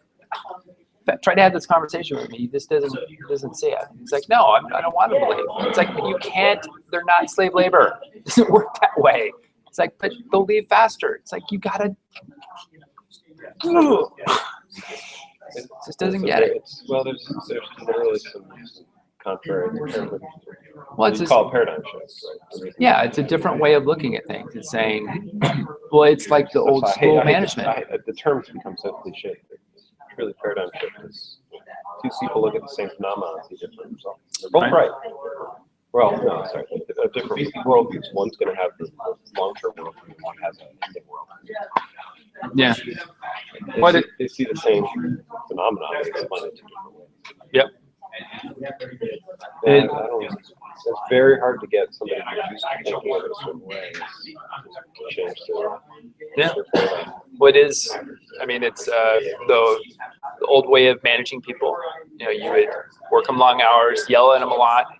If they weren't productive, you take stuff away. And the newer way is to do the complete opposite. You don't babysit them, but at the same time, you let them set their own rules and make them accountable. It's also the same thing for teaching old school developers that do internal development that are used to using old ways of submitting code. It's a completely different way of working. I would tell you the same thing. It's very difficult. In the 90s in manufacturing plants. Yeah. Right. In the 80s, they did an assembly line and somebody did this job, and then in the 90s, they started to switch. Right. It became much more resilient, faster. Yeah, my brother, oddly enough, works at Snap-on in Nevada. I can't think of the name. Carson City. Okay. So he actually helps run the manufacturing plant there, which is interesting. So I've had a lot of interesting conversations with him about how they run the plant, and how he tries to improve things. He has a little bit of a software background as well. But and they're all Kanban and lean, or he just went through black belt training in Six Sigma. So I guess that's the things. That's not really the implementation. That's kind of the rules that they go by. I don't know I don't remember actually. I'm sure he's told me. I don't remember exactly what they implement. But they're. It's actually one of the things that this team needs to be figuring out how to do is what type of process, because The process that got handed down from OpenStack came from Ubuntu, right? And it really wasn't, we didn't inherit any of their release stuff. We just sort of did this organic bubble up without any product management. Right. There's no swim lanes, there's no Kanban boards, there's no story creation. It's true. Prints are very bottoms up. Albeit storyboard, is relatively close to being done. I don't know. I haven't heard any talk about exactly when we're going to release it and when we would make some kind of switch, but it's pretty close to being. There's a few things missing, but it's pretty good as it is right now. It's gone through some major. If you haven't looked at it in like 2 months, it's gone through some pretty major changes. Just going to shift the process, though, or is it just a different? What it would shift the process. What's that? It's cultural change that's happening too, right? In a way, I think a lot of the people that, the concept of blueprints, if you're doing agile development, the idea of blueprints feels like you're going backwards. It's rather antiquated. It's simplistic. The storyboard is user stories and features, and so just straight replacing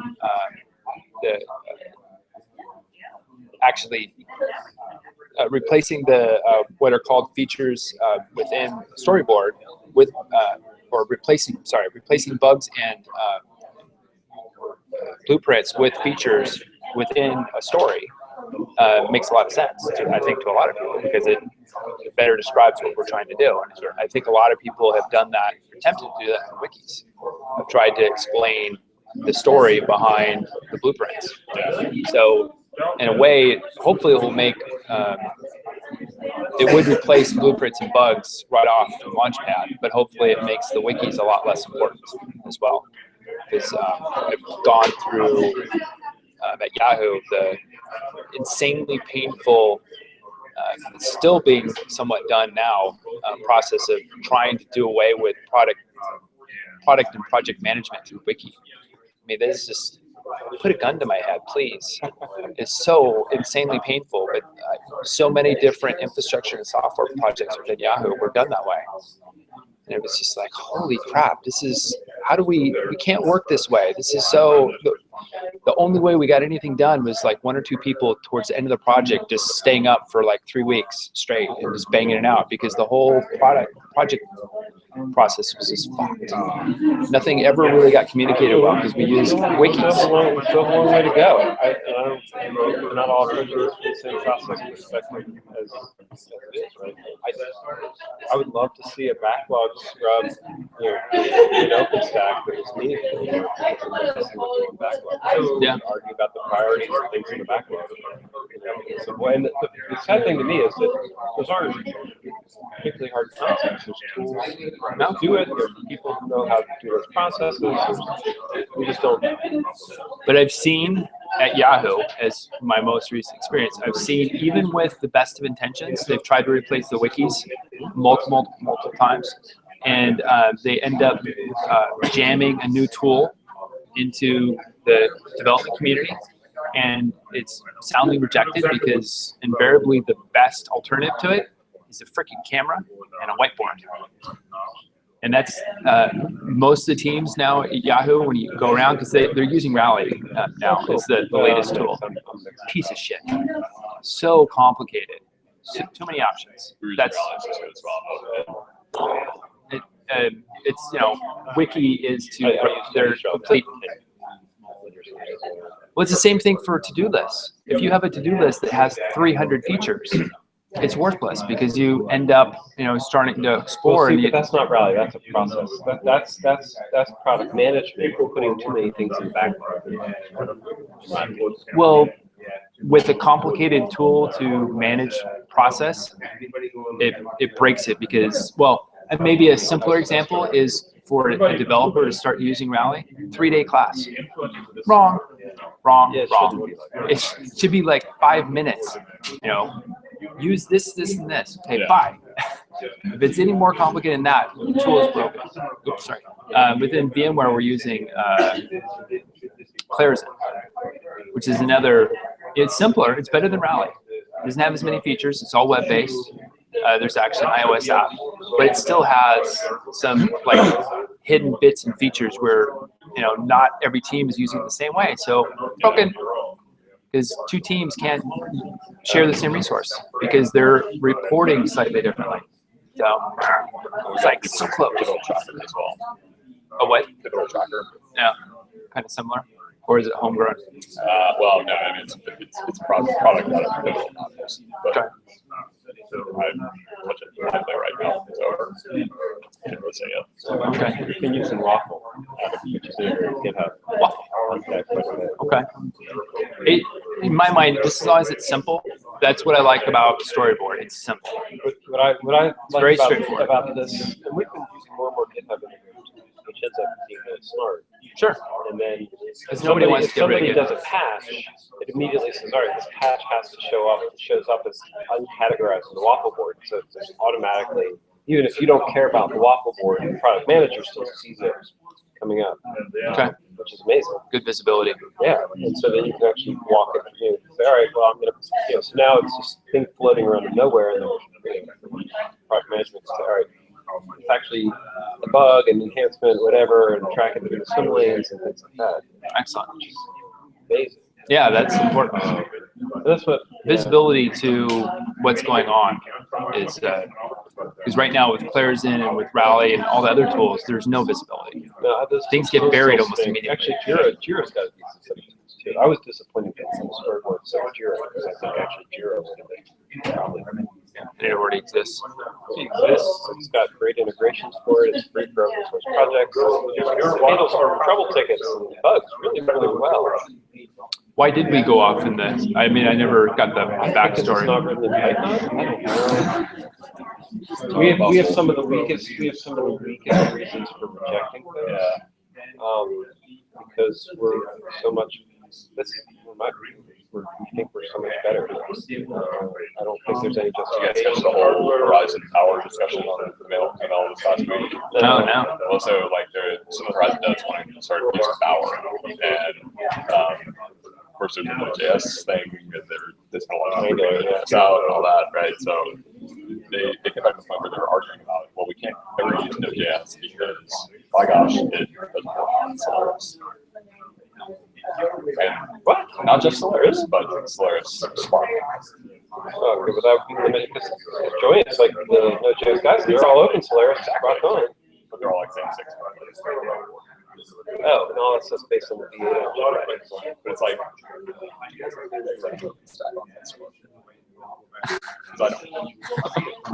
not sure how bad that I just heard the word open Solaris. Well, you're talking about Node.js, which maybe say Joanne's. Huh. Interesting requirement. Yeah. That might be a good. I only asked it because I used to run Solaris engineering, so when you said open Solaris. Maybe a good user committee ask. Yeah. Could you poll and find out No, but the reality how many is that users? We have to start getting away from one size fits all. Anyway, it's not a. Well, I'm pretty sure I'm going to go back to my Atari 2600 and burn a new chip to run KVM. So when I do that, Verizon better will damn work on CGI. You've got, yeah. Yeah, I think that should be. The OpenStack cartridge. Actually, I got 64. Oh, what a great photo though! Having OpenStack cartridge. It's the bomb. Well, I'm certain once we find a working cassette player, we can upload more software.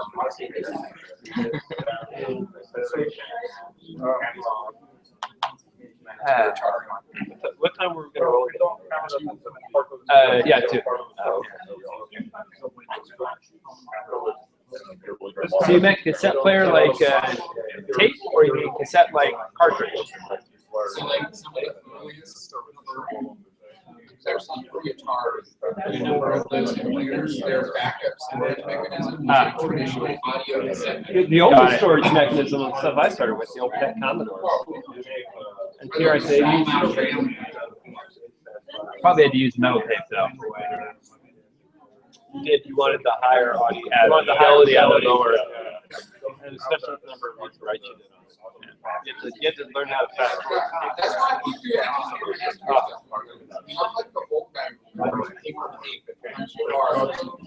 I actually worked on, well, I worked with a bunch of people that, when I worked at Slack, what was the phraseology? They had very specific phrases that would talk about certain things, like walking down the hall, running for a problem. I forget exactly what it was, but it had something, it was something along the lines of, last thing you ever want to do is be running to do a running push or something because you trip and you drop your cards. Something like that. I have to go back and figure out what that was.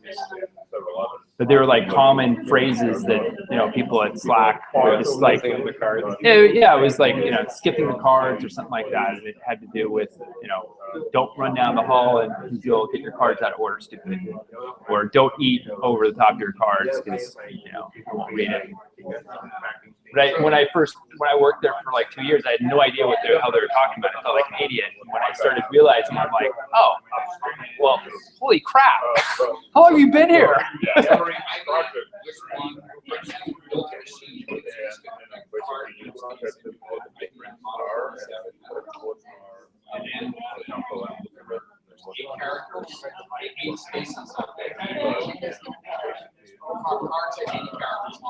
Right. Okay. People started with a year putting card numbers through. So then I built a machine that would sort the cards in order of columns 8%. So you were drop your deck over, pick up cards. This little hopper, and it would nice. But it's like how fun it is to know, which is sitting back mechanics.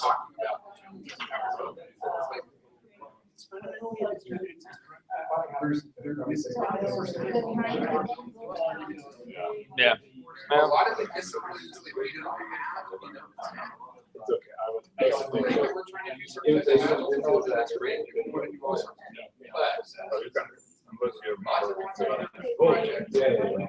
started to get to an aspect of there's a standard that seem to work.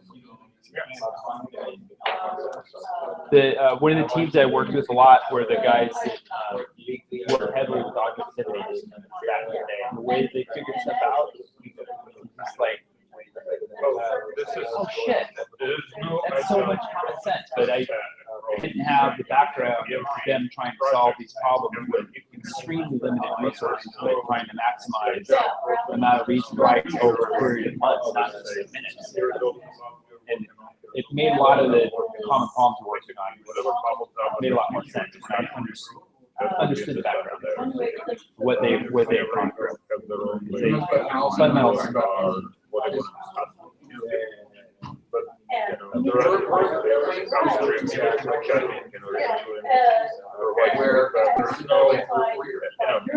no product management. That's one of the reasons why.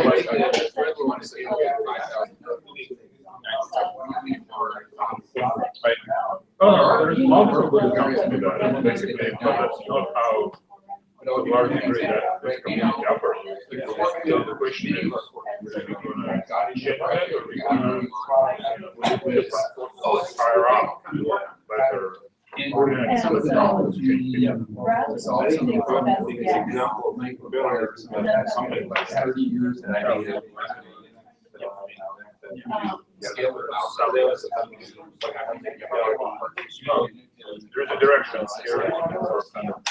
Bubble, bottom up, bubble up. The way that you work, where this person can show up. All right. So you're the fourth one, right? Yes.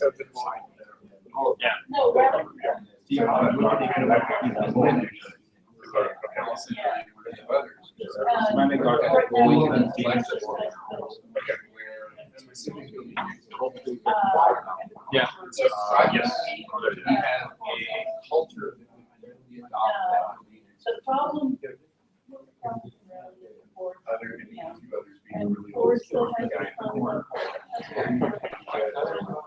Well, there, we definitely need to keep this.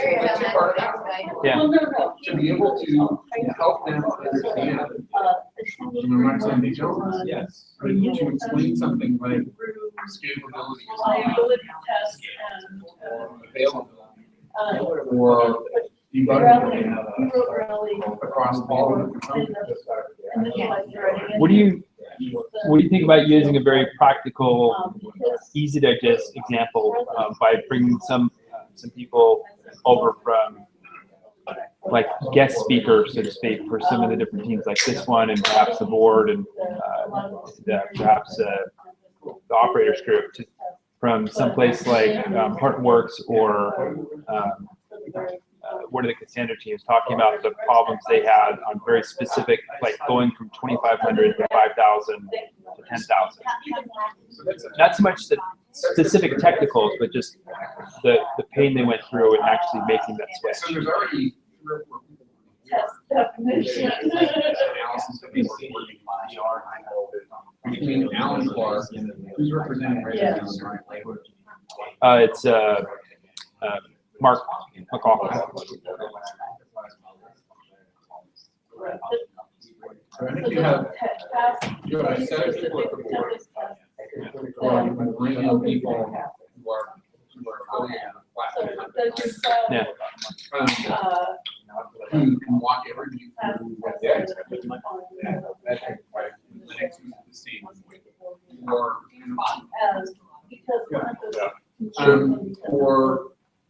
so it's not necessarily as much how they tackle what's at scale. It's how they actually transform the process. Yeah, that's specifically what I meant. Not so much the technology, but when they went through that change of 2,500 to 10,000, what was the community change? What were the processes that had to happen to make that happen? You know, one of the things Allison and I were contrast. So then you guys would have, More if you senior wanted contributors, those, they spend a significant amount of their time but teaching the it has junior been people part of coming into the OpenStack for a community lot of years. how to actually how to make things and how to do this. It takes years to grow. right? But those people aren't, the junior ones aren't in a position where they're making serious decisions about what could get submitted or not. They're active in the community, but they're not necessarily in a position of authority. If you go back to when Linux first started, right? Because they know their the stuff other is guys, they were tested, and other stuff undergrads in is pretty school. much broken.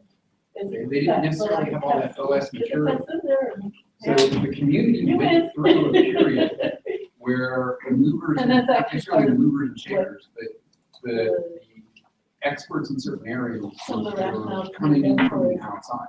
We'll get better And tested. there was a period where the Linux community really shifted from the domain experts and have not necessarily more control, but certainly More influence. So if you look at OpenStack, we're now 4 years old. The first 2 years, it was an amazingly, and still is sexy community working.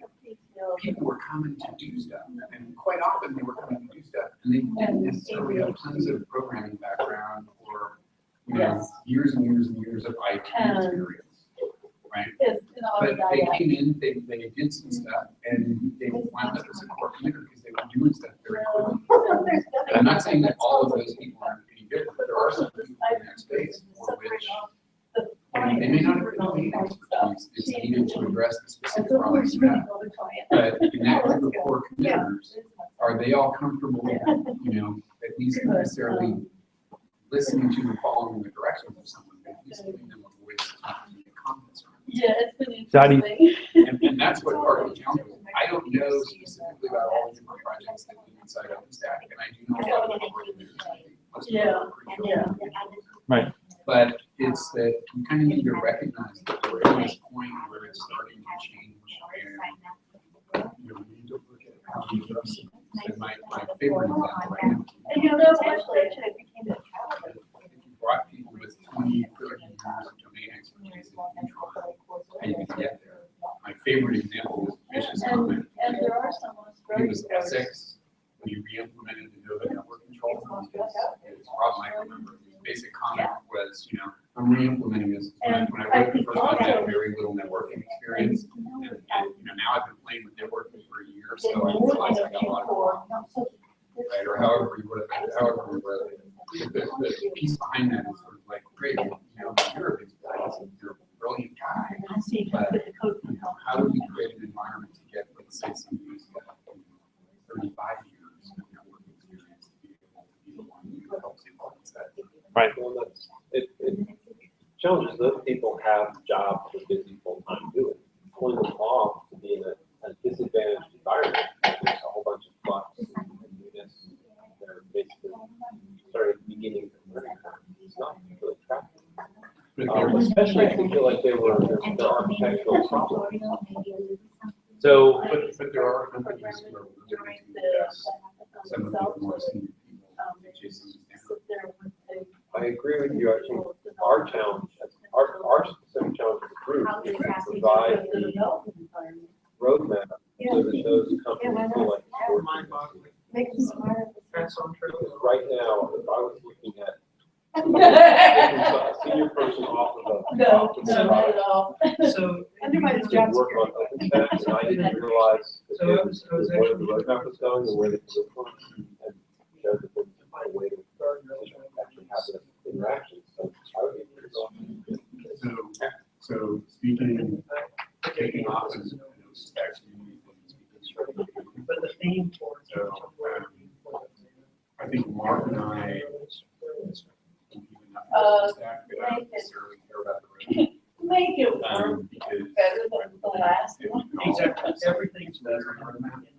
In some instances, like we were not allocating some senior developers to projects, because they have a big OpenStack. Yeah, that was quality.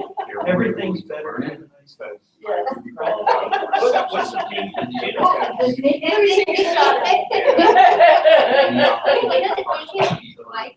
You said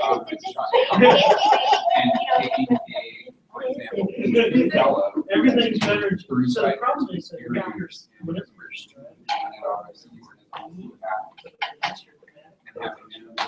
just off to the point where they're like, hell no, I'm not going back. Everything's better.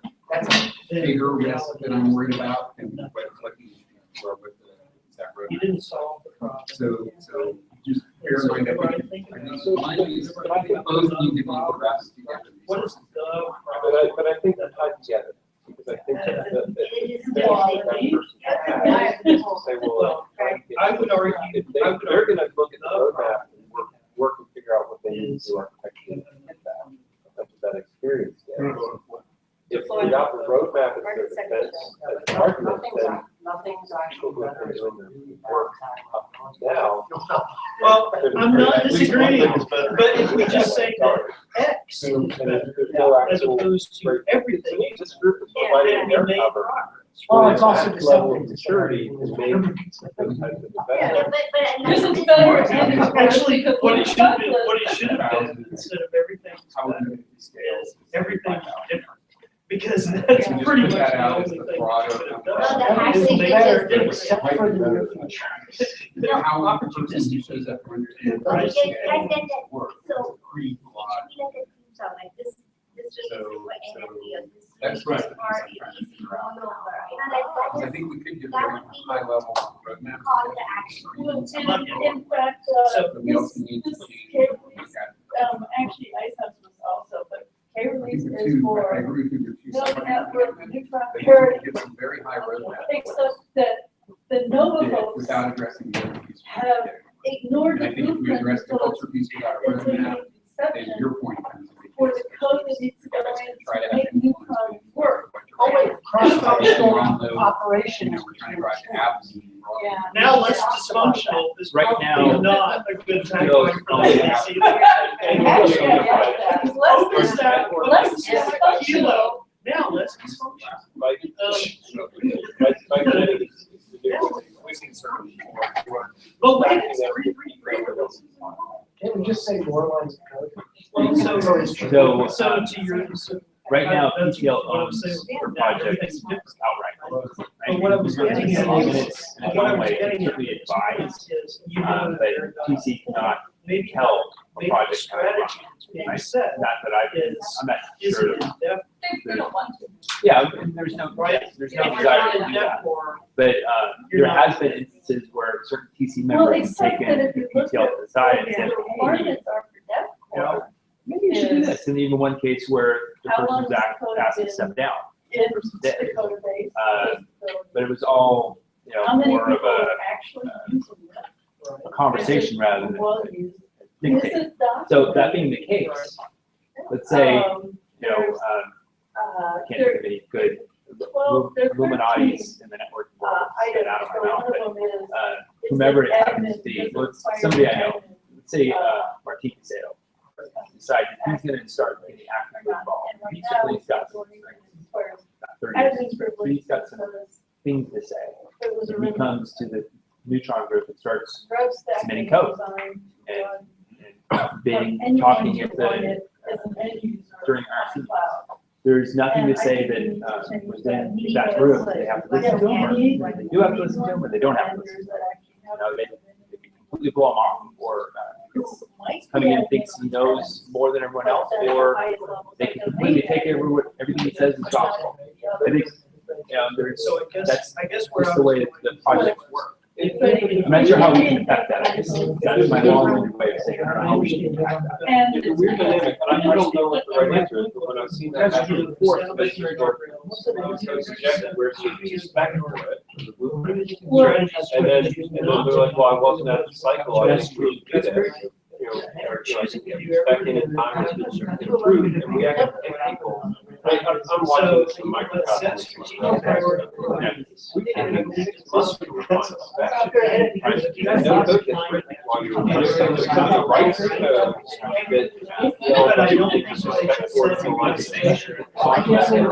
Right. It's very weird. Our job should be. But that's project.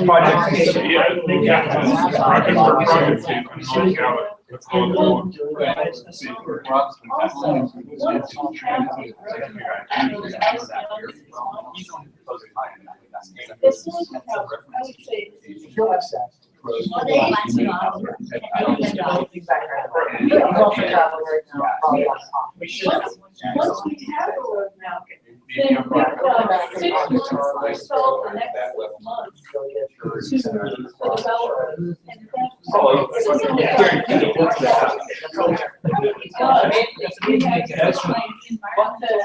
To socialize, what's in there. They're getting loses by their happy. And so we can run into discussions about typos and so I'm just telling you. I think I'm gonna do everything that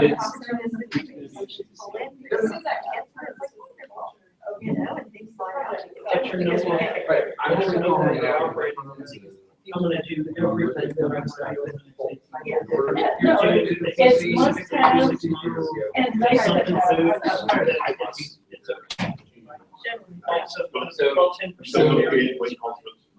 So it's almost like but if you're trying to do it all, then you just or worse. you did the old, We don't control it's like inadvertently poor action. But also the thing that this group likely does, most cases does manage is how many people are assigned to a project and influencing what people to bring in. So in your case, if I recognize that I need, you know, Joe and Sam and Freda from how they're all fellows in networking, bring them into Neutron. How would I hit some of the roadmap? How would I be able to ensure that they have some level of success in influencing the Neutron team? So one of the unique things about But see, even if the only time, even if we throw the only thing you a do huge is amount off of the talent ramp. into one particular project. Yep. So we have to have the participation. If there's not a button file, if there's a button, whatever. It's proposed, project to move forward with some idea. in the OpenStack. If it's a low priority, but you wait for OpenStack. Concerns that they're not able to move that forward.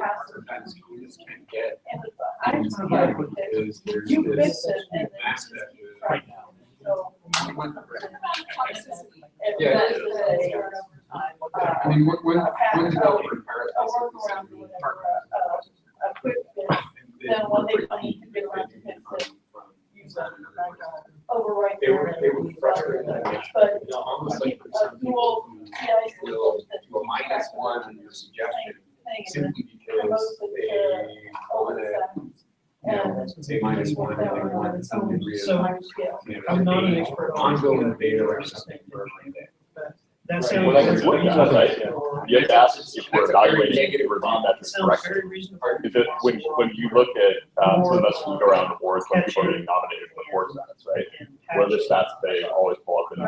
But the reality is that, how many let's reviews say, this person does? How many more -1s? How many more +1s? What's the balance? You know? and the bug is. And more importantly, how do they change their score? Exactly. HP, maybe 10 other Somebody people. recently pointed out, there's no way And to so set a stats your team path that is gonna how many fix for your consider their path, plus one right? It's for your advantage. Exactly. The quality of their review. The quality of the Well, reviews. and that's the key. Good point. I guess one way, it's We not could in like there, but one way. distance or something, people's reviews. Yeah. I was gonna say, one way you could do it is still. And they'll know. If you look at +1 and -1 that they've done, and then see overall, did that patch eventually get committed or not, to see, does that indicate some level of, were they hinting at the right outcome? Not only do they That might not have to handle it directly. Isn't there, I think it's in Stackalytics, what's the, there's a stat for, I believe that. yeah, it's a ratio, but I think that's almost what you're thinking about. Yeah, except like that shows the individuals. It doesn't show the correlation with what the actual. So it only shows like from an individual's perspective, you know, their plus minus twos, et cetera. But it doesn't show like which what the eventual outcome was.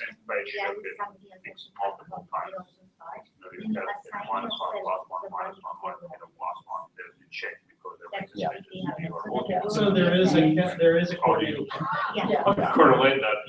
Also, By the way, as far as I'm aware, if more contributors said -1, he's one year. Yeah. Until it's Yeah, I mean, No, sometimes well, you see it where core really review until core dies. Yeah, exactly. -1. So I don't think the problem is there's not. Because a -2 from a core will stop the work. Yeah, but even, there's a lot of times out there I see where you give a core -1. Oh, That's really? what Yeah. you do it. Because basically, yeah, it's Well, not. well, not so- No, it's -2s not only, where but there I, was- what, what's the point of me looking at it and voting on that? They have to be fixed anyhow. I'll wait until. exactly. What they're saying is like if anyone should core because they're a trusted member of that project says -1, then people assume that okay, this code. Oh, will you're not get saying in. more of a perception. Exactly. rather than- Exactly. Maybe see more than that. A lot of these will just go in here Yeah, and they'll see, oh, these, you know, here's like humongous list of patches, which ones should I read today? Well, these ones all have -1 on them already, so. That's Right. filter to the bottom. So trickier when, when you have, vote multiple drivers for each one of the stuff, but it's executed against them. You have to decide if it's -1 from drivers because the driver is broken for that specific feature or is it because the feature is broken. You try to correlate, well, okay, how does it, make their quotes? I was a couple of others, so okay, maybe that's just one outlier, so it's more focused. Or because that driver's CI is broken again. Various reasons. There was attempt to actually in some of the projects, they on a weekly basis decide that here is, 5, 10, whatever they would like to vote on, or, contribute. Basically, here is 5 we would like to retire. So core contributor, here is a bubble up, those are the ones you have to vote on. And, we have 2 core contributors plus 1, we merge them. Don't try to spread yourself thin over multiple things, try to concentrate on the things that retire, it just continues the cycle. Again, that's. I think all these things are really good points. I think, well, I think up to this, my personal opinion is that each project has its own dynamic and its kind of own mood. And I think it works for the most part, with some exceptions. I think it works for the most part. So it's interesting to think about some Different projects are different phases. Well, Right? So yeah. that's why you kind of need that. So, yeah, and I'm not sure there's a way at this point that we could add anything without kind of muddling that maturity or that. But there's certain messages which we are sending, which are, we need to work with. So one of the, I think it was on the content, I don't remember, part of the core, part of the presentation room, I don't know, Mark or somebody who's representing the community. And they're basically saying, okay, we are all working on this next sprint, we'll all be working on upgrades. And kind of following the example of what Nova have done is some of the stuff also help everybody out. So, okay, all right, let me go through a couple of the projects as they were discussing, what they're going to do and how they're going to do it. And I wrote through this up. And they said, what? We don't have any plans for that. Here, it's like, okay. So maybe we should, before we make public announcements for the entire OpenStack community, that's what we are doing. We should just make sure that these PTLs are aware of that. I mean, after talking to them and kind of saying, okay, guys, I understand it's all over one sprint, let's pick up one or two small things, let's write one for, the sprint.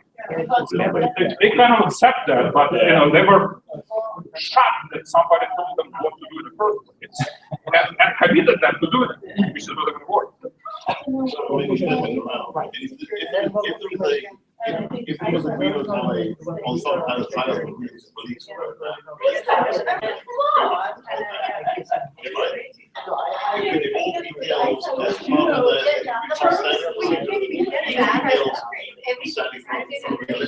are expected to make these thinking about how they get to advance the roadmap. Because how we would not want to advance the common that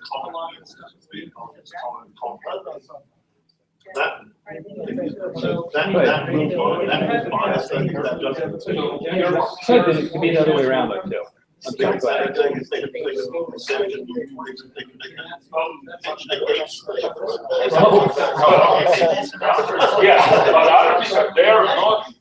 left by the community who's working on that project.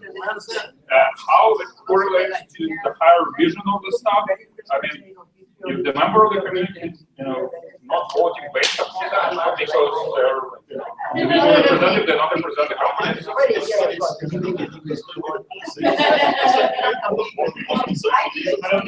Yes. So I would assume, well, let me put it a different way. My thing, and along the lines of the way we work so far, we would get buy-in from the TC and the details on ready to go for maybe majority rules or momentum, however, on buy-in for a couple different options. Right? So,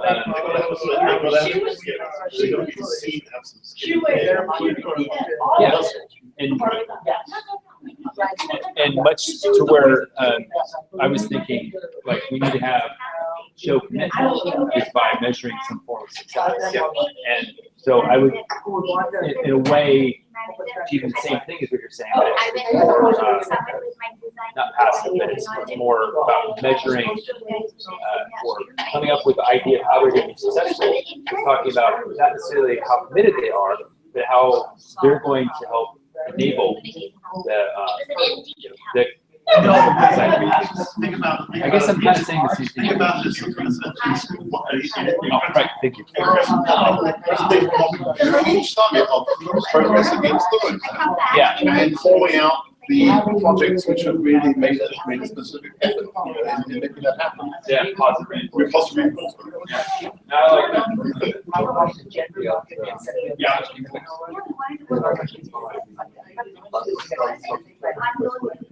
Okay,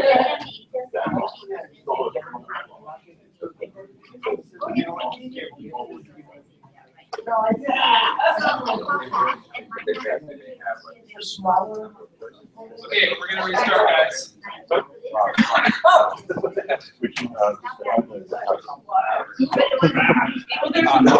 explain that. Blinded. Deathcore is the name of the. No, it's actually part of what we're defining. Well, I will explain that. Thanks.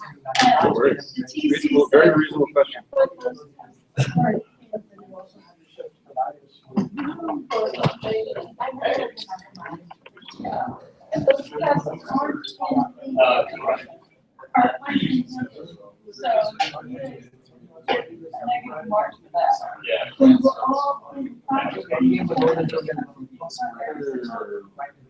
And so.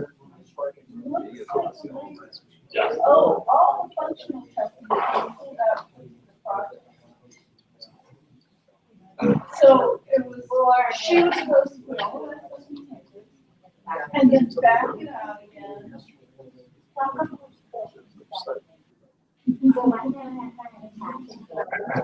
I love that tag.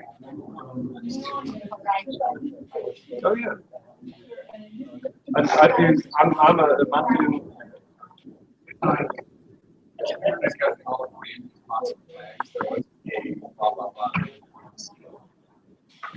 unstable tag, there was not. I figured that would be Brandon's favorite. Yeah. And backwards.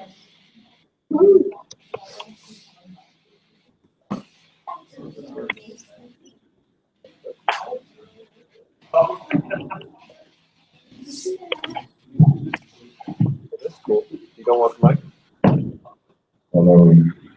It was picking up some really weird feedback, so I pulled it down. But if it's working for you, go for it. That's why I like the brings out my bass. I'm all about the bass. Oh, nice. Very Did you nice. see the NASA version of that? That was amazing. Order of business. I want to double check one thing. Plan to have a dinner tonight or not? And then it's done to me when it's now before 5 o'clock. I am definitely planning that now. I was expecting it to be together. That's what I expected, but it was not. And I think there's members of the Nova team who realize we're gone tomorrow, so that if they want to meet with us tonight. So. Okay. So what can I do to help that? Since I didn't do anything to help that before. Just delete it. We might want to figure someplace out and Get cookies for Bill. I have no idea where to go. Oh, it's not Girl Scout cookie season here. I should have brought. I'm making a note, Bill. But I would say Bill needs cookies. in the back channel. Not a fact, no, we go with the key. Kara's Cupcakes has gluten-free cupcakes if you decide to bring in cupcakes instead of. Course fine.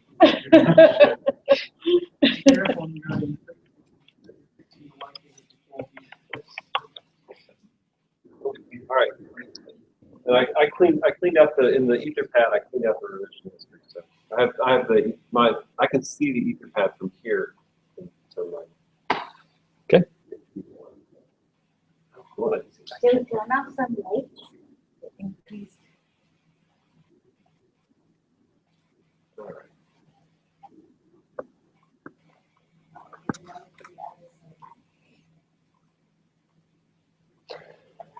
So we can start whenever you want to, sir. I am ready to go. Did we lose anybody? We lost one. So Melanie. this presentation I can run through in about 10 minutes, I think, and then we'll go back through for questions. So be patient, if you will, for a couple minutes. If you've already seen this stuff, DevCore is the Googleable name that we defined when we started the committee to define core. So we very specifically chose a name for the committee that would not have tag confusion with other things, because core doesn't Google well. And DevCore is not RefStack. I'll talk about that a bit. And there's quite a history with this. And one of the things that we really wanted to do, and I'll say this as a note, is that this isn't just about the technical definition of the core. This is actually very much about the social engineering necessary and the impacts on the project. So when you test ideas about that we're presenting, it's important, we spend a lot of time doing this, not just to think about the technical aspects, but about the cultural aspects and changing the incentives. We were talking earlier about the stack analytics economy. And so we're trying, one of the things that we want to do with this is we want to create an economy for OpenStack around stable, interoperable code and stable, interoperable products.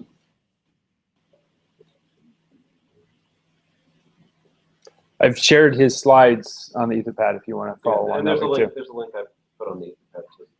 Oh, you did? And Oh, I have recordings of this, and we've socialized. This deck has been evolving, but it's fairly well socialized. That's fine. So the number one confusion that people have is what is DevCore doing? DevCore is a board committee, and there's multiple uses of the word OpenStack, and so we're only controlling one of the three. So one of them is the community itself, and people doing things like putting the word OpenStack. I think I actually avoided it on this shirt. There's the code itself, which is the OpenStack repository and what is in the code base, and calling yourself OpenStack integrated projects and things like that. And the third one, which is what this topic covers, is commercial use of the word OpenStack. And the foundation's responsible for controlling all of them. We are responsible for telling them how they can help vendors use the word OpenStack. So, for example, actually, I adapted this, so I'll come back to it.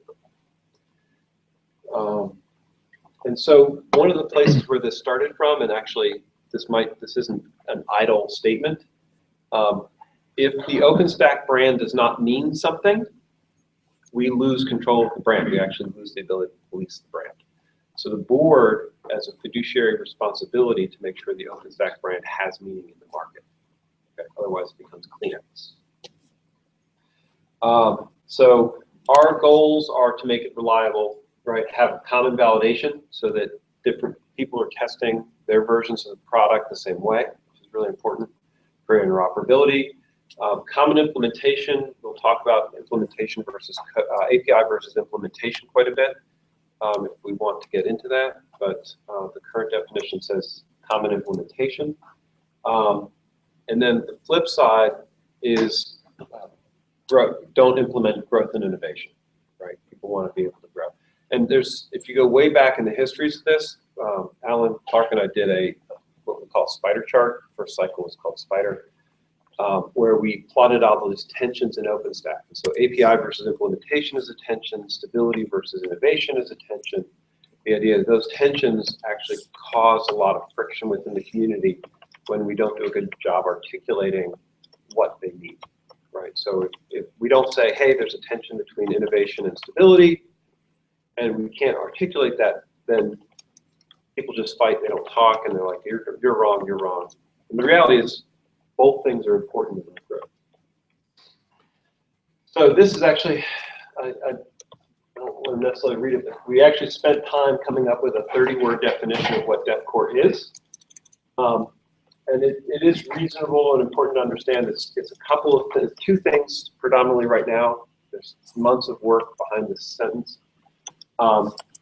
It's must pass tests. So there's actually a validation process. You must pass these tests to be considered OpenStack. That's been in the bylaws from the beginning. We refined it in this last section. And designated sections of code. And it's very important to understand that we're requiring both right now. So you can't be OpenStack if you don't use OpenStack code. You can't be OpenStack if you don't pass certain tests. And once again, commercially. So you can't say you are an OpenStack product. And then, so these are defined by OpenStack. They're set standards for products. So what does that look like? And it's frustrating now that words integrated release may or may not be out of date. But if you look at the overall version of the product, integrated release is composed of a whole bunch of projects. No surprise. Those projects have certain pieces that are designated and some that are not designated. So designated means that those are the ones that you have to ship, and the not designated ones are ones you don't have to ship. I have some examples. I'll explain that as we go. And then what we do is we have this concept of capabilities, which are bundles of tests. So you have thousands of tests in OpenStack. They're usually clumped into things like creating a compute and creating a disk and things like that. Those we've identified as capabilities, and then those capabilities are designated as required or not required capabilities. So that sort of sets it. And we talked earlier about breaking Nova down into subsets. This is how you would do that. You would say, all right, these APIs in Nova, these capabilities represent things that have to work, and those are going to be required. But these new capabilities that we don't rely on yet, those don't have to work. And so even a project like Nova could have required capabilities and non-required capabilities. Core, if you want to think about that, non-core. That allows even the older projects to have innovative edges where people are adding new capabilities and things like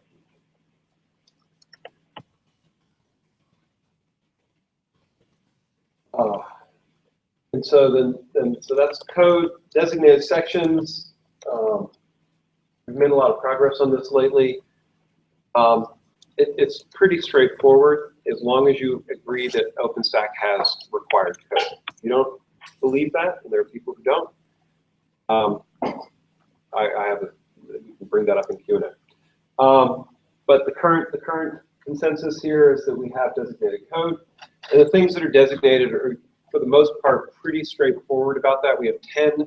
One of the things we've done very carefully in DevCore is we write down why we make decisions. One of the things that's fun to talk about is benevolent dictators. We don't have one. And as a consequence, you have to write down why you're going to make a decision and why you're going to reject something. And so we do that. And so this is designed to help people say, this section of the code, we're not going to include it, and this section of the code, we will include it. So the documenting why you do it or do it would occur if we had a benevolent dictator. I would hope so, yes. Otherwise, it just doesn't scale. The benevolent dictator, but then you can do it, yes, but you still have to go through that process. A lot of what we've tried to do is be very clear as part of how we send feedback to the community. You're right, a benevolent dictator still also has operating procedures that they're going to use to judge things. If they don't scale. There's a whole bunch of stuff that went behind this. We can drill into that. This was the starting point, which are principles that say this is how we compose DevCore. So it's broken into 3 major categories. The first category is that DevCore is defining a common set of OpenStack. We actually backed off of this, and I'll explain this in a minute. But that there is not different definitions of OpenStack for different users. There's not private cloud or public cloud OpenStack. There's a minimum OpenStack. We expect in time, we will probably create more fine-grained substrates where you would say, well, this is what you would expect to see in public cloud, and this is what you expect to see in private cloud. We're not there yet. One of the features, and some people say don't do it ever. And then the idea here is that there's designated code, and then vendors can substitute the parts that aren't designated. So if you wanted an alternate scheduler in Nova, rock on, that's not a designated section. If you wanted in Swift an alternate way to store the data, there's parts of the pipeline system in Swift that are not designated, and you can substitute. So it's very important that's an and, so you have that. And the idea is that reference implementation as tests, call that Tempest today, although this way we've done this is open-ended. We do other tests. Those tests then run against that reference implementation, and we pick which ones are valid. If you substitute non-designated code as a vendor and still pass the tests, you're still OpenStack, okay? Which is a very significant point. So it is okay, as long as you're still passing the test, to do substitutions in the prescribed places. The obvious question that people get into is what happens if I do an entire substitution and rewrite OpenStack and Go, not OpenStack. I actually have a slide for that. And then we refined that. So that was moving us down this path where we were going to have to try and create this true minimal set of what OpenStack was. That proved to be a little bit of a challenge because of the split between if Swift was a required component or not. Right, literally, that was the wedge question. It's always been the wedge question. And so what happened is that we actually took core and we divided it, and this is new. If you have followed this so far but not paid attention in the last 2 months, this is what changed in December. Is that we introduced this concept of a platform and components. So in core, there is now the concept of an OpenStack core component, like compute or object. Those can be certified as the standalone thing. So you can be an OpenStack component or OpenStack compute component or an OpenStack object component and have that certified and licensed and be considered compliant with core. And then there's a platform level that has both the compute and the object components in it, at which point you need the OpenStack platform. Yeah.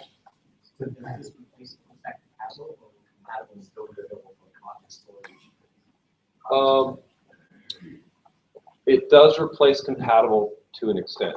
There's a different meaning for compatible from a driver's perspective, but this actually lines up better with the OpenStack branding. Because the OpenStack Foundation, from a brand perspective, was letting people be an OpenStack a storage device, an OpenStack compute device, and so this actually creates lines up with that. Got it. Yes, I get the compatible for drivers. I guess the example I was thinking in my head was like Swift and Object and Step, for example.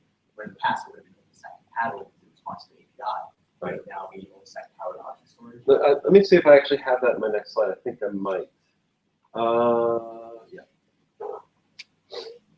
This turned out much more red than I expected. Blood red. So the idea here is that you've got this 4-quadrant diagram. So if the top is passing tests, the bottom is not passing tests, and the right includes the designated code. So this top right is I use the code and I am passing the test. So Swift, right? Nova, pretty straightforward. But once again, we're talking about products, not projects. So Swift Stack's product does not include Nova. So they would be these object component, but they would be core for that in that substrate. Somebody who, I'm trying to think of a vendor I know of offhand that actually includes all the pieces. But that's the idea. So if I had a product that included Nova and Swift, I think IBM has one, then that would be in the top right corner as a platform. Challenge is we also have people who offer compute but no Swift. Piston, Josh was on this board with me. Nebula, I think, is on this camp. There's a lot, actually. DreamHost is in this camp. They offer Ceph as their storage instead of Swift. Ceph is not OpenStack code, so that would have dropped their whole cloud into the bottom right corner, which we don't have a current mark for. So even if they passed all of the Swift compatibility tests, they still wouldn't be considered OpenStack because they're not using the designated section. And that was why we split this up. So somebody like DreamHost can use the OpenStack compute mark. Somebody like SwiftStack can use the OpenStack storage mark. Neither of them would be OpenStack platform. This has really significant marketing impacts for you unless you're one of the vendors who chooses not to use the OpenStack frame.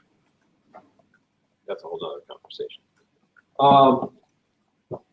But the idea here is if you are using the code but don't pass the test, you're misconfigured.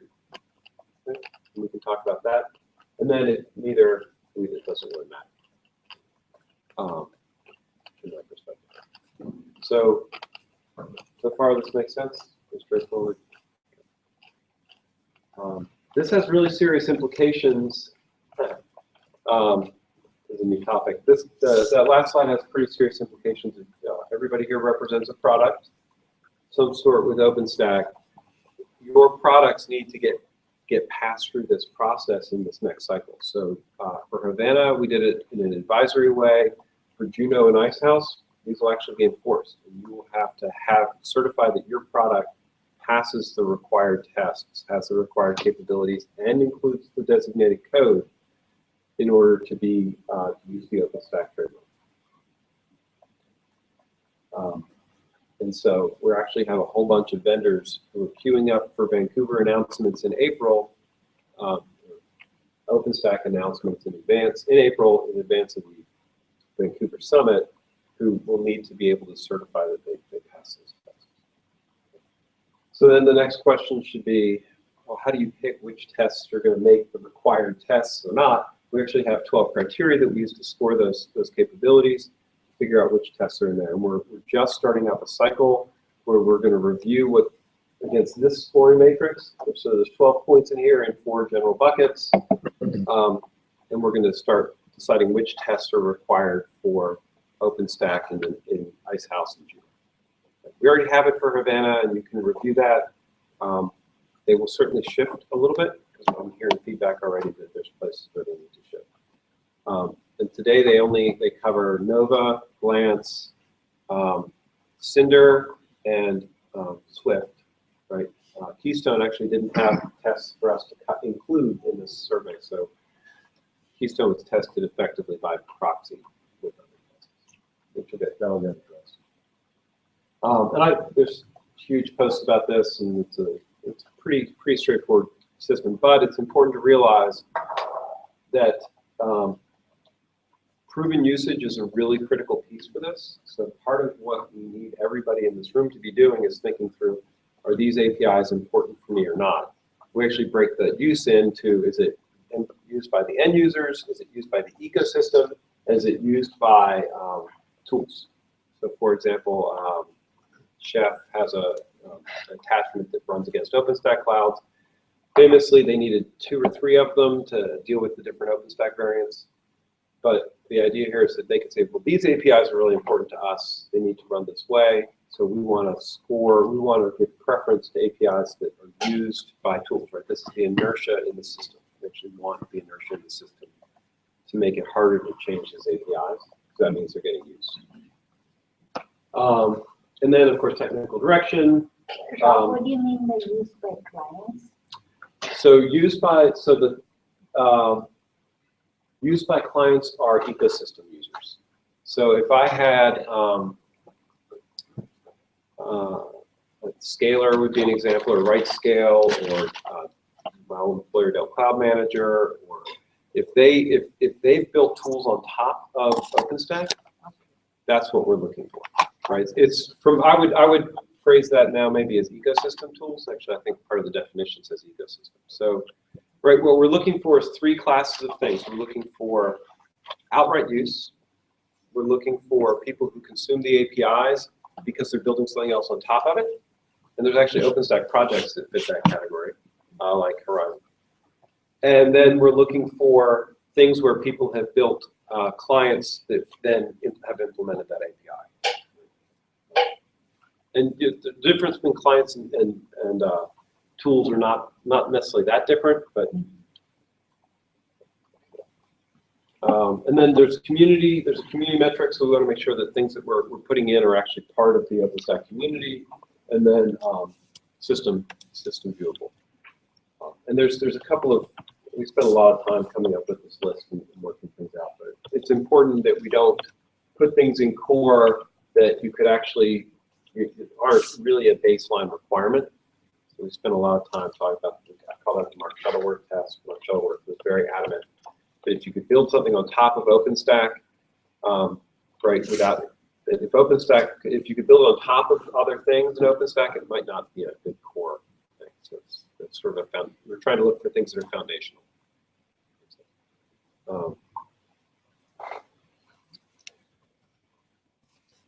And this is sorry to reiterate some of these things. Capabilities or groups of tests. This might be beyond what you care about, but we actually have a JSON definition of what these capabilities are and what the tests are. This is what the scoring matrix look like. And so I'm not going to spend time going through this, but we actually went through and scored everything. The nice thing about having 12 criteria, you can see all these yellow maybes in there, is that let us actually, you could see which things were, you don't have to say yes to everything. You can say maybe, and then you can figure it out later. So, yeah. I would like to point out that those negatives are confused them both. Oh, yeah. So I'll explain that really briefly, so if you see it, you're not thrown for a loop.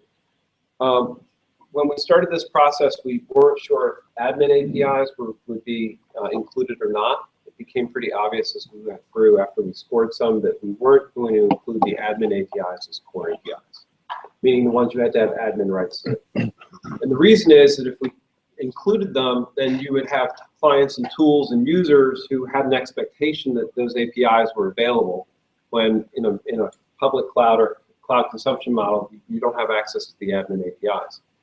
So we excluded them, but since we'd already scored them, I didn't want to lose the important information that we collected with that. So I made them negative in this. So they dropped well below the line. But if you look at the spreadsheet in detail, you'll see. Step back a little bit further. So what happened is, if you look at this, we have green, yellow, and red. There was a very clear histogram of core versus not core tests. So there's a pretty nice dividing line for this.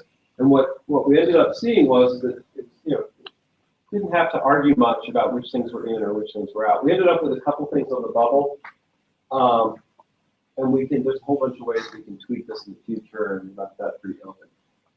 If you look at the admin, there actually is the exact same curve on the admin side. There's a handful of capabilities that in the admin are clearly core admin capabilities, and then there's a whole bunch that aren't. And so it's perfectly conceivable that in the future we would turn around and say, you know what, we actually have a designated core admin, what I would call private cloud from that perspective, a private cloud dev core. So that a vendor walking into any OpenStack site should know that they'll have access to these private, these admin functions. So it's right. It's important for us to have a definitive thing that we do today, but there's, we think about the future all the time and where we're going with that. So I would love to be able to say, in certain cases and scenarios, these extra APIs are actually what you expect to see. I'd call that a supplement.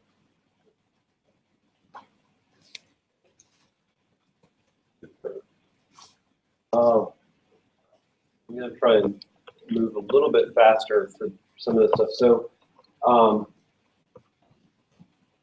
this work really is going to hinge on whether or not we get good data. So there's a project called RefStack. The purpose of that project is twofold. One of them is to help vendors self-certify, so they can run Tempest against their own clouds and then upload the results and see if it passed or not. That's not really required right now, but we think it's important for vendors to encourage adoption and to have some sort of normalcy in the process, some standards.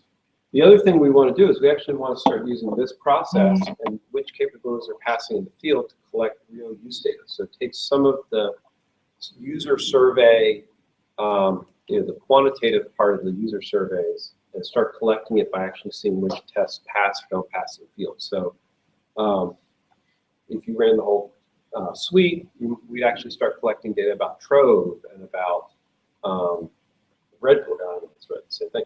But Trove or against Salometer or against Hara or other projects.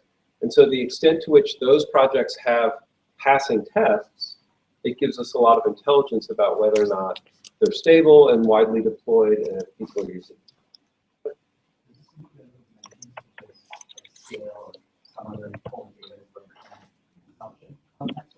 Not at this time. We'd love to see it move into that, and where you'd actually start saying, "Hey, this is more about my cloud." Right now, frankly we're struggling just to get the data. And what if you don't have word of caution with this? Tempest is not designed for, and we found this out. We thought we were closer than we were. Tempest is not designed for this. Tempest has all sorts of issues that make it difficult to use in this challenge. We're addressing those as one of the reasons it's taking us a long time to make RefStack work, because we made the decision, and I think it was the right one, not to try and create a new test suite. We want to use the community test suites. And so that means that when people write tests in Tempest, they have to make considerations like, well, does this test have requirements that wouldn't exist in a public cloud? Or does it leave behind artifacts that aren't acceptable for people in a public cloud, right? Those are very real concerns. Tempest hasn't had those concerns. We're just fighting the fact that people rename Tempest tests, and that changes what our reference markers are. So we had to add, trying to add unique identifiers to every test so that when we build these matrices, they actually don't shift under us during the release. So a lot of tactical details here.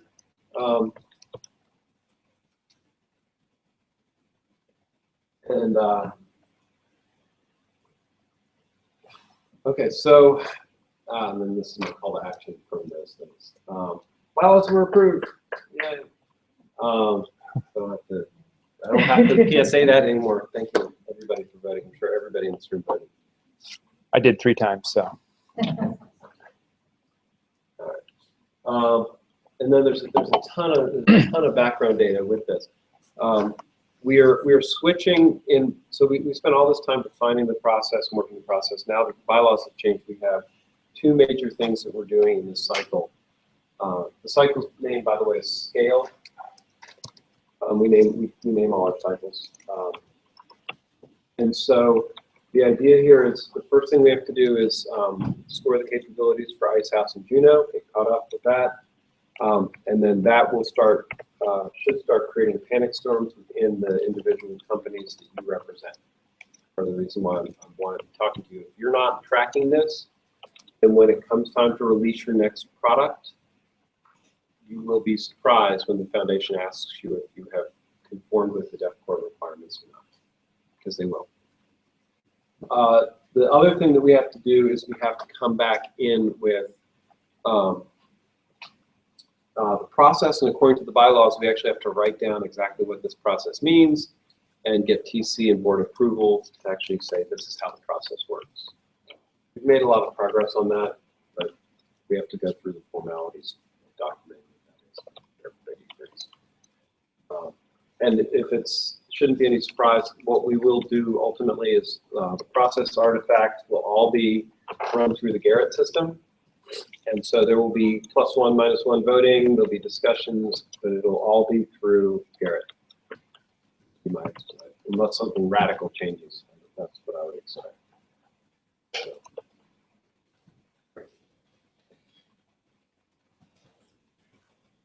I'm looking at my notes. Do you have questions before I go through the items I've written down as notes? How about asking my usual question? So since Tempest is not quite ready for getting used in the production system until, how do you plan to be able to use it right now for people to use it for voting?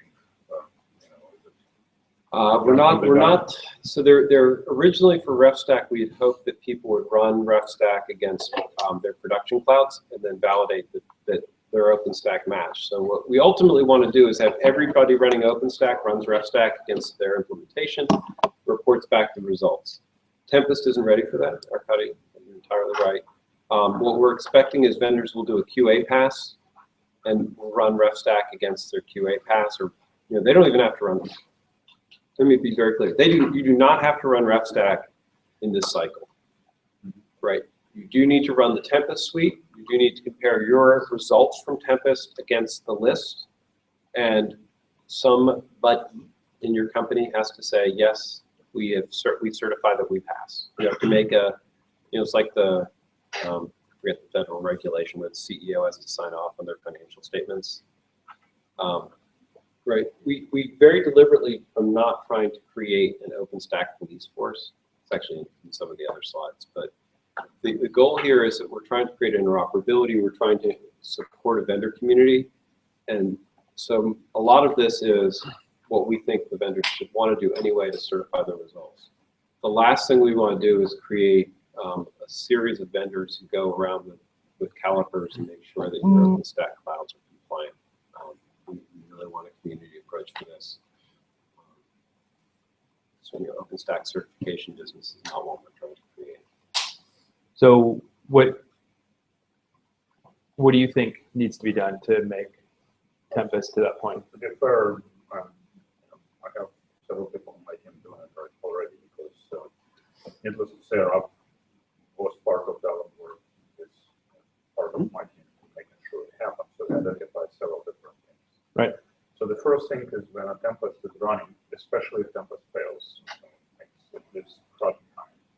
It leaves CRUD in multiple, in a variety of places. Right. There is a databases which, there's some entries which cannot be removed except manually go into database and move it. Right.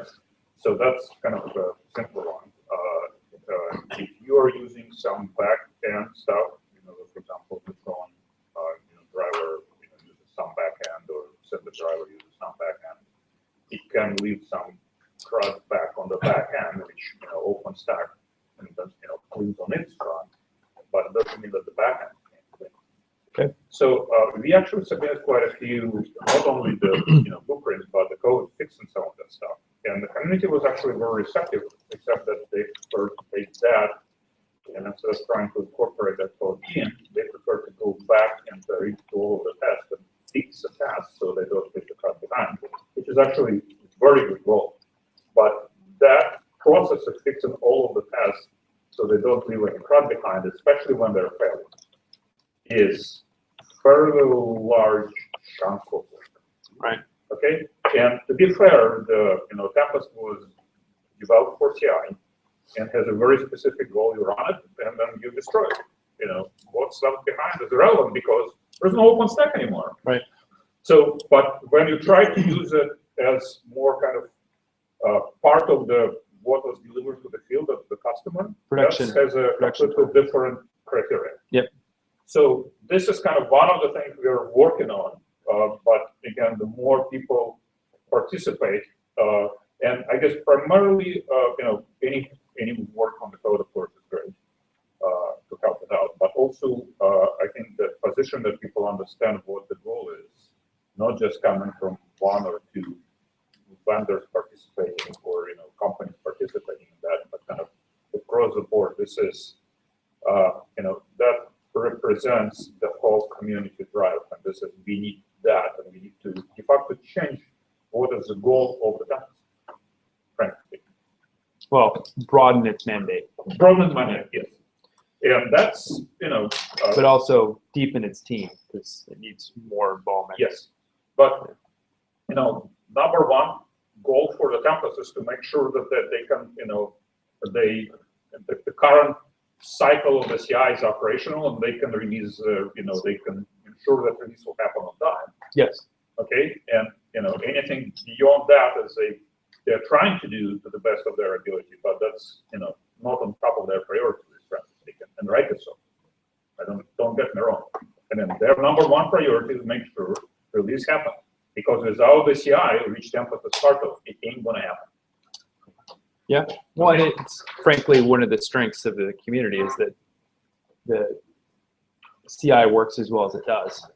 Absolutely. Mostly and public and group efforts. Breaks, people jump in and fixing it immediately. I mean, that's very well-oiled machinery for the cloud effort. So very responsible. I think what you're pointing out, which kind of new, but I don't think we brought it up earlier, is that one of the goals of this group should be identifying key areas that need more resources, right? And that right. Technically can be part of that release roadmap, but I don't think there's any product management running around saying, "Wow, we need to improve Tempest." Because that's not something typically, not for all teams, for some, that they're thinking about giving to their customer as a feature. Well, no, that's running around saying we need to improve it.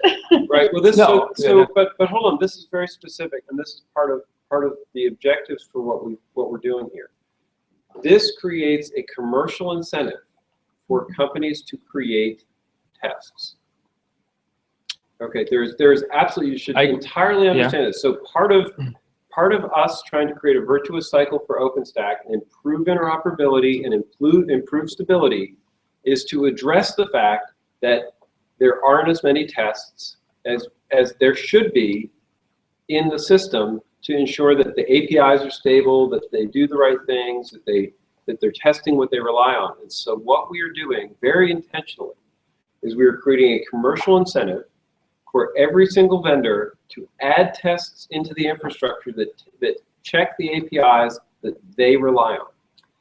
Or fix broken tests. And fix broken tests. And so this is right. Our mission here is interoperability.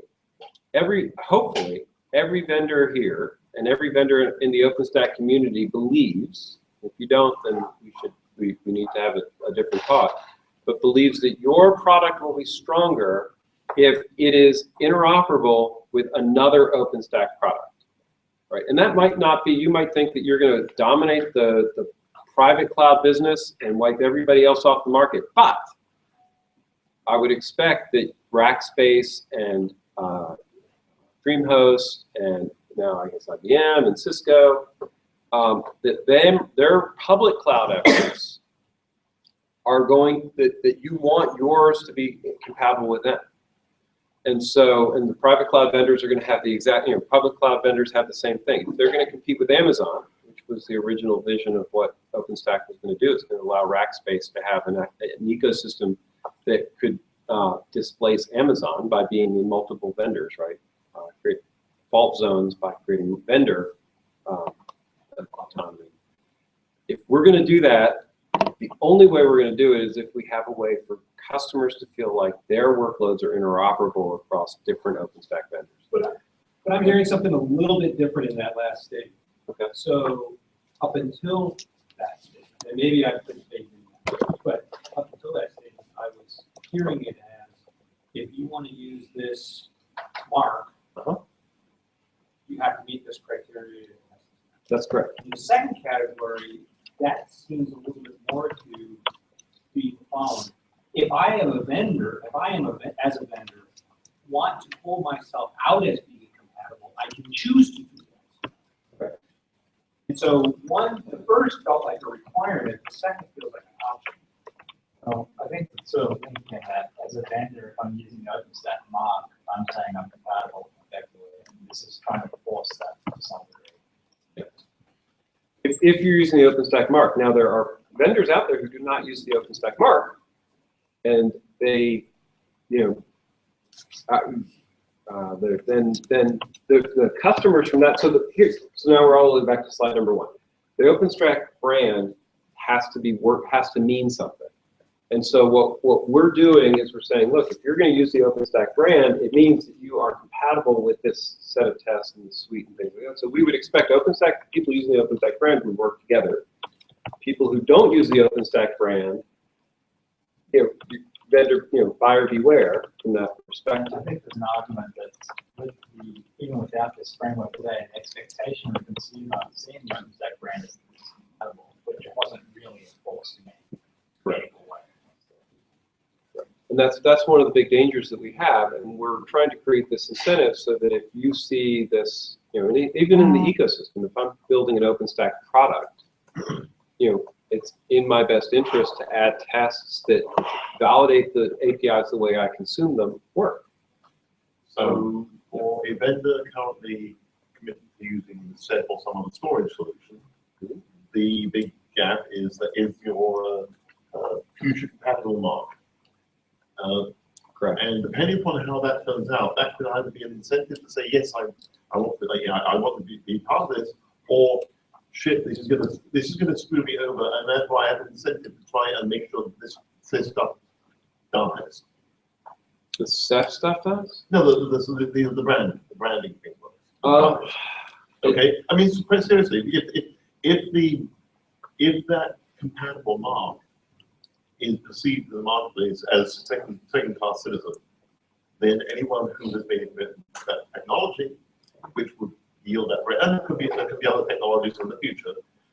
Right now we focus on storage. There's just as much substitution taking place in networking and elsewhere, with databases and so. But there's an incentive for people to actually say, well, in that case, I don't want to have anything to do with it, and furthermore, I don't want it to be a part of the conversation with customers. so can I? That's a risk. Yep. Okay. So so the key thing here, and I don't think any of us do it justice enough, and I'm just as guilty as anybody else.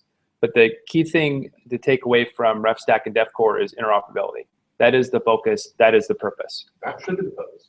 But the designated code is not interoperability. So no, this is a big part of the dynamic of this discussion. That's right. There are people in the community who believe very strongly that the OpenStack is code and implementation. This is from the very foundation, very formation of OpenStack. If you're not running the code, you're not running OpenStack. There's different people in the community who believe with equal fervor that OpenStack should be about the APIs, and that the implementation has to be more open and flexible. And so I'll give you my prediction on this. I don't know if it helps. Is that we're going to get this done for Icehouse and Juno, and somebody's going to turn around to the board. I actually think this is a measure of success. Turn around to the board after Vancouver and say, I just wrote something that passes all your tests, but doesn't use your code. What am I? And they're going to, that person, and we're going to have to decide that. That will be the board's challenge, hopefully, in Tokyo. Right, I'd like to make sure, it would be nice if the board was actually considering that before it went public in Vancouver. And, I think that, Sean's comment was spot on. For a lot of people, what you said, interoperability, this is all about interoperability. Well, interoperability has nothing to do with the code behind it. Remember, Microsoft Windows has a POSIX compatible subsystem available. I think it's also good.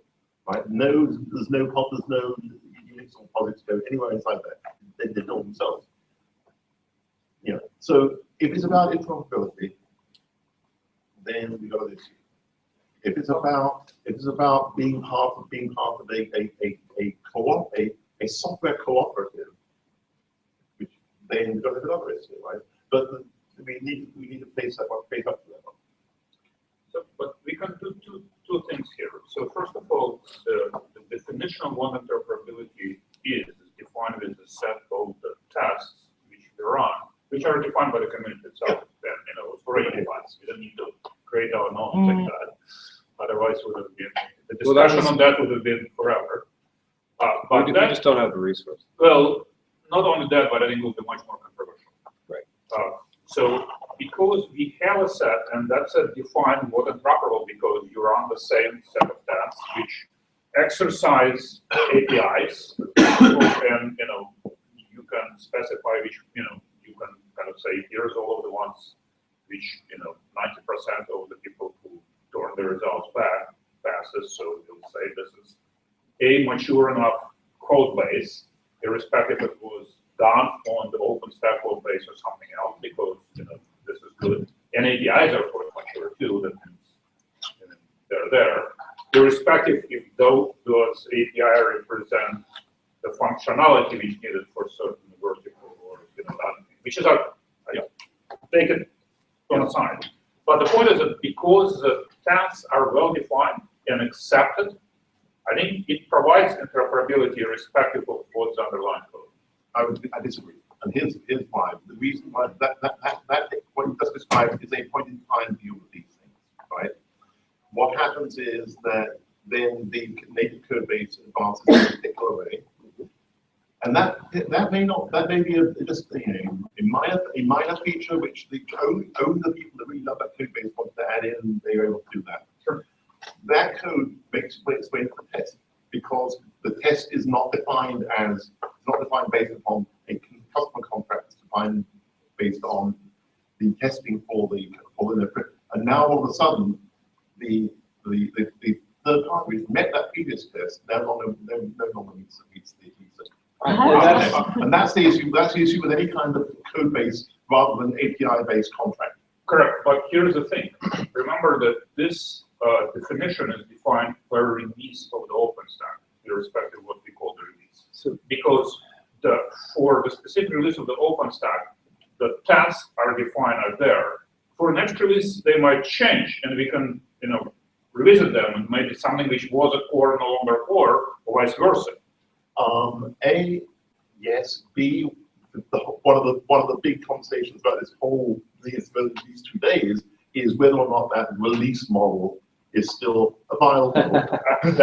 Thank you for the bridge. Yes, great bridge. And the third point is that the classic ratchet effect that it's easy to add a performance criterion. It's very hard to remove it. We already learned this in spades because we tentatively put Swift in.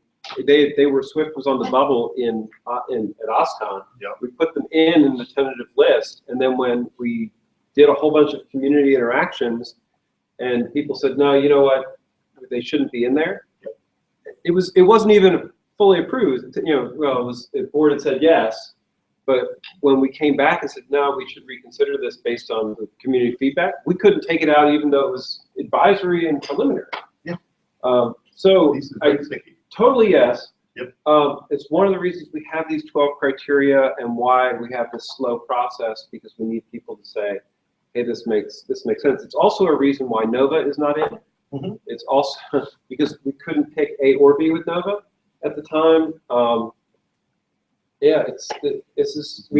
have to go slowly. This is not easy. The bridge part of this is that I would like to see us, and one of the reasons I was trying to hang out with some of the TCs, is get this definition incorporated in with the levels definition, because from my perspective, use the I in this case, it's what we're defining as core is actually the minimum set they need to be integrating together, because that's what we're saying product needs to work. Now, there's an existential question going on with the big tent, I guess now called tagging, which is OpenStack a product, or is OpenStack a suite of projects? Once again, there's a lot of community tension over. There are definitely, and most of the people I think in this room, when I've talked to people one-on-one, they think OpenStack should be a product, a defined box of things, and not necessarily a whole suite of projects where you could include A or B or mix and match. The different vendors have different perspectives. I definitely see some vendors in the market who want to have the open source stuff have everything, and then they have a curated suite. So I think interoperability is critical. Wearing in the cloud feature, right? Interoperability is critical. I think it would be very unfortunate if the interoperability message, the interoperability statements that we make about our products and our distributions got screwed up by the debate about is it my code or is it somebody else's code? I think that would be very unfortunate. No, I mean that position is commonly held, not majority held, but commonly held, and there's equal proponent of people who have the exact polar opposite, which is I think it would be really sad if we had API compatibility without the shared code, because then nobody would bother to upstream anymore. And so, right, the flip, I'll give you the other the flip side of that argument, is if we don't have the designated code, then nobody will upstream. They'll go off on their own fork, and they will just they'll do their own thing, and there's no incentive to upstream it back. Hold on. It's thoughtful. I kind of do agree with that position, simply because we have to have some portion of code, or at least an implementation available that people use. Otherwise, how different are you from the static API stack? Exactly, and that's actually what I was going to say. And we specifically, when we started off with this, there was a couple of voices, shall go nameless. It's some of the initial. Well, I'm not looking at you. I'm saying you did. Sorry. My job is to represent everybody with equal fervor. Yeah. Well, no. Anyway, sorry. There was some people that were well-intentioned, but were very adamant that they wanted the OpenStack board to be a standards board. And there was about half of the board said, we will walk if that happens. We're gone. this is not what we signed up for.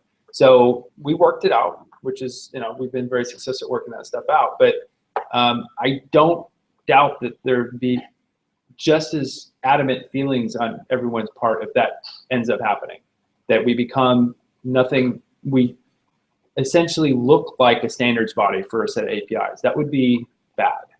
And that's where the definition, the designated code comes from. The trouble is, it's always tempting to take a very black and white view of this, right? It's either all APIs or it's all, right? And I don't think, be rightful. Yeah, I don't know anyone who says, oh, we should completely ignore the code. Completely ignore it, right? Because code has nothing to do with membership of this thing. On the other hand, when you look at the brute pragmatics of the fact that a very large number of people who are running OpenStack are using it with software which is plugged in from a third party and would mean that you couldn't say we're OpenStack. Somebody says, that just feels wrong. Well, let me put this a different way. So there's a pragmatic need to fight there. And this is something actually we've gone around a little bit on that. What we're starting to do is we're talking about the base level mark. We're not talking about the pantheon of marks that will spin out of this, right? And Rob talked a little bit about that there's likely will be a storage and a compute and these different kinds of marks. There will be storage and compute. Yeah, well, yes.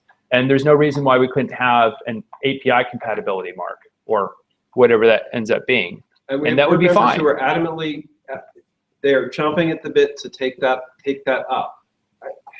But I think I feel strongly we need, yes, and I feel strongly that we need to have a platform mark of some sort that says you use the code and the APIs. And that I think that's important. And if somebody wants to have a product that only supports the APIs but does it really well, then we have a mark for them too. I think that's great. But I don't think not having that super mark is bad. I agree with you. I think this is a starting point.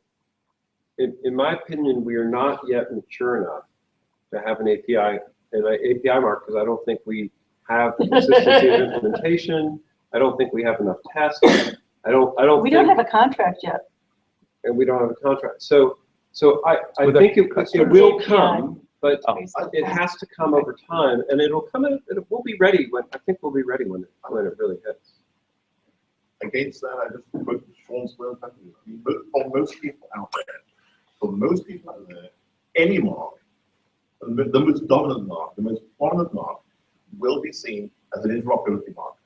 Mm-hmm. Absolutely, there's no doubt about my mind about that. And I think that there are some vendors, to buy me some drinks, but there's some vendors who believe that their own brand as the trusted, to be a trusted version, could supersede OpenStack's own mark in doing that. And I think, actually I know because I've talked to other vendors who believe that they want that to not happen because they feel like that hurts the community. And so I won't put names in. I have one question, Rob. So one thing, kind of caught my attention. So we have two set of APIs, which kind of a unique position in the code base, which provide very similar functionality as compared to different implementations. So one is no network, and one is neutral.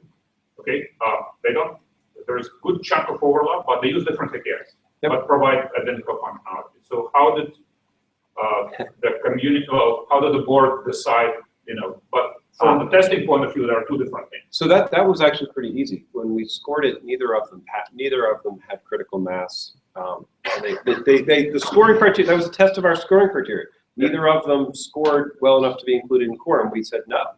So one of the faults with the Havana set is, and why it's not required, it's just advisory, is there's no networking capabilities that are required in the current Havana list, because at the time, Havana was straddling these two different APIs. Okay. And who's actually run the Havana capabilities list against their backend products? So, like you're saying, if this is about kind of forcing, then hopefully everybody's going to go home and do that. Right? That's the message. is to run. You should be running Tempest. If you're not, if you're not running Tempest against your cloud, your actual install, do it, figure it out, because that'll take a couple of weeks just from that. Well, so there's kind of, the reason I brought that up is because there's actually, we spent a lot of time talking about, whether the code is important, the designated exceptions. The flip side of that also is there are capabilities in there that are rather important as well, because we do have different backends things. And just as a straw man for that, if you look at a man list, I think compute pause and unpause is in the capabilities list, but there's at least two covers to support that. And so there's actually bigger things. So couple of comments. So well, actually, wait, hold on. I'm going to take that and turn it into a PSA. All right. In the next 6 to 8 weeks, we are going to be taking the Havana capabilities and turning them into Icehouse and Juno capabilities. And those will be certified. They won't be provisionary. And so if you have an issue, we have some relief valves. But if you have an issue with anything in the Havana list, that's the starting point for these next ones. And you better be ready to bring that up in those meetings, because the default will be start with Havana and move forward. So PSA is great for this room. I wonder if we're making a broader PSA to the vendor community for all backends. The OpenStack Foundation is. Because we don't want to leave any vendor behind. So that's, I mean, that would be stupid on our part as a board. Doing it, but you're the ones who are, new to, you know how much I've been from talking about this. My point was just that, we have a couple of people in this room who probably a lot more backend. I know. We actually, so that's why I wanted to comment on a couple of things. So I fully support interoperability, and since day one I was jumping on there. But there is one thing which bothers me. To be specific is, let's say I test, let's say my company implementation I pass. All hanky-dory. It doesn't mean that when it will be provisioned in the field, it will be interoperable at all. And everybody who deployed OpenStack in the field would attest to that, because I can go and set up as administrator different volume types, different flavors, and it will, while my implementation, I can be rest assured, will pass it with the flying colors. Once that is implemented in the field, it does not guarantee that the implementation or the application running on top of that in the field would be important. So Arkadi's right. We're not, and please do not mistake this as achieving interoperability. We do not have that illusion. This is about a process by which we get towards interoperability. The only way we're going to get to interoperability is if you add tests that validate things, right, by increasing the body of tests, increasing the amount of coverage. The good news about using Tempest is that if you have a test that you think is important, and it becomes part of the gate, then you can be sure that people at the gate aren't breaking interoperability for your stuff, right? This is part of what we're trying to do, but it's going to take multiple release cycles. It's going to take everybody in this room going back and saying, we need, if we rely on this API, test coverage on this API is low, we need to address that. We're creating a commercial incentive. Right, to me, and I'll test. Yeah, go ahead. Will there be pushback on adding new tests? Like somebody's got their certification with ABCD tests, you're going to add a D test, and they say, hey. There will always be pushback on adding tests because that's how we operate. So for the most part, if you're adding, as long as the tests are going to pass gate, you should get relatively little pushback. There is a relief valve in this, so we can identify individual tests and pull them out of the suite if we feel like they aren't applicable more broadly. So if you had a case where one test or a couple of tests couldn't pass for a certain, like a Microsoft specific cloud didn't implement this one test always failed on a Hyper-V backed cloud, we could actually flag that test as optional and pull it. Because what we don't want to do is we don't want to mess with the Tempest suite and say, hey, we don't want to mess with Tempest. But there will be places where vendors say, this doesn't really fit, so we can't make it work reliably. We have a relief valve for that. But yeah, this is part of going back and forth and having, from my perspective, we're trying to close the loop. Thing that gets me excited about this is this type of closed loop QA where the vendors are actually incented to create tests that then improve the interoperability and the quality of the product is really novel. Part of the forward motion of OpenStack and improving the community and trying to keep it in place. The other thing it should improve, hopefully, besides interoperability, is the APIs. It will help drive the API definitions to contract level. Because we all know what happens when two different interpretations and one company ships a lot more than the other, that company wins even if it doesn't meet the actual definition. And so OpenStack is trying to not pick winners and losers, so they'll make sure that as things go, it will drive to both a contract level API and well tested. And to Jeff's point, I think that will ultimately allow us to have substitutions. I've said this before, and I believe it really strongly. I think the OpenStack's biggest competition is going to be OpenStack in the future, where somebody comes up with a new implementation of our own stuff. We've seen this happen multiple times. It's actually historic for OpenStack to do it. Having good tests that allow us to swap implementations with confidence is exactly the defense that OpenStack needs as it tries to improve and change out its code and innovate, things like that. So it's not just external, it's internal pressure that we're trying to help with. Yeah, a lot of that is going to be, you have to give a lot of self-discipline in limiting the tests to those tests which are necessary for interoperability and are likely to survive a generational replacement. That's going to be that's going to be a lot. And of course, since Tempest will not have that same incentive unless we put that mandate on them, we need that. That's probably one of the outputs from this process is going to be to make sure that we make sure that the testing regime recognizes that long-term contract and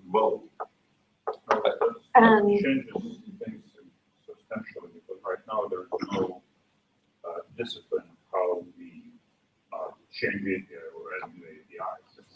We add them as community consider needed. We add, of course, a test because we ensure that they're properly tested as a part of the campus. We try, we kind of have, I would not call a contract, but pretty close disciplines and with one release backward compatibility, but that's just one release which, for some of the verticals might not be appropriate or sufficient.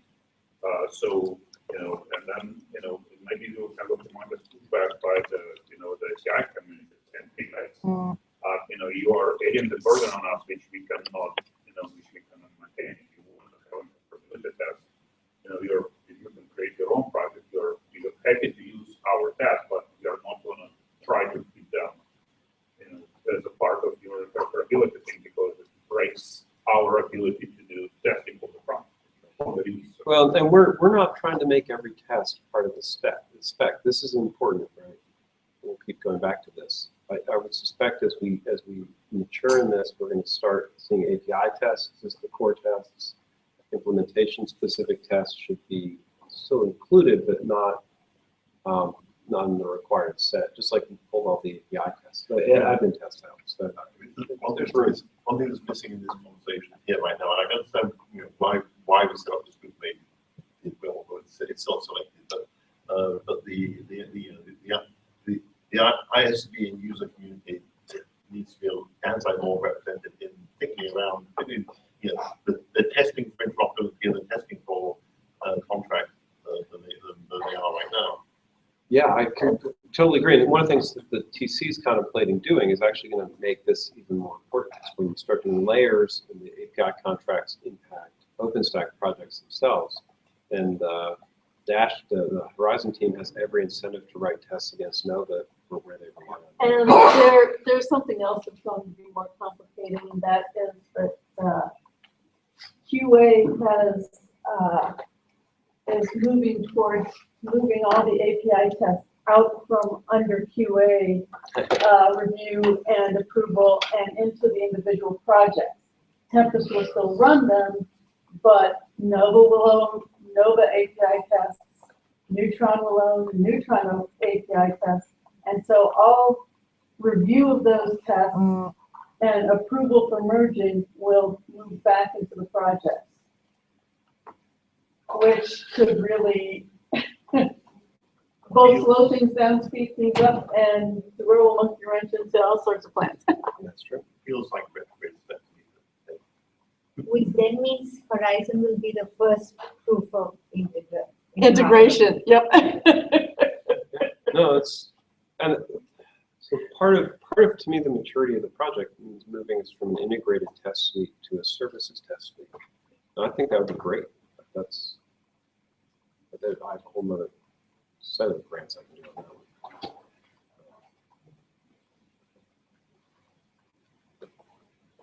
So I don't know, I'm trying to be respectful of time and make sure we don't.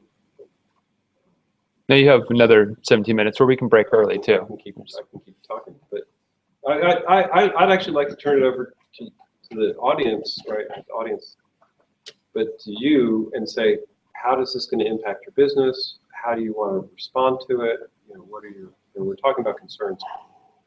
So before we go into how it impacts our individual companies, I was curious, do you have any thoughts on how, again, before we're trying to do products or product, anything that we can do from that perspective around that product activity? What would be your advice as a team?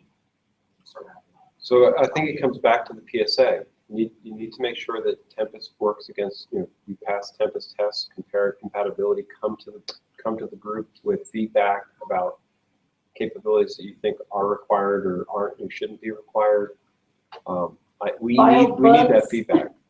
We need that, but we need the feedback because it will be very, very bad to have capabilities in the system that don't match what they are.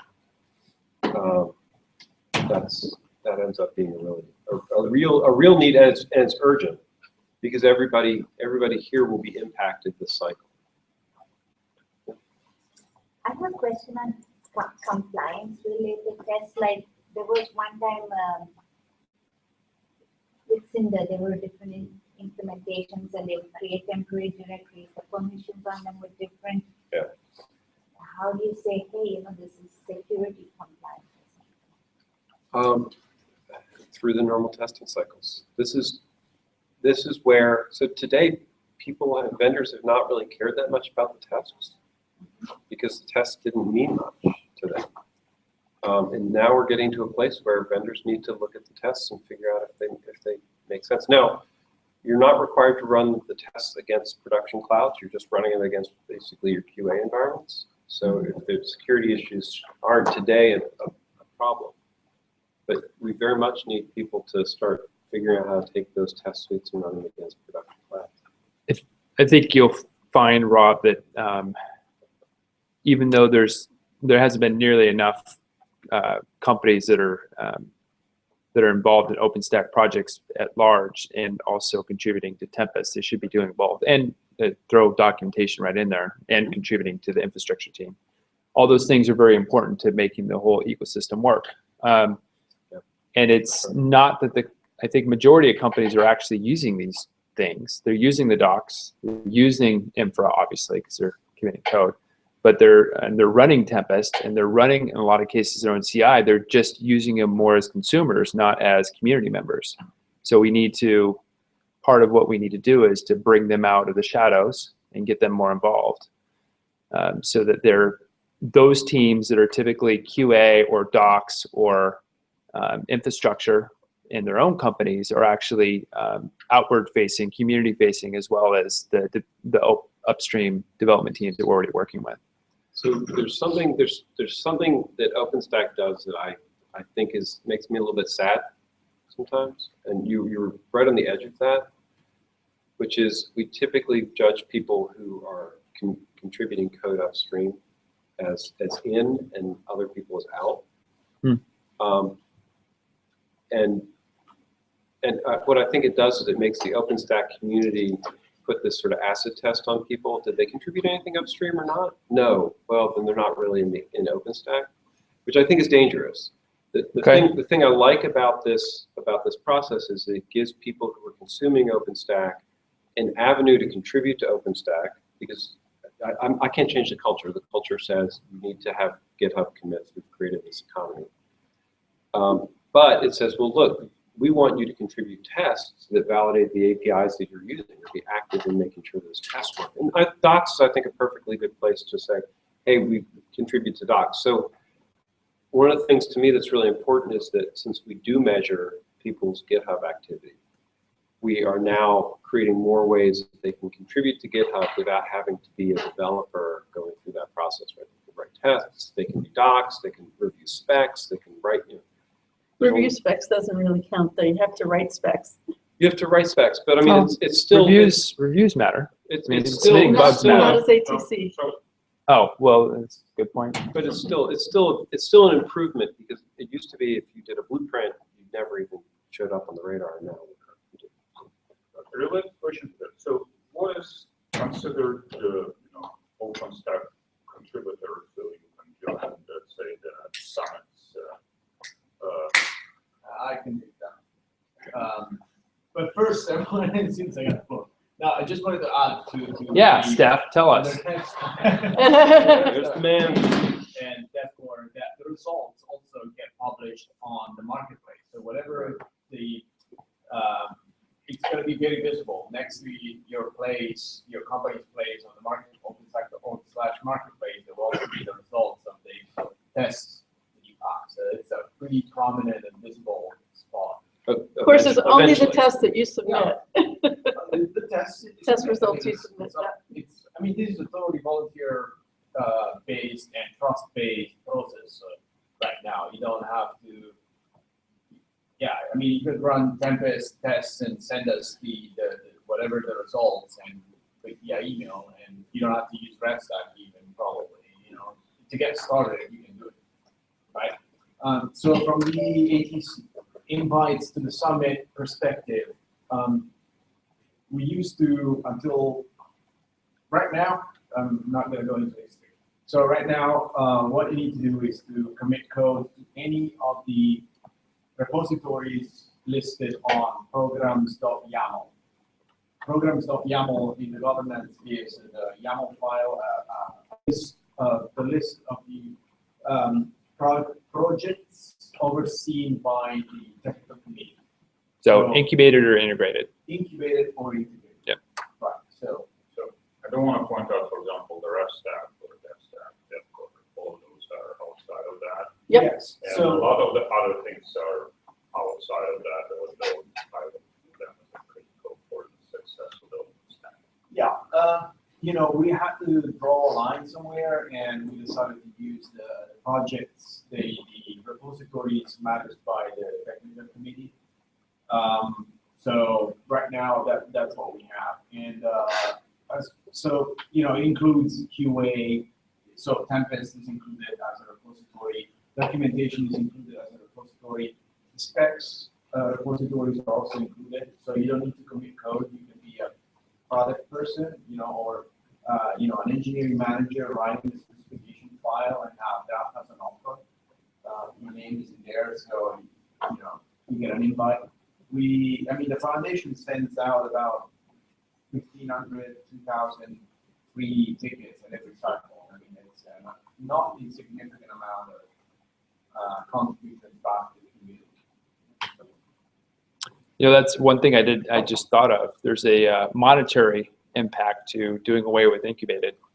There'll be a lot less people paying for tickets. Yeah, but the mailing list discussion with the TCs is with the big tent and products in the ecosystem, projects in the ecosystem, they're talking about now expanding ATC to include anything in StackForge also.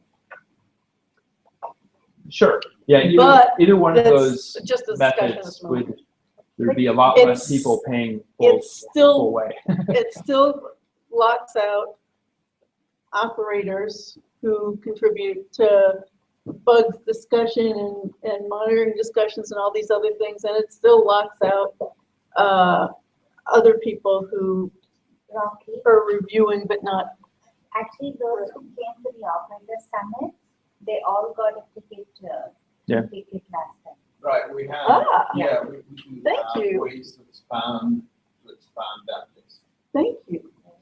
Yeah, it's been asking rather than given. But by me saying that it has a monetary implication, Hey, it's on not that subject, that we're ever trying to make money. We're trying to just break even. Yeah. So. But if it's not, if it's integrated and it's easy part to integrate, still has a band as well. Sure, and likely will still be the mechanism. I know there's been some discussion of just the implementation of these changes of likely it will still be the same mechanism or a very, very similar mechanism to implement this stuff. It's just changing the definition of what that is. Yeah, so we're gonna send the invites. We already started, we sent the first batch of invites to people who committed before, or actually right after the cutoff date for Juno. So anyone who contributes to Kilo will get the invite. And we will be sending batches at every milestone until we get the line. Cool. So 7 minutes. So so I'd be interested to hear people's opinion on how this fits in with the morning's discussion. What? The morning's discussion. Right. So I'm still trying to understand how, was there a vision of how they fit together that you already have, or are we actually supposed to craft? Is that still being, did someone have it all up front and they're like, oh, we do all these things and it's gonna be great, or this is happening and that's happening and hopefully they come together nicely? Was it all by design or not? There's an element of the TC has been aware of the DEF-CORE work that's going. I think that it hasn't, TC has not chosen to pick this work up and say, okay, this will be the basis for our integrated plans or things like that. I'm assuming it doesn't look particularly integrated. Well, it makes sense that this could be the tag, like this could be a set of tags for a tag release. So it makes sense if that is the plan, but maybe it's not. That has been mentioned. I don't think it's per se the plan. It's just been mentioned as one of the outcomes. That's why I was hoping someone had a grand design. That design sounds reasonable, but maybe someone has a different one. Well, and I think Brad's asking, in some ways, would it be worth this group considering trying to turn it into a design? Well, the designated code would essentially be tagged with designated code, right? Oh, I think it was more mentioned along the lines of tagging what means the mark. So the equivalent of certain types of marks would carry a tag. Sure, but that has to align, like I could see that aligning with the tagging release, some projects get tagged. And that could align with this, no? Not really, because remember, just, there is only subset of the tasks for specific projects are tagged as part of the. And only a subset of the capabilities. Yeah. And a subset of the project. So this is a completely parallel system. Well, like take Nova as an example. If we were to talk about what might be considered, well, we would consider the API, but would we consider all the different plugin drivers and schedule filter drivers and all the? No, those aren't necessarily designated code, but the API, absolutely designated code, right? So that's what's going to have to ship with it. Part of how this relates is because we have DEF-CORE coming for trademark approval. This is one of the reasons we connected originally integrated release as the definition of it essentially frees up the whole structure of the project from trying to like tangle in trademark policy with release policy with CI policy with, we're kind of like separating the concerns because they aren't actually the same thing and trying to mash them all into one big ball.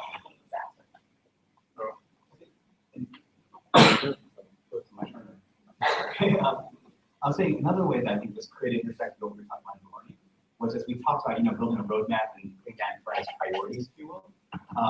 There could be a section in there that, if we agree that that is a theme or roadmap item for OpenStack as a whole, there could be a dev core component to it as well, right? Because then if we're all agreeing that you have to have HA, then you make testing HA a dev core requirement. And that would be one of the places where I would see this helping this team figure out what they want to do. Because if you're going to say, oh, we need to do HA of every project is ludicrous, frankly. Exactly. But you could say, look, we just need the dev core, the core dev core defined components need to be HA. And all of a sudden that's a much more achievable goal. It also helps you separate the noise from the signal from the noise from that perspective, right? How much do you have to worry about oscillometer from that perspective? Well, it's not core. And actually you could look at, there aren't really tests for it, but you could look at the test and see if it's likely to become core in this next release. And therefore figure out your product strategy for that. But I think one thing which, is a good thing to tie them together. So we talked about all the abilities which are coming out across the project and across things. So there is one way of looking at that. We can take a look at the tasks which are available right now and see, we can categorize them into those utility buckets. Some of them will not be in any buckets, some of them will be multiple buckets, but just like you have to go through all of the tests and figure out, how to tag them with functionality, which is a painful process. I'm well aware of that. No, it's more painful to think of some of the ilities and creating tests for that. I think the utility is just not there. I don't think we have enough tests to cover the utility to begin with. I would love to see a vendor who extends the test, the dev course test, and then starts actually putting a qualitative measure to it, like saying, all right, I ran dev core and then I shut off one of my controller nodes and I ran it again and it still passed. And so I think that there's room for vendors when this baseline exists for you to sit down and say, all right, we actually can demonstrate that we keep in compliance under these additional circumstances, under this load or under this at this scale or with these types of failures in the system. Yeah, but to me, they're starting to kind of on the fly define what the test set for the various. Well, or it allows, we're creating a baseline that then allows vendors to go and extend however they want under whatever modes they set, right? Correct, but I don't. So I agree with that. It's very unclear to me that is appropriate gate part of that testing for the gate right now. Right. It's not. Oh, it's absolutely not. So it. I try and put a vendor hat on in as a board member, because to me it's very important that vendors can be successful making money from OpenStack and distinguishing themselves from each other, right? Those are I think about that because to me OpenStack being successful, yeah, it's for OpenStack to be successful, everybody's company has to make money doing it because they can't keep funding the engineering talent to do it, right? And the summits and the sponsorships and all that stuff. And so, it's important to say, well, if DevCore creates this common base that everybody has, vendors are going to then go up stack and say, well, okay, well, I can run it in this model and apply these tests to this. And we want that. We want that to become the lingua franca, if you will. Correct, but I would basically say it's an extension of what I would call the gate test to extend it to various utility. Yeah. People start providing that. And then we as a community can review just, by the same criteria, we'll run it against multiple and people will say, hey, not enough to warrant or EA, some of them are there and people will have incentive to keep them up. So we had at the beginning of this process, we had a very active discussion over quantitative and qualitative tests, not binary tests, because there are some tests that they're qualitative in measures. I do hope that we end up with the test suites including a degree of qualitative tests that people can agree on. This number of scale, this much. The ones that Josh McKinty and I were talking about was how response time, right? Be great to see tests that said this is my response time. I have a response time contract, or not even a response, just measures the response time and produces a number. And we might not ever make that value core, but it would be really interesting, for it to be a number that people could then start comparing. Well, I know Great our ops places to team, go. that's one of the things he first jumps to is, I can do 1 million transactions, every quarter minute or whatever. And he's very proud of that because he's fine-tuned his stack to be incredibly fine-tuned. Correct, but So, now, as soon others as you use start that as well. going there, you start talking about, to make sure we are comparing the deployment, apples to apples. Because I can assure you, I can deploy that, let's say, in the containers, all on the same nodes, which communicate in completely different mechanism and have completely different latencies and all of the other stuff, and compare that against, multi-site, deployment. Sure. Yeah.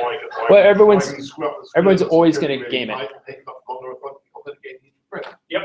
So hold on thought just for a second. So time check, 3 minutes over. Try to keep the schedule as much as possible, but being that we don't really have anything planned, talked about planning something, so I wanted to go over that real quick. So the initial idea, which is very close to what you were starting to go down, is to debate, come up with an example of a theme / implementation of using the flowchart that was which I'm calling release roadmap flowchart. Call it something else, but it makes sense to me. And using that as a kind of a guide to run this through and see, much like how you're talking about, where there's gaps and where there could be, how it would look. If we can come It up could be an with ability there's like one, high there's availability. one thing which we can all agree saying, okay, let's pick that one and use that as a guinea pig to go through the Yeah, process. just an example. And try to drive it through. That's We don't basically have what to I'm looking debate for. so much what it is, just that, is it possible to do it for an LOD, as an example, or, yeah. So Steph likes it. Yes, what were you saying? The only thing that I'm in the conversation we're having about DevCore versus how themes could impact DevCore testing, if you will.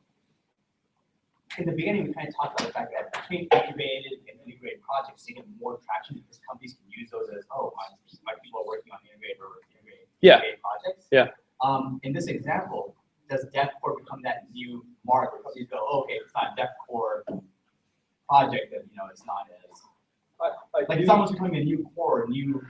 Yeah, the new maturity. Exactly. Yeah. I do think that we will see that projects will their popularity would make them core, and that would be part of what we see as an emerging target to replace the I want to be part of the integrated release. Yeah, I think you're right. Like, it's not something that will be dictated, but I think it will evolve for that because projects will want some kind of karma to earn. Yeah. That makes sense.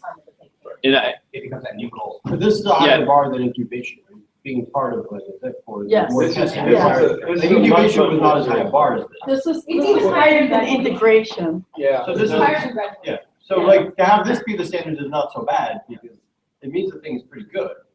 Well, and one of the nice things that happened when we split into components and platforms was that we not only created DevCore, it's actually already a pretty high bar, but we now have, you can be an OpenStack core component, but not required for the platform. So something like Trove, which might come into maturity and be a database as a service, you might be able to say I'm using OpenStack database as a service component.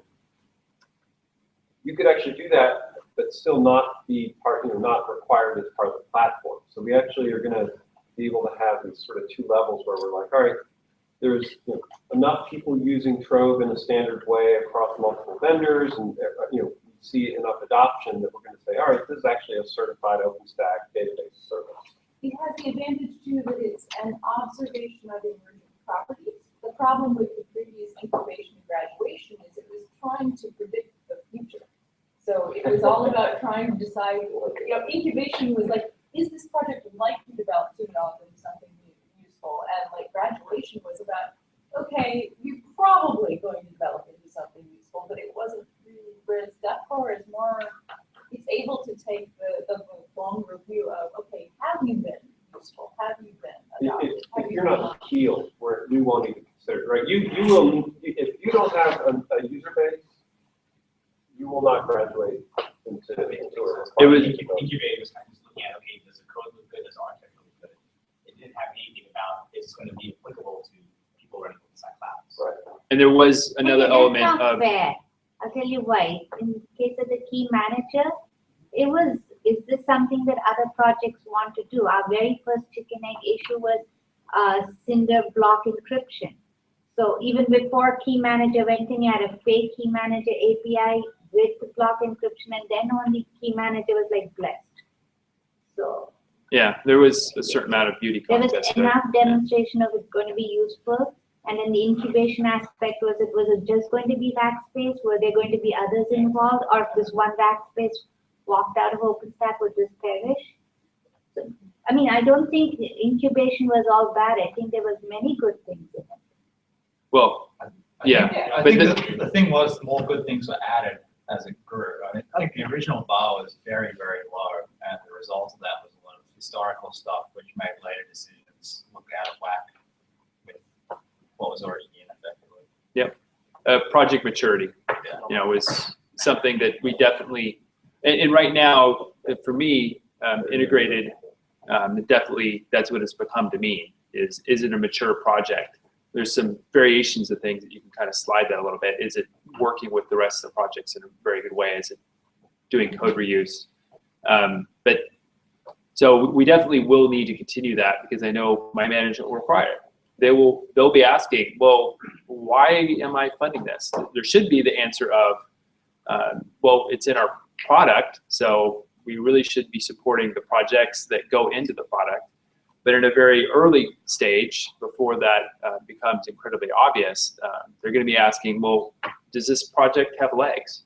And we'll need to define that in some way. In the short term, it will continue to be integrated, and I'll continue to use it in that way. But anyway, so let's break. Let's come back 5 till. That sound good? We'll go through our thing. And actually, one last thing. We talked about having an impromptu ad hoc dinner tonight. Who's interested in doing that? Just a quick show of hands, just a few. I can't tonight, but there are 2 other people not there who would like to join. So And Okay. there's several other people who are texting me who would like to Okay. participate and need to know where. So why don't we start that in an Etherpad? You put it at the bottom of day 1 and just start some ideas, head count, that kind of thing. Cool. See you in 5 till. Remember, gluten-free for dinner. How do you want to do this next section? Are you just going to pull it up on your laptop? Do you want me up here with you? Good question. I thought it all the way through. I think it's probably good that you need to tell me this. Yeah, sure. It's already on your laptop. If you want to bring your laptop up and just show the slide, I'll run. Perfect. All right, I'll be back. Thank you. Dominated by a smaller set of that they're much more driving their own individual distros. So I'm not local. I prefer not to try to decide how the rest needs to go. I'm not the best at that either. I tend to always try to go someplace new. I'm happy to go someplace new, but I'm not the right person to choose what's the right new place. It does a very good job. What happens is they get, clutter. I don't know how to do it this way, and then I just go, hey, I've been that place again. We're going to Los Altos.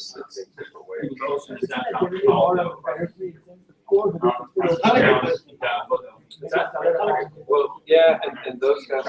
Yeah, it's just a little bit farther. Work to make certain things. Yeah, Here, put your name there, restriction, and if you have a recommendation, put it right there. I'm just on, actually, I'm looking on a contest call from 2:30 to 4, which is why I.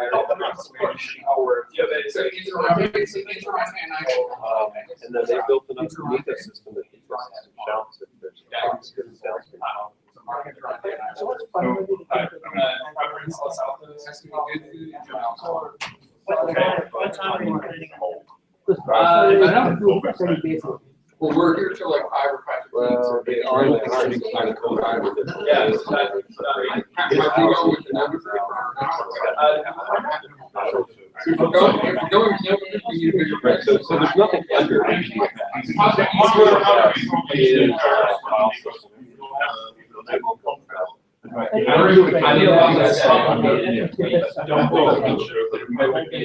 Yeah, but that's more.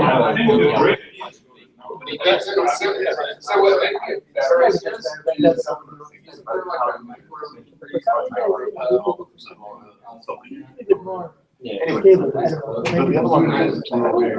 Jeff might know. I think there's parts of it that are very strange. Yeah, well, I was thinking about all the movies.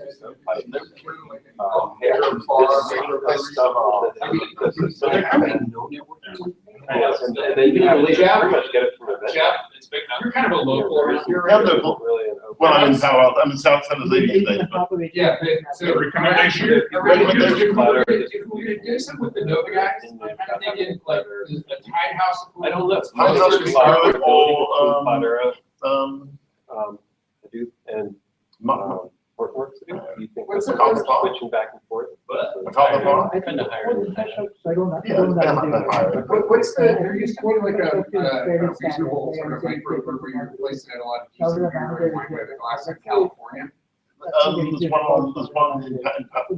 in Palo Alto, just a few blocks back from university, near the Whole Foods. So University of Michael Valley, is that area? So like Emerson and Homer, that's where all the jobs they run. Yeah. Look at. We have the technology to look at that. Right, right, you guys, dump your ideas into the Etherpad. At the bottom of the. See if the Nova guys want to go, and if so, then. And there are public, the new implementation. Not the Nova one, it's probably like. It's not the same type of portability. So John Dickinson would explain why Swift, he didn't think Swift should be forced to comply to this. Because Swift is about, it's closer to the root. It's a data bus interface rather than an infrastructure. And that's one thing. So the Juke is really an analytics engine. I didn't buy it either. I'm giving you his argument. But I know. Swift to me is kind of an odd entity out for different reasons. It's because Swift, all of the other things, take Cinder, Nova, Neutron, they have implementation, base implementation, they have APIs, and they have the framework for driver plugins, so you can use different backends, which you can have a different implementation, behind it. Swift, on the other hand, does not have any of that capabilities. Either you have this implementation, or you're out. John would tell you that the implementation was very specific, tied into the way that data is. But I know at least another half a dozen of object store implementation which would fulfill the requirements, whatever the requirements are, which will be slightly different. And this is the problem with doing an implementation-driven stack, is that it's the requirements defined by the implementation, not defined by some API. Some things that you can do with Swift that you cannot do with that. So whether. But again, those are two examples. I mean, I can go and name half a dozen implementation of the, of the object store, including AWS. That's three, which is. It's good to have. There are some things that you cannot do with the others. So whether we decide what are the required capabilities. Correct. But that's the thing. But right now we don't have an option. Well, but because it is a single thing and it's a single implementation. Either you use that or you don't use that, and you don't have, your result which you're collecting reflect that. Yeah. I can I've tell seen you, that for the last I 40 can- years. so I was at the Austin Summit, and in the Austin Summit, this was an active discussion. And at the time, VMware was trying to come up with a cloud stack, and we didn't want to be like VMware, just cloud stack. They were going through DMPF and doing all that stuff. It was a mess. I was too late for the previous one. We're all seeing a lot of things. Somehow I got pretty fast on the. Like objects are, like, there's a lot of objects.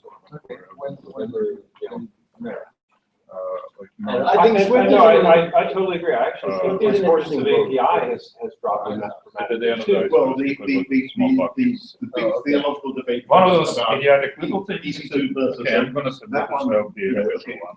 that All of my that templates have been around something, you know. and Randy and I both said fine, okay, whatever you want. It would have been, I still. Oh, yeah, it's a different, it's merged after a couple of days, so I didn't get anything for Ice House. We have No, except, frankly speaking, I already bought a ticket anyhow, so that doesn't matter. But for this one, I said it would be crashing around. Yeah, I actually, so one of the things I sort of regret is that we actually are using the Tempest APIs, which is funny, I wish we would just. Coffee, but on Yeah, interesting. I mean, I actually work on college. Yeah. Besides.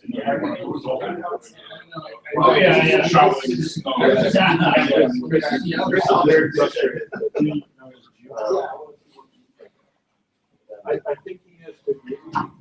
The short answer is he has good reasons to trust that he needs to find a way. No, we're here. Okay. A whole bunch of processes.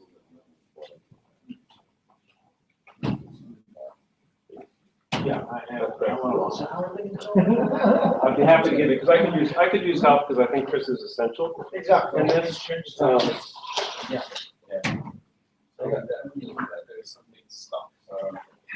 It's getting unstuck. Chris is helping. Anyway, it's a longer question. Let me see if I can find a room.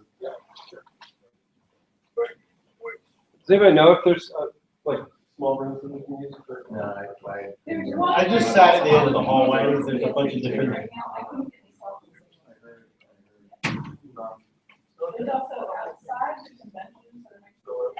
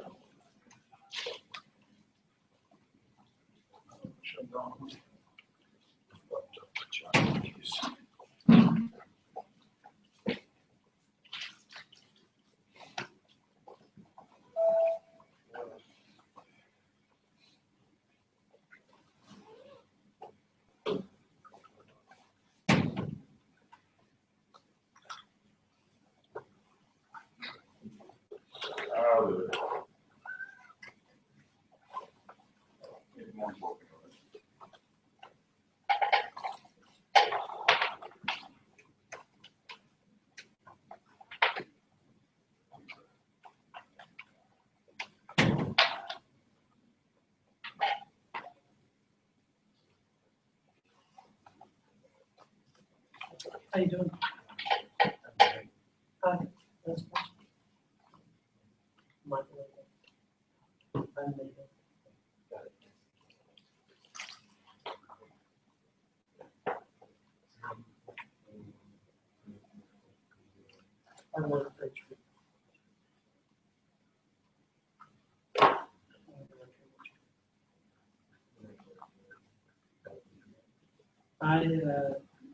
No, my team is in the biz dev function, which is a little weird, but I am mostly focused on it.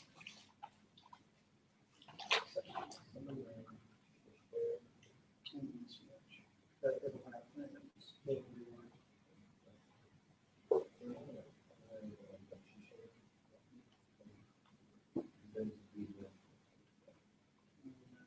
Actually, that's surprising.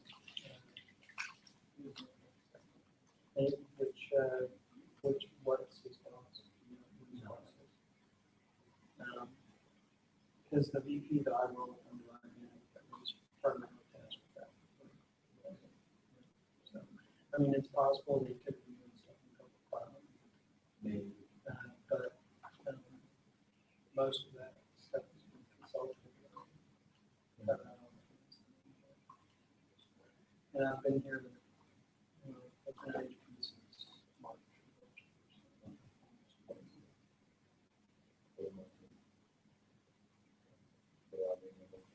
Martin Windows. No, I mean, most of the reorgs were in place before Martin came in, but there's been a little bit of engineering alignment. But it's mostly, it was mostly in flight stuff already. Martin and Mark and Jen, those guys are, kind of aligning their groups right now, but it's mostly I don't know. I could start a bunch of stuff.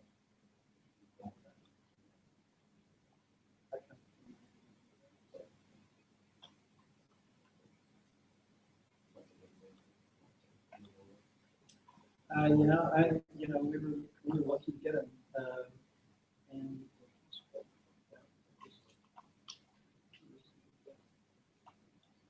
lots of opportunity.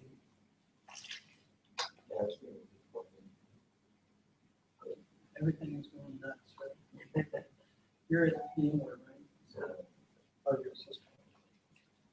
Yeah, actually, a good friend of mine just went to Cisco. I don't know exactly what he's doing. He was a VP of TCS. And, before that, he and I used to work together in the financial services market. And he is not. I mean, he can do sales, but I think he will. I don't remember exactly what his title was. His name's Joe.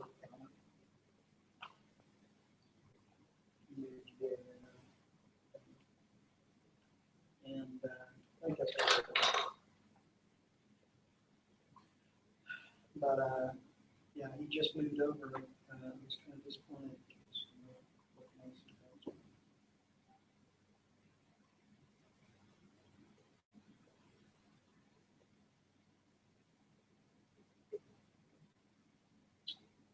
Financial services, business transformation, and system.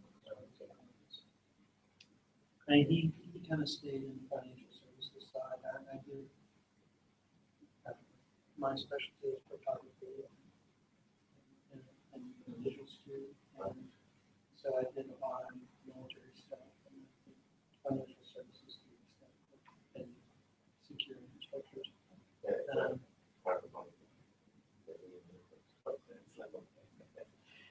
So yeah, he's in New York. But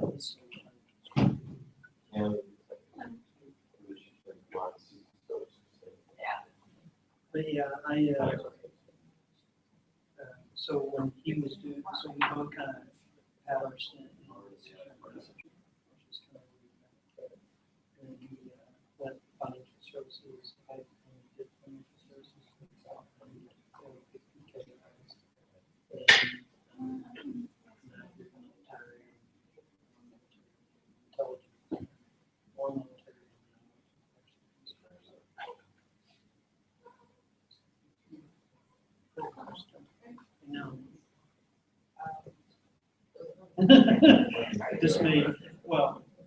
Dismayed that, yeah, I mean, I'm super ecstatic about them, what they are, right? Which is its way into the product, but I'm just going to embark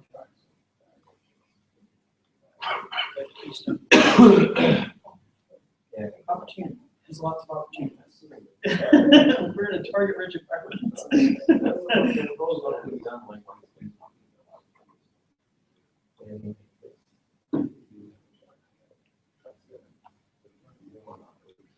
Well, usable by customers and trusted. I think at least initially it will be mutual.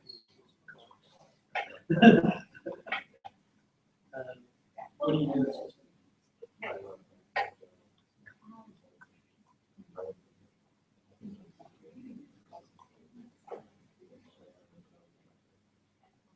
I do know that Lou Tucker is now CTO at Cisco.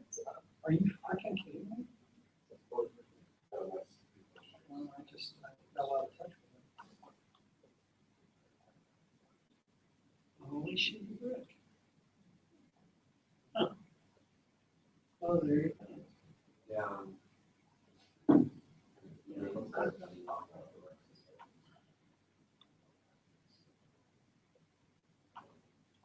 I knew him as son. And so I guess wow.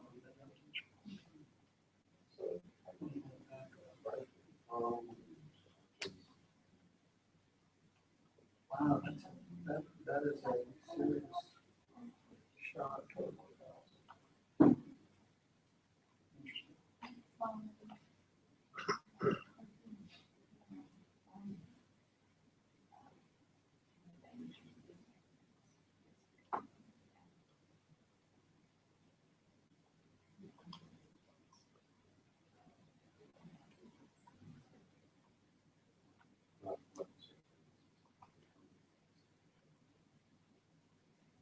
Kind of frightening.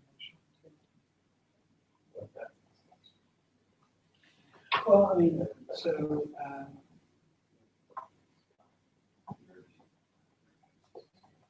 yeah, just weird how.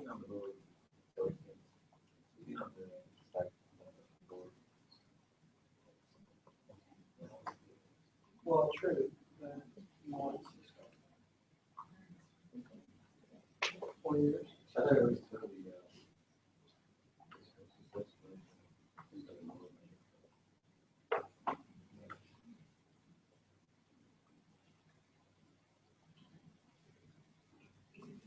In the entire time, 4 years. 5 years.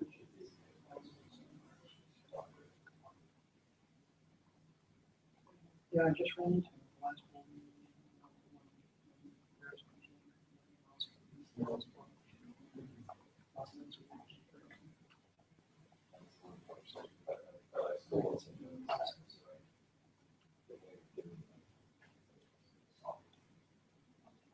So you work with Lou directly? Or? No, so yeah, the one part of that. We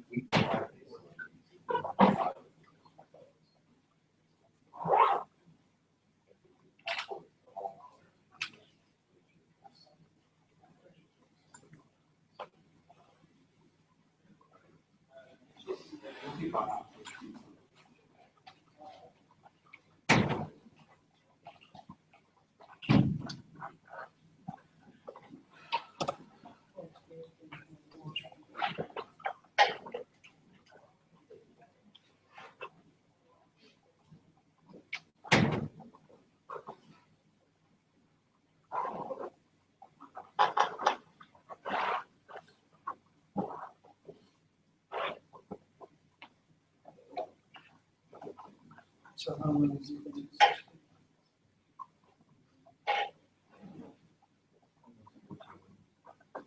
Wow.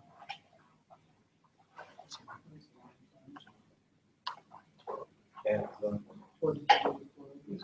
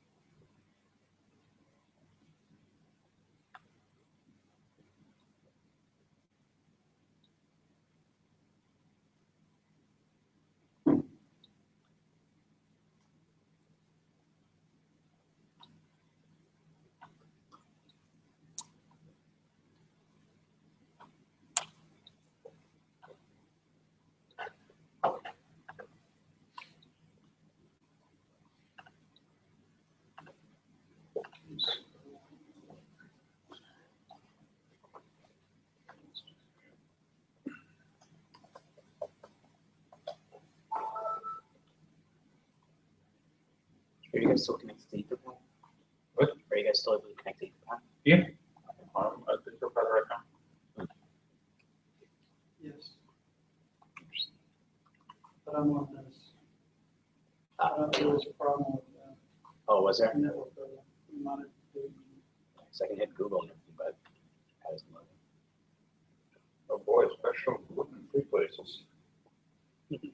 I was trying to be inclusive, Oh, very good. and I tried to be equally inclusive with Bill's alcohol habits. And then add in the good for Does food with exist. bars. It's not your security book, it does exist. Oh, okay. I'm fine. I'll stick to wine. Why is it possible? Well, everything is possible. The question is the quality. Well, I mean, it's just made from different grains, like, there's no reason barley has any key advantage to being turned into alcohol. So it's sort of made by the same beer process with malt, but made out of like rice or like some other grain. Okie dokie. I've had some pretty decent IPAs, but like the stouts, they just can't do it. Yeah, I guess, well, there you go. Live, learn. Lather, rinse, repeat. Lather, rinse, repeat. Get your tongue.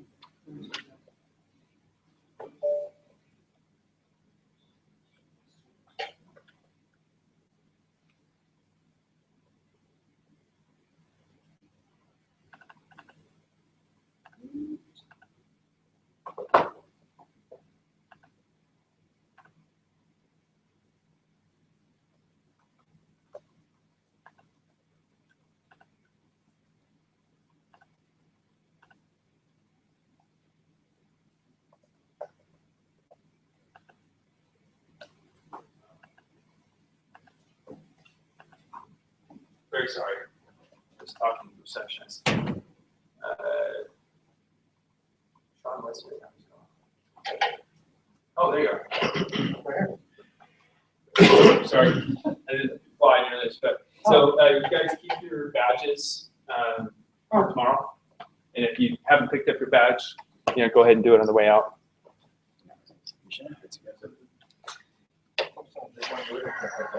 Yeah, just hold on to it for tomorrow. Yeah, it's all good. Yeah, Etherpad's a little cranky today. Just try it again. I was getting API service errors as well.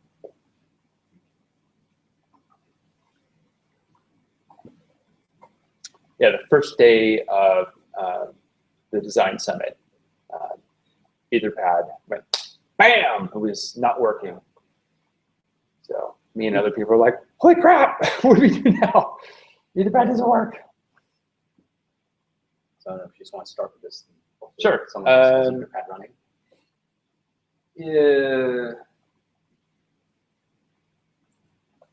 Yeah, well, why don't we go back to doing the pad and this thing side by side? Is that possible? Okay. Yeah, if it's working. It's working fine. Good. Yeah. I have faith in Etherpad. Why is it doing that? Should be able to close that. It's going to stay open. Or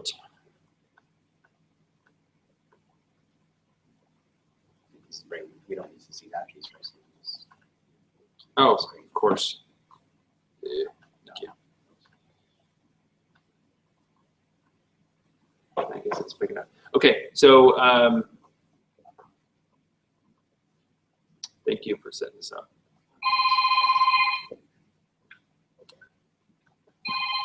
So a little bit of housework.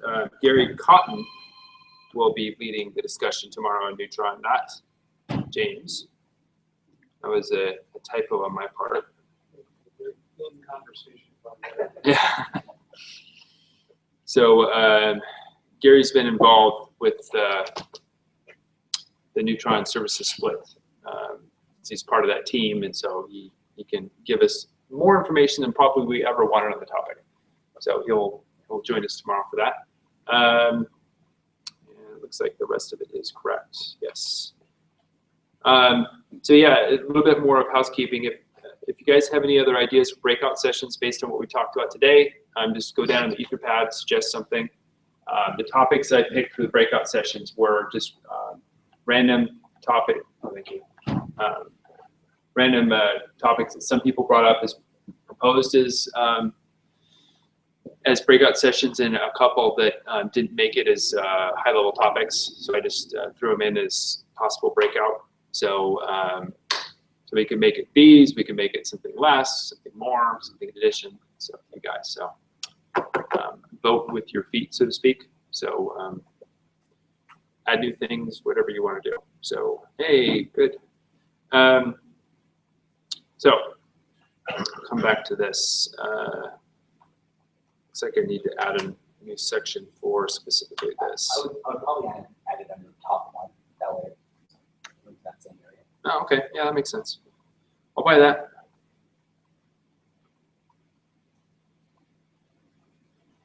Okay, so I'm going to be adding these notes underneath talk one, underneath the summary. So yeah, just a little bit above that, line 115, I had already put theme example implementation using release roadmap flowchart. So I shall copy and paste that. Lucky. Okay, so so the initial idea, I think it was Katie that came up with it, was to use high availability as the ability to start with to prove this out and push it all the way through the release roadmap. Any other ideas, or does this sound good? Everyone's tired. I don't see anybody just not agreeing with that. So it sounds good to me. I was just gonna say, like, I think if we're not doing this like as an example of a really doing the process, I would first like to see a list of priorities before we develop the theme. So basically, the first step would be just to get a whole list of everything that we you want to get a list of abilities, and then you can build a themes or buckets based on okay what seeing on that in the real world. But right now, we can start with a theme directly. High availability. So high availability. Okay. The ability would be a theme, right? Yeah.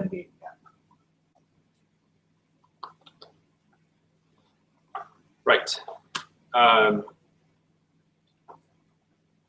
Yeah, no, I get what you're saying. I'm trying to think of, yeah. From my perspective, deployability might be a little bit easier, but it depends on the background of people in the room. Deployability. Yep. Installing the damn thing, upgrading the damn thing. Okay. Those are two different things. Oh yeah, no, I agree. Yeah, well, it's still deployment, theoretically. In reality, it's nothing the same. Yes. Yeah, but even just one of is a little bit more. So on that problem is kind of what I heard from this morning is that we're going to rely on the vendors. Installability, well, no, there still needs to be. Some people are ready to go for yeah, time to drink. Where's the beer? Well, it's okay. So deployability is. Or we'll call it installability as opposed to deployability. That way, upgradability is separate. Implementation focused theme as opposed to a qualitative operational uptime focused theme, right? Yes. A day two focused theme as opposed to a day one. Maybe another way of putting it. Day zero. So high availability. I think high availability is probably a little bit easier, but you know, you guys tell me. I think it's probably more clearly defined as far as yeah. Bill, we're debating whether or not to go with implementation or high availability as the theme to break down the release roadmap. So. I understand high availability. What's the implementation definition? Installability.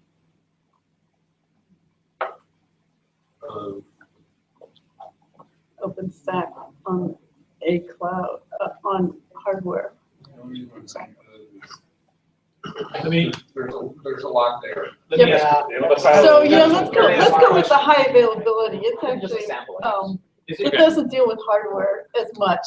Is it To more track your important- earlier comment, Would people say it's more important to do something in order to test and establish a process? Or is it more important to pick the biggest pain point? No, we need something that's actually fairly small to get the process right. So this is huge.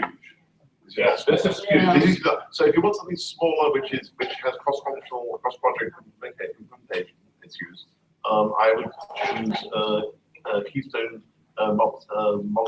Yes, hierarchical multi-tenancy, which is going to have impact in various places wherever project value is used. Well, it's a nice self-contained piece of work. It's well underway, but it's and we understand it well enough that we can actually make some meaningful statements about the impact of that. Is this the delegation stuff? No, this is No. it's replacing delegation. This is the Yeah, this is the hierarchy. Yeah, So the new Keystone hierarchical multi-tenancy. That touches most projects, and the ones that it doesn't touch are the ones on the periphery anyway. Yep. I agree. I think the high availability thing is Too big. Well, That's at terrible the same spelling. time, Keystone hierarchy, that would be a require, like, could that be a theme? I think that's a requirement, right? Like, that's too. But all we're trying to do right now is just vet the process. Yeah, I would say this, basically pick one. I mean, from a manufacturing perspective, this is the standard example of can we ship, let's just ship an empty box. We want to verify, we go through the whole process and get the box onto a truck and it gets delivered to somebody's house. Yep. So what would be, like, if we were to just put a pseudo theme on Keystone hierarchy to tease it out, would that be just something to say manageability is the theme we're targeting or whatever? I think you could go so far as to say validate copyrights, and you're going to touch everything. Pick something that's simple. Well, it's something which actually, I think it should be something which actually requires some changes somewhere. Validate doesn't quite do that. Yeah, but I just meant something that's as simple as possible that requires changes in a bunch of places. Yeah. That's perfect. I mean, I'm happy if there's something in the smaller piece happening. Heck, you could do just Keystone multi-tenancy without the hierarchical. No, well, that's I think that it needs to be concrete enough. one's a That good you can actually. one. The other one that Rocky mentioned earlier this morning was the common login. Yeah, that's what I was thinking of. That's right. People comprehend it and it actually impacts every. It's something that if we get the process right and we do it, I can actually maybe get it to happen for a kilo, which would be great. Just to go through the process, I was kind of getting at, like, we were, like, let's say, present this to the board, right? Would we go in there and say we want to do logging, or would we say that we want to do something else? Oh, common logging to make sure that, Common, format. single location, log format definition with override. But isn't that true for a whole bunch more than just logging? Actually, that's true. So if we get it right for logging. we Let's can start get it this right. logging. Let's take the simple one and try to drive it through the release roadmap process. Okay. I'm Did not. you say logging or log on? Logging. Logging, sorry. Your head was turned, so, okay. To me, Well, basically, I'm fine picking up a thing and then kind of driving it down to Yeah. one simple thing we can drive all the way through and understand What the issues are. well, how to drive it to the process. Yeah. Okay, Because so, it is cross-project. It's a small item, but it's cross-project. and it's something that you were talking about at the last summit, and it's, I know my team's interested in it. In fact, it was the very first thing that every new project, they try to figure out how to incorporate it with our logging system. So it's a base functionality that everyone needs. Okay, so does everyone agree with logging? Yeah. All right, sounds good. Nobody's feared. So first thing is product defined. No, it's not first thing. So where do we start? Wait a second, why do I not know this? You started the defining the roadmap. Okay, defining the roadmap. It's a upper left-hand thing. For some reason, when I looked at it, I wasn't sure. I had a brief moment of fear. So what would be the roadmap for logging? I guess just starting off, we just need to define what kind of logging we need, right? Or what is logging would be. Well, product roadmap is going to be defined in a set of requirements, right? Right. Okay, And sure. so there's Yeah, set of short-term and requirements for what long-term. logging is. Short-term, long-term. Yeah, I would say what turns it into a roadmap is in my mind, is a plan of when it's gonna come out. So if we first talk about requirements independent of when we want to target it coming out. Right. Then we can start to And then say, what do we want to prioritize. do first, stack in third. Right. Well, the difficulty with this is that we just went through a ton of work on the output format, right? And specifically enabling logging in core features. So you're kind of breaking into this mid-cycle, right? Not really. There's activity, but there's no clear roadmap. I guess That's So hang on a minute. You're describing the real world.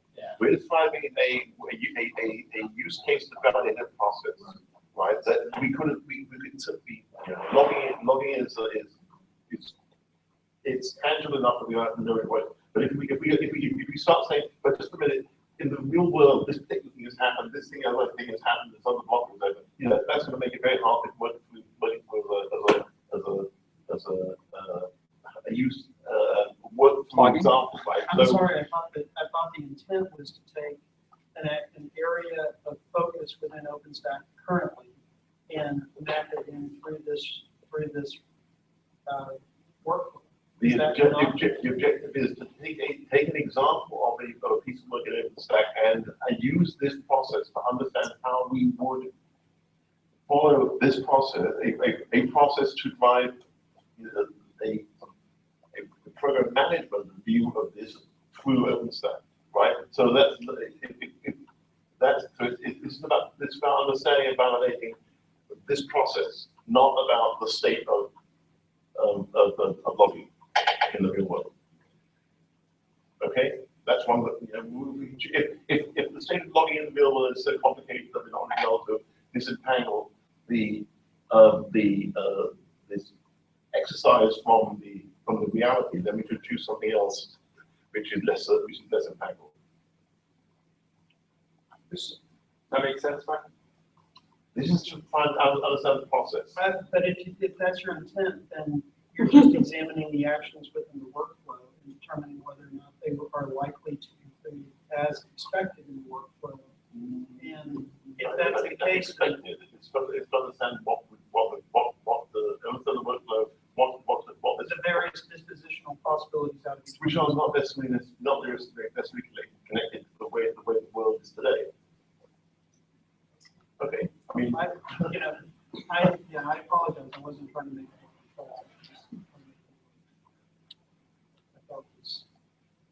Well, I think, is it Steve? I think Steve is bringing up, if we take an abstract example, that might be, I assume that's why landing rover on Mars. So I've heard two things today about logging: more detailed, consistent format. Okay. And what was being raised is that there is already work going on in system formats, which is good. Well, I think we would find that across the broad spectrum of things we come up with that are important things to do at OpenStack, there'll be some subset of people working on something in that area. But how well that's happening cross-project or directed or whatever is a different matter. Actually, there is the Mars rover OpenStack project that just popped up yesterday. You know, I mean, if we talk about the multi-tenancy stuff or high availability or whatever it is, or deployability, there are people working on aspects of that, but that shouldn't prevent us having a discussion about how to write about that better. Yeah, I'm good with that. So maybe another way of putting it is, I think what you're saying makes sense, but maybe we take that as the next pass, that we do this in an abstract sense, but as quickly after we go through this as an example, we figure out, well, how would this really mean in the real world? And figure out its implementation. Because obviously we wouldn't be doing this mid-cycle normally coming up with a roadmap anyways, because That's be something ridiculous. Yeah, the right time would be, All the work's already been done. well, yes, and we come up with new requirements mid-cycle, we might as well put targets on our backs and say, shoot me. Because that's exactly what will, at least verbally, will happen. So the best time to do that would be actually pretty close to the time that the operator summit's happening this year, which is around March, which is about a month and a half before release, about release, because that's when all the features have been pushed, hopefully. Everyone's very close, if not done, with most of the bug fixing. Exactly, and people are starting to think about, well, stuff that didn't get in last time, what happens now? That's the appropriate time. So, because then we've already discussed and talked about it before we hit the summit, and that's, Yeah, we need I to get mean, that. the bigger concern that I had was we had started at the first block and we're like, identify and define the roadmap. Well, a roadmap really doesn't exist. There's activity, but there's no like set goal for that particular function, right? So some focuses, some foci have better roadmaps than others. Well, I don't really, there are some projects that have defined long-term goals. They're very much the exception. Yeah. Most of them are very release focused and even just features that they're going to sometime in the future support, which, so, which is good for those that do have that will be rich information to farm from of their intention and start to figure out, well, how does that correspond with the products that the teams represent, their roadmap, and start stitching those things together a lot quicker. So, logging requirements.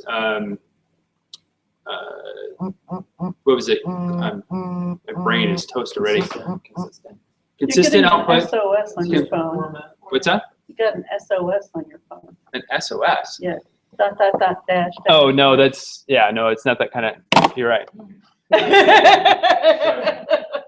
I forgot I did that years ago. I've gotten used to it. So you're right, it is. Thank you, whoever did that. Consistency and details, I think, were two up there, right? Yeah. So any other high-level requirements for logging? More sources, perhaps? What about centralization?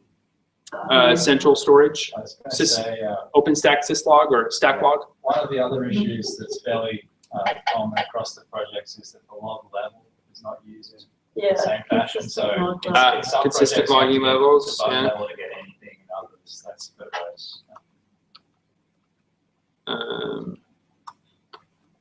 Levels, Findability of the logs and aggregation, findability and aggregation. I'm sorry, what was the first part of what you said? Findability. Findability, Yeah. so an When you have index to. 70 basic log files. Oh, got it. Consistent local storage, is that? What's been proposed is that there's actually a request ID that gets passed between project from project to project, which doesn't happen right now. So that you can actually have a GUID associated with a request that follows it from one project to the next. Yeah. That way, if you submit a request to Nova, but it goes through For workflow. Neutron and Glance, like how do I find them? If you have a request ID, I can follow the whole chain. But that might be, you might consider that to be more details. So the levels, Sure. You can just put it another income level into that. how many levels will anybody support? Detail versus very compliant on. The other one is whether the information is actually critical or information is Oh, priority or not priority, but Severity. severity. Criticality is what the.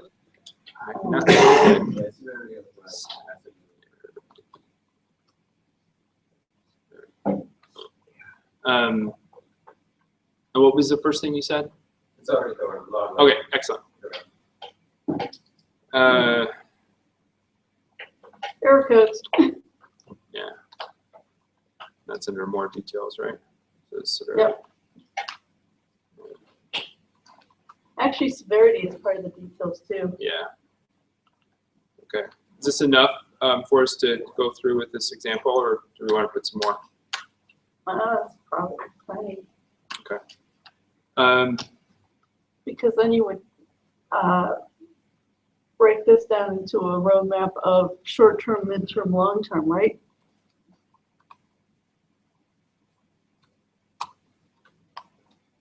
Yes.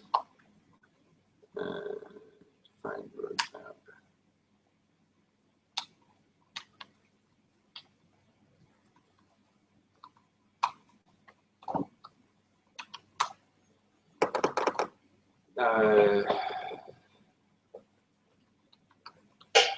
Implementation's not the right word. It's the product type, product keyword, not implementation, but can't think of the right word. I'm going to use implementation. Feature implementation, feature commit. I can't think of what it's called. Feature. What? Well, no. What the phraseology that when the feature would be committed to a roadmap, when it should be implemented. I'll just use implemented. Can't think of a better word. But no. Schedule.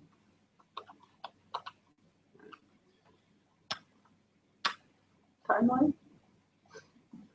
Yeah, timeline. Yeah. I'm overthinking it. That works. I'm gonna make these numbers.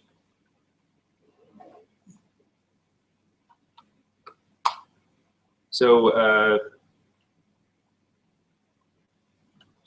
besides the format, do we agree on the location for each of the? I'm sorry, location. Oh yeah. Oh, okay. Cross project. Cross or- project common location. Okay. So you're not trying to chase them down all over the place. And or actually different places, you know, the different memory, different file system hierarchy where they. Right. Got it. From this perspective, is that first, that's not prioritized, right? Because I would say consistency, because what we probably want to do is target the consistency ones, let's say first, before we target the details. Right? Well, I think we should in parentheses put define our login requirements unprioritized. Up on the top, so Yeah, it's clear in that this they're not space, trying we'll to. be defining it. That's okay.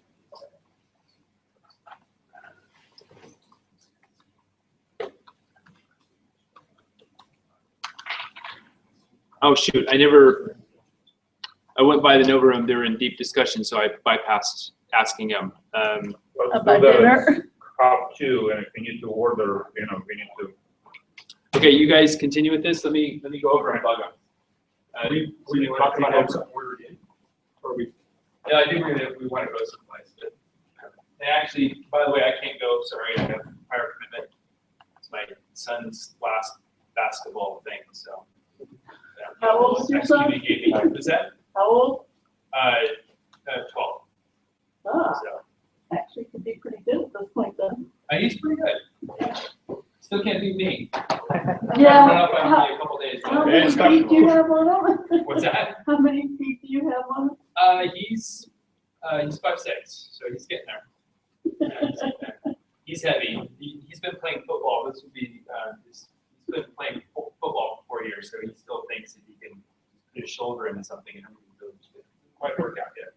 Okay. Next year, maybe. Cool. So priorities. So I think common format first. Yeah. So from a low-hanging fruit perspective, I think common location would probably be the simplest one to grab. Actually, common format might be easier than common location. Common location is going to be ugly.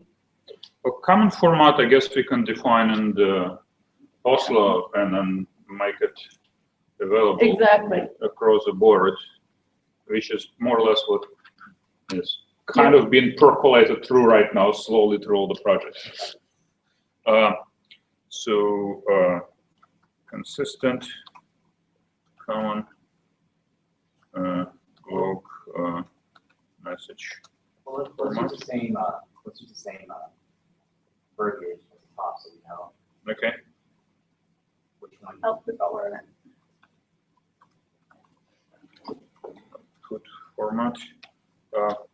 We put more details on that, or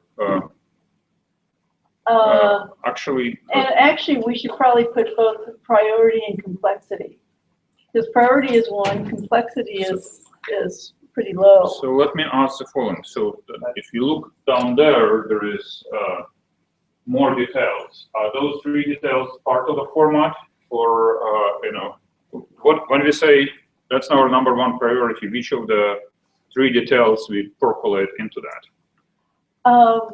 The common output format should be able to, and see, that's the thing, the format will accommodate the extra details, but the details themselves will have to be within the multiple projects.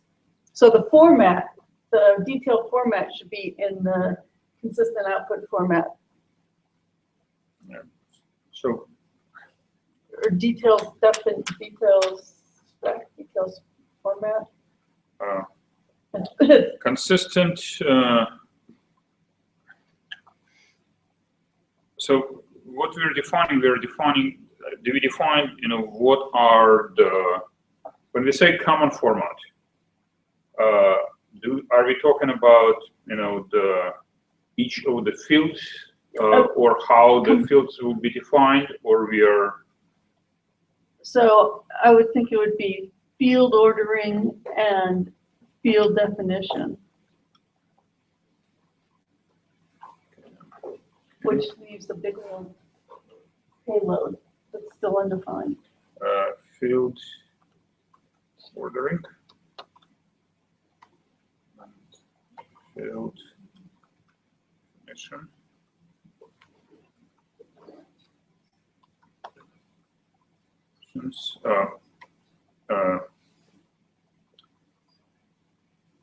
So those will be part of that.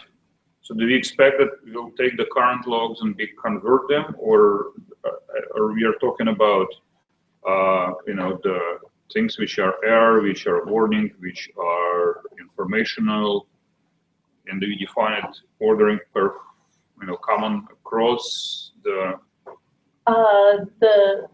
Well, with the more details, we've got 3 field requirements, whatever, which is 2.1 through 2.3 are the fields that have to be there. So let's go then one step forward. First field is date stamp. Request ID. Nah. So here's the thing. I don't believe any of those should be there. The yet. details, right? The details would be part of. So a log message has got the basic information, then a payload. The payload is specific with pointers to like instance and stuff like that. But the basic information is the date stamp, the error code. So then I would go up here to where we define common request and add them all there, because that's what's missing there. So again, after severity, timestamp. Yeah. Timestamp. Do you incorporate the component? Yeah. ID? Yeah, but that's actually part of the error code, but the component could still be there.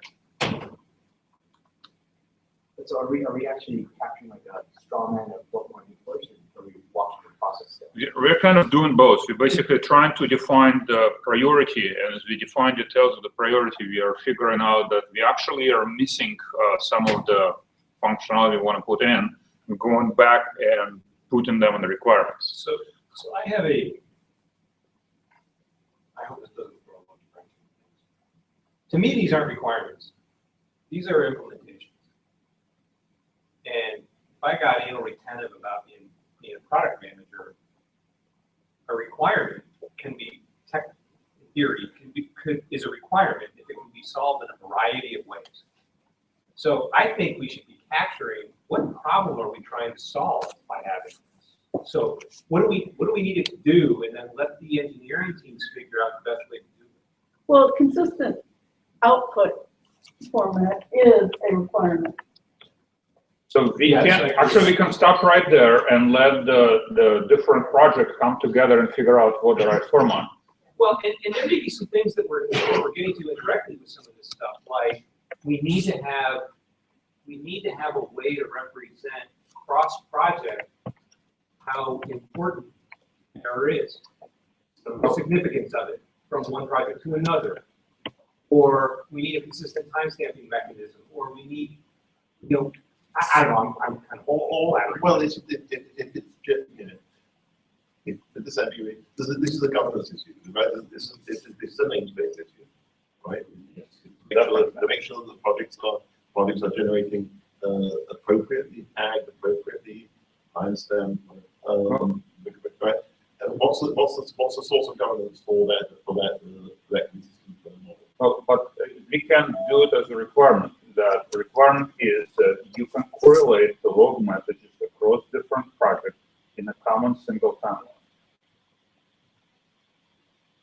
which actually, requires quite a bit more thing, because immediate outcome of that is you do multi-node one, that you have to have synchronized clock as a side effect of it.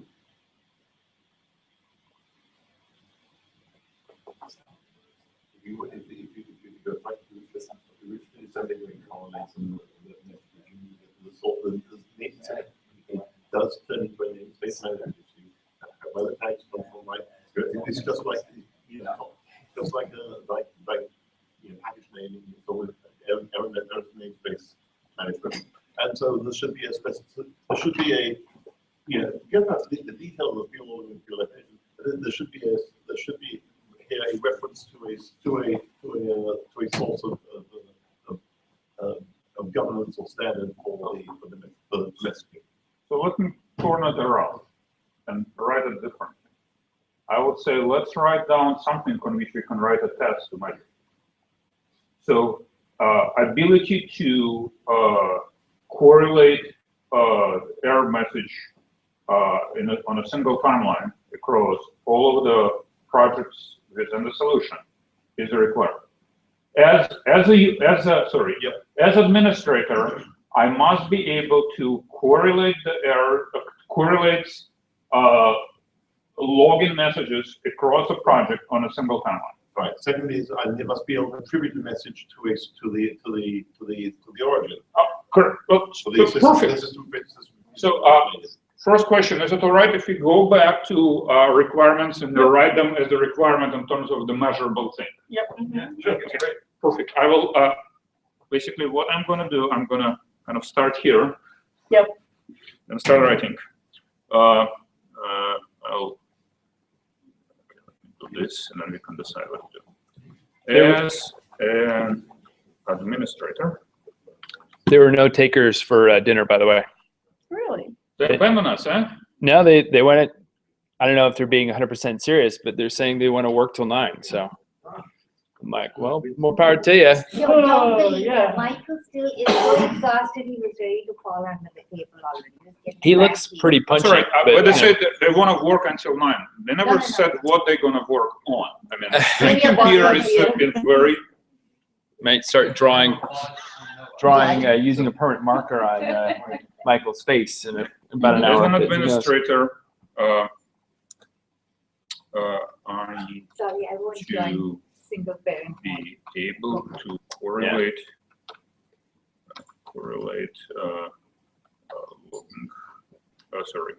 correlate messages across all projects.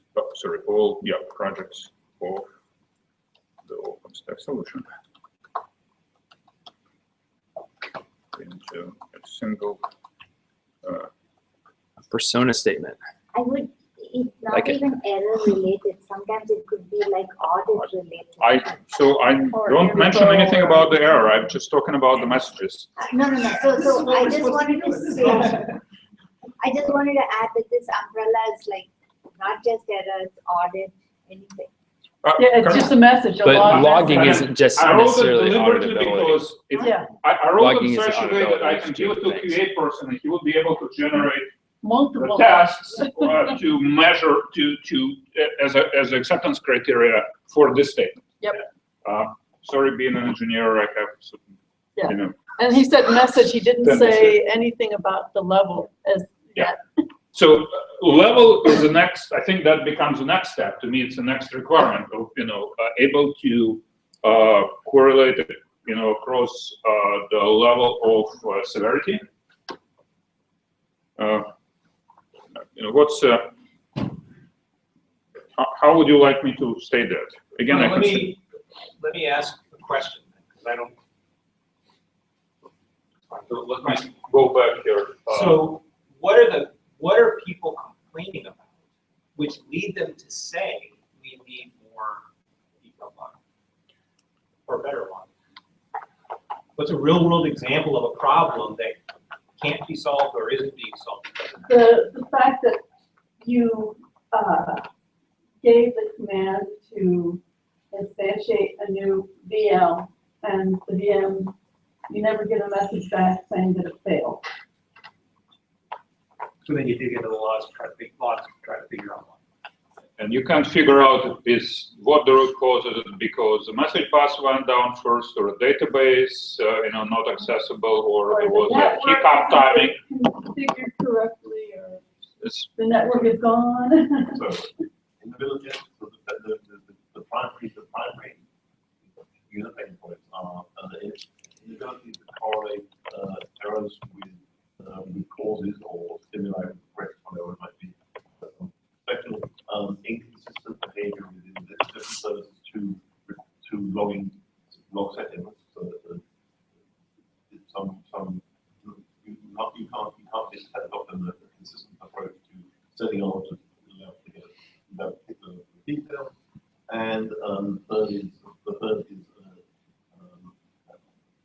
radically inconsistent formats requiring substantial work in pre-processing or post-processing logs to actually turn them into useful sources of the data. The fourth is missing or radically wrong log messages that eventually trace back to some other fault. the bottom line, people would like to identify what the root cause of something happened. And they would like to have some automation of the tools to do it. And they would like to obviously do it across the timeline to understand, better understand what the root cause is. And then everything else kind of falls along the line, is that you have to have consistency across the projects. So I'm kind of hearing the ability to connect events in the log together in a logical chain across projects. And that's what the request ID is. Okay, but that's fine. That may be the implementation. Right. But what's the requirement for that? Is what I just said or a summary of The other thing is the consistentness that actually transferring You're gonna write it? request ID. No, I was trying to get the Service number to is fix. Not a It's broken. log function, it's a request, it's a distributed. You want me to take back over? Yeah. You're done. It's all right. You're back, I cannot. Excuse you. Bless you.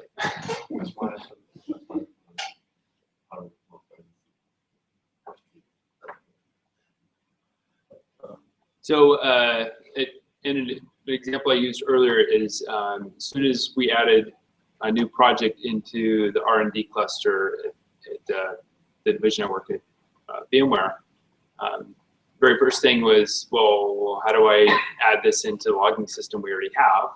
And then, of course, the output came out with complete gibberish because it wasn't a format that was consistent the way they were working. The developers wrote it in some funky way that made sense for them to dump out into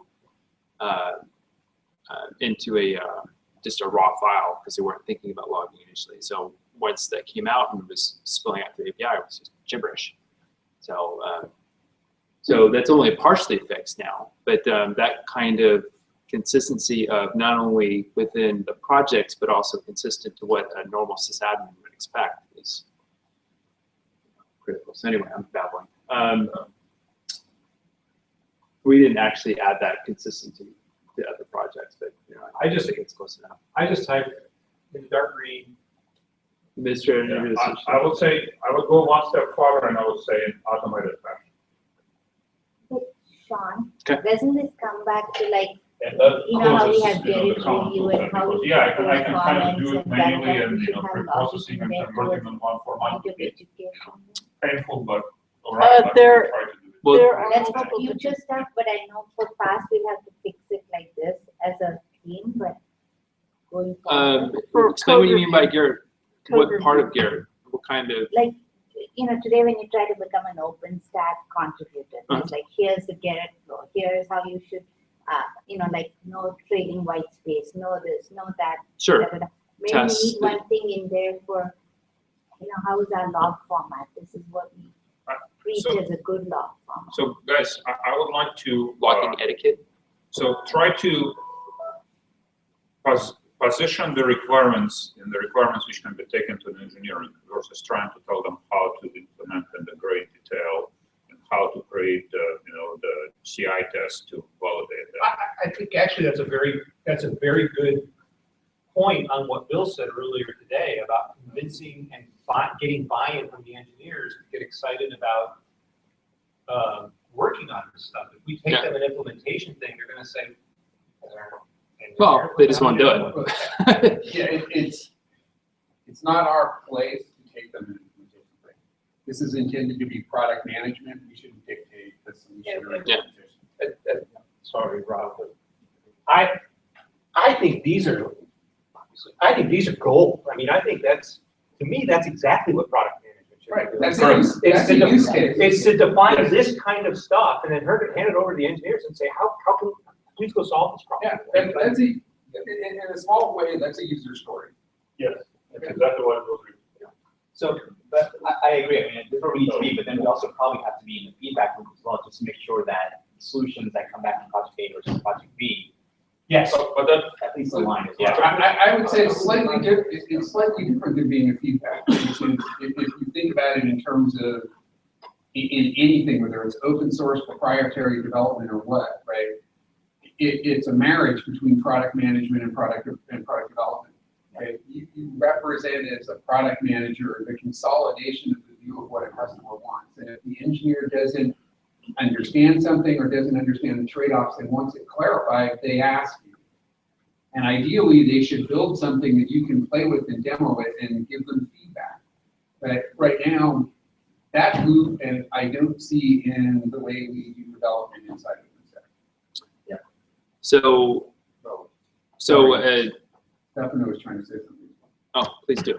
I think it was something related to the feedback should come down the line. I mean, after, I thought we were going through the box. Yeah, eventually. We are. Right.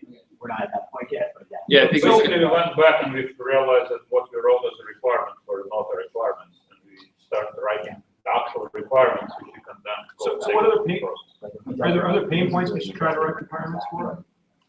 Are there other pain points around logging? Everyone's talking, I mean, we've heard that logging was important, better logging, more detailed, whatever word you want to use. Are there other pain points that we should capture in the requirements? What about interoperability with third-party solutions? That is outside, I think, of the scope of the OpenStack. I think there is a classic one is about translation for some of the levels. Yeah. Consistent level. It's a really good. Some of the levels need to be translated. Some need to be, can't stay in English, like the bug.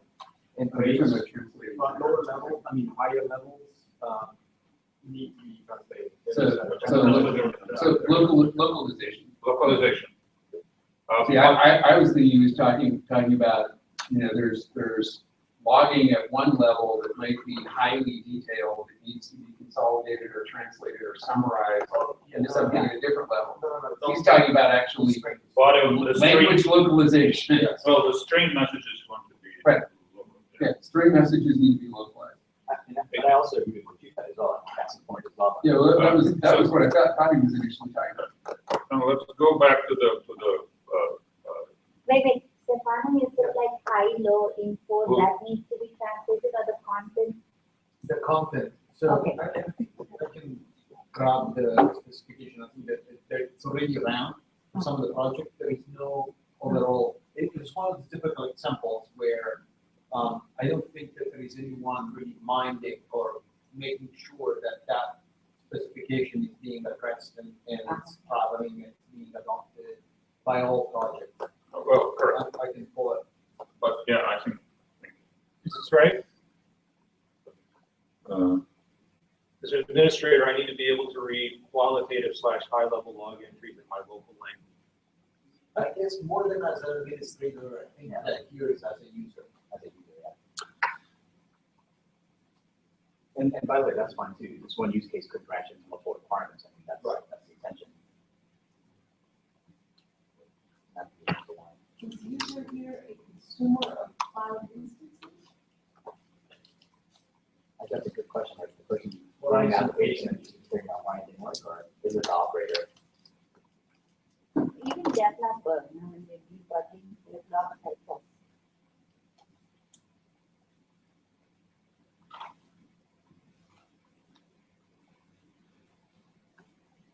So I thought I also heard, maybe this is what you were reconfirming, Shamal, from another perspective, that there's a consistency in specifying severity. yes. Yeah, I think that was there. It's basically the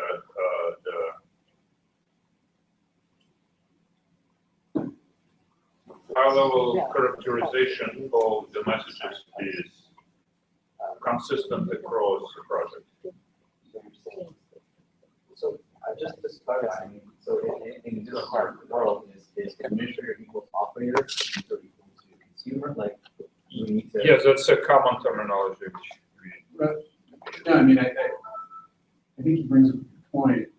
There's an admin or operator who's managing the cloud. There's a user who may be deploying an application on top of it or running an application on top of it. Their knowledge base is drastically different. Many of the sysadmin tools for Unix or Linux, a lot of them are English is the de facto language. Obviously, you can configure the kernel so the kernel messages are in different language. But most of the end user tools that run on the application space, the expectation is the error messages and others are not.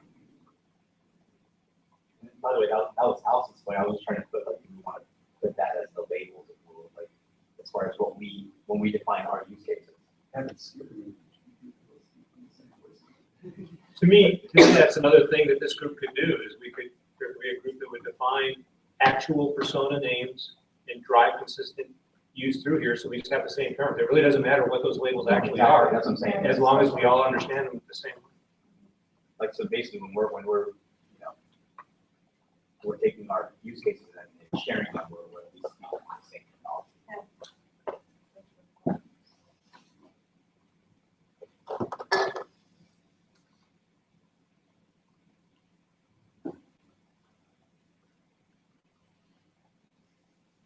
So for now, do you want to just kind of move on with this list of use cases? So just to kind of move further down the stack. Yeah, exactly. That's like, Well, the next step we have in the roadmap, excuse me for eating, is update and release theme to board. Okay, so basically presenting this as something actionable to the board. Right? Then the board would do something. If it was approved, then it would go out. Requirements per target. Release theme TC. The TC could approve or. Okay, so what were you gonna say, Rocky? well, I think really what the next step for some of this is once the requirements are together, I think it needs to go to a working group to turn into either specs or work items or something. And that's what when it's a release theme to requirements. requirements was that next step in what I was trying to describe anyway. Whereas in the beginning, we just had like this use cases effectively what would be the, or themes. And then the next step is before we go to the TC, we at least kind of break this out further into what it might mean. Okay. Why is it going to the board before the TC? Shouldn't it go to the TC?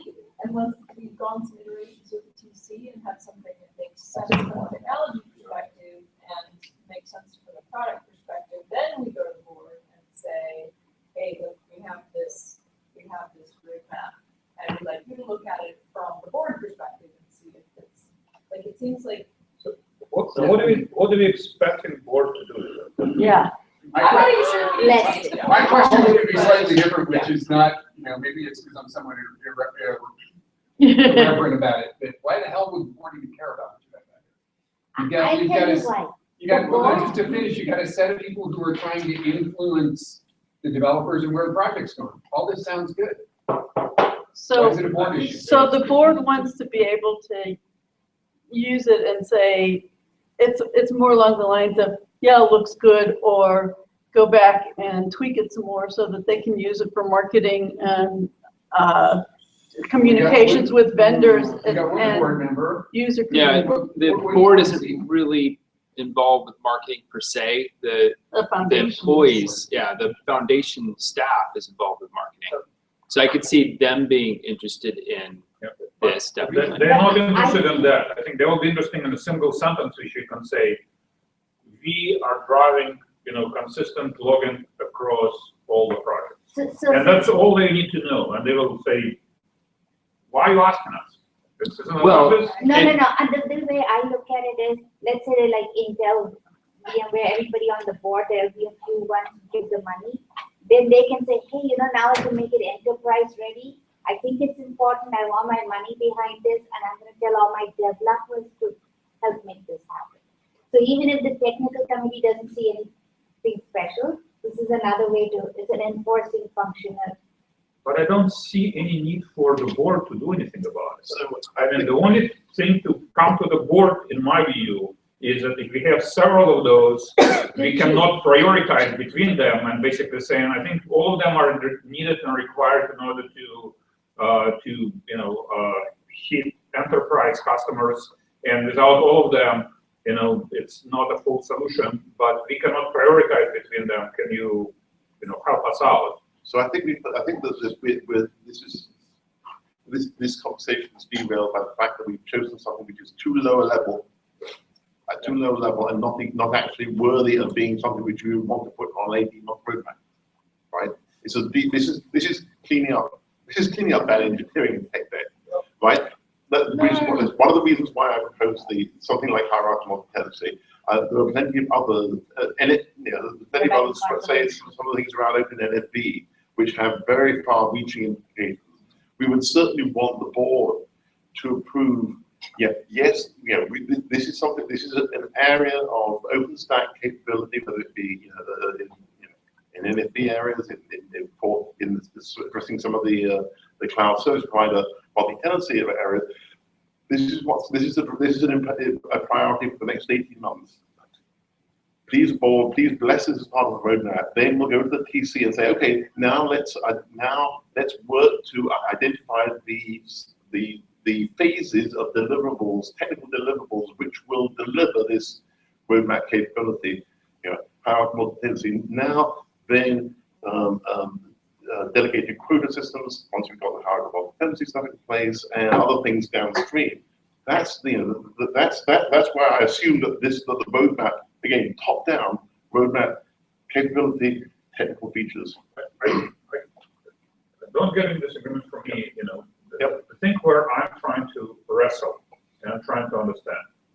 As of now, I'm not aware that the board is setting up technical direction. Board does it? And it's specifically taken itself out of that position. Yeah, exactly. So to me, that the board is doing. The board is involved in figuring out if some project reached incubation status. It's creating some things here. Yeah, that's TC. Your I mean, you're quite right, the board is taking itself out of there.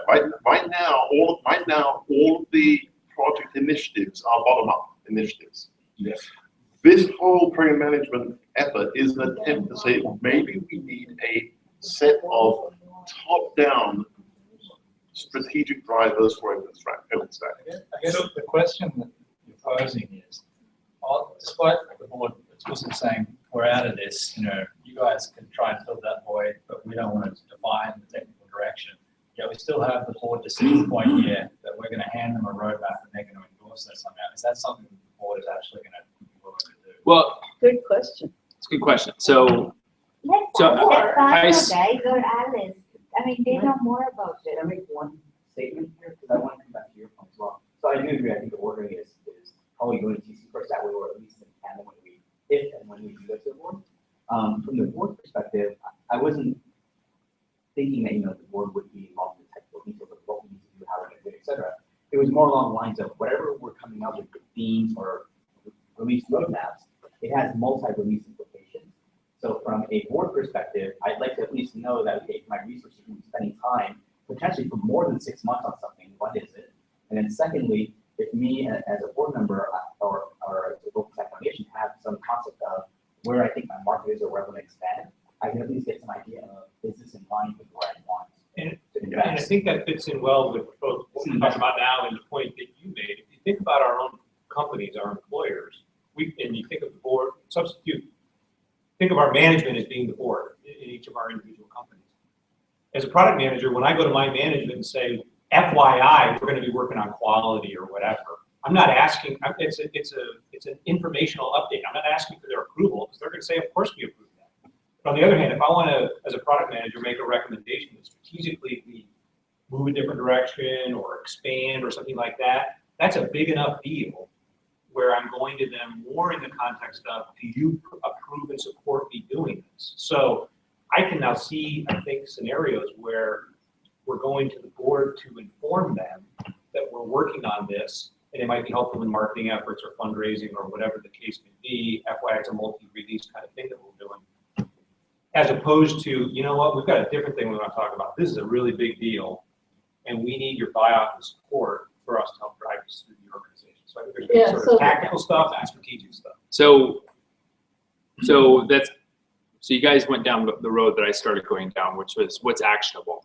Who are we asking to do what? And Right, exactly. the decision making. In this specific example, I would start with the DC first, and maybe the board does not even need to be interviewed. The way it would flow most naturally at the moment, the way you would get the most instant adoption is if we flow to the TC and the TC tells the board what we decided, because that is the way it works now. The Yeah. TC tells the board regularly what the strategic direction is, What's going on for release. is, Yep. and it's left to the TC. And it to works. decide that. Unless It works the way it is now. unless it's a very high level thing, like high availability. Like, we need to have the board first be informed about that. I don't think that it was something. First, before the No. TC? I think that's how. Why? it happened. Well, how would that? No, that's the memory, my Oh. recollection of how it happened. I didn't know how that would work. 'Cause it Sorry, would- I messed up. I said HA, I meant with the enterprise. Yes, but with the enterprises, having any same amount of people getting buy-in, because the board says, oh, that sounds great, and then it just stops. Yeah, there are a bunch of interesting use cases that don't have any way of implementing them. There's nothing actionable. Now, Carol started working on some ways of updating documentation and doing some other things, but we need a way of putting them into something that somebody can say, I need to do these 5 things. Some of your people are starting to look at blueprints or have been looking at blueprints. So that's actionable things, enabling these use cases. There's no reason why we could, that the output of this, and it seems like part of it's here, couldn't be doing exactly the same thing. So And that's bottom up, which works. From your perspective, I agree. I mean, TC might be like groups up to the board, but at the same time, will they become like a gate for us in the sense that they don't agree on something? Is there a way that we can go to the board and discuss it, or is it just going to be they say no then? If the TC disagrees with you, there's no way the board can make a change. Got it.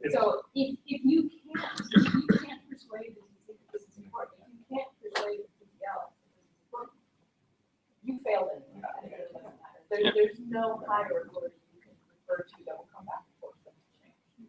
So learning that engagement process is absolutely essential. And in fact, I think the whole process of getting vendors to engage with developers in that way of like, well, look, this user story, this use case that we have, this is why this is really important, this is why we need this, and then can you help us figure out how to implement it?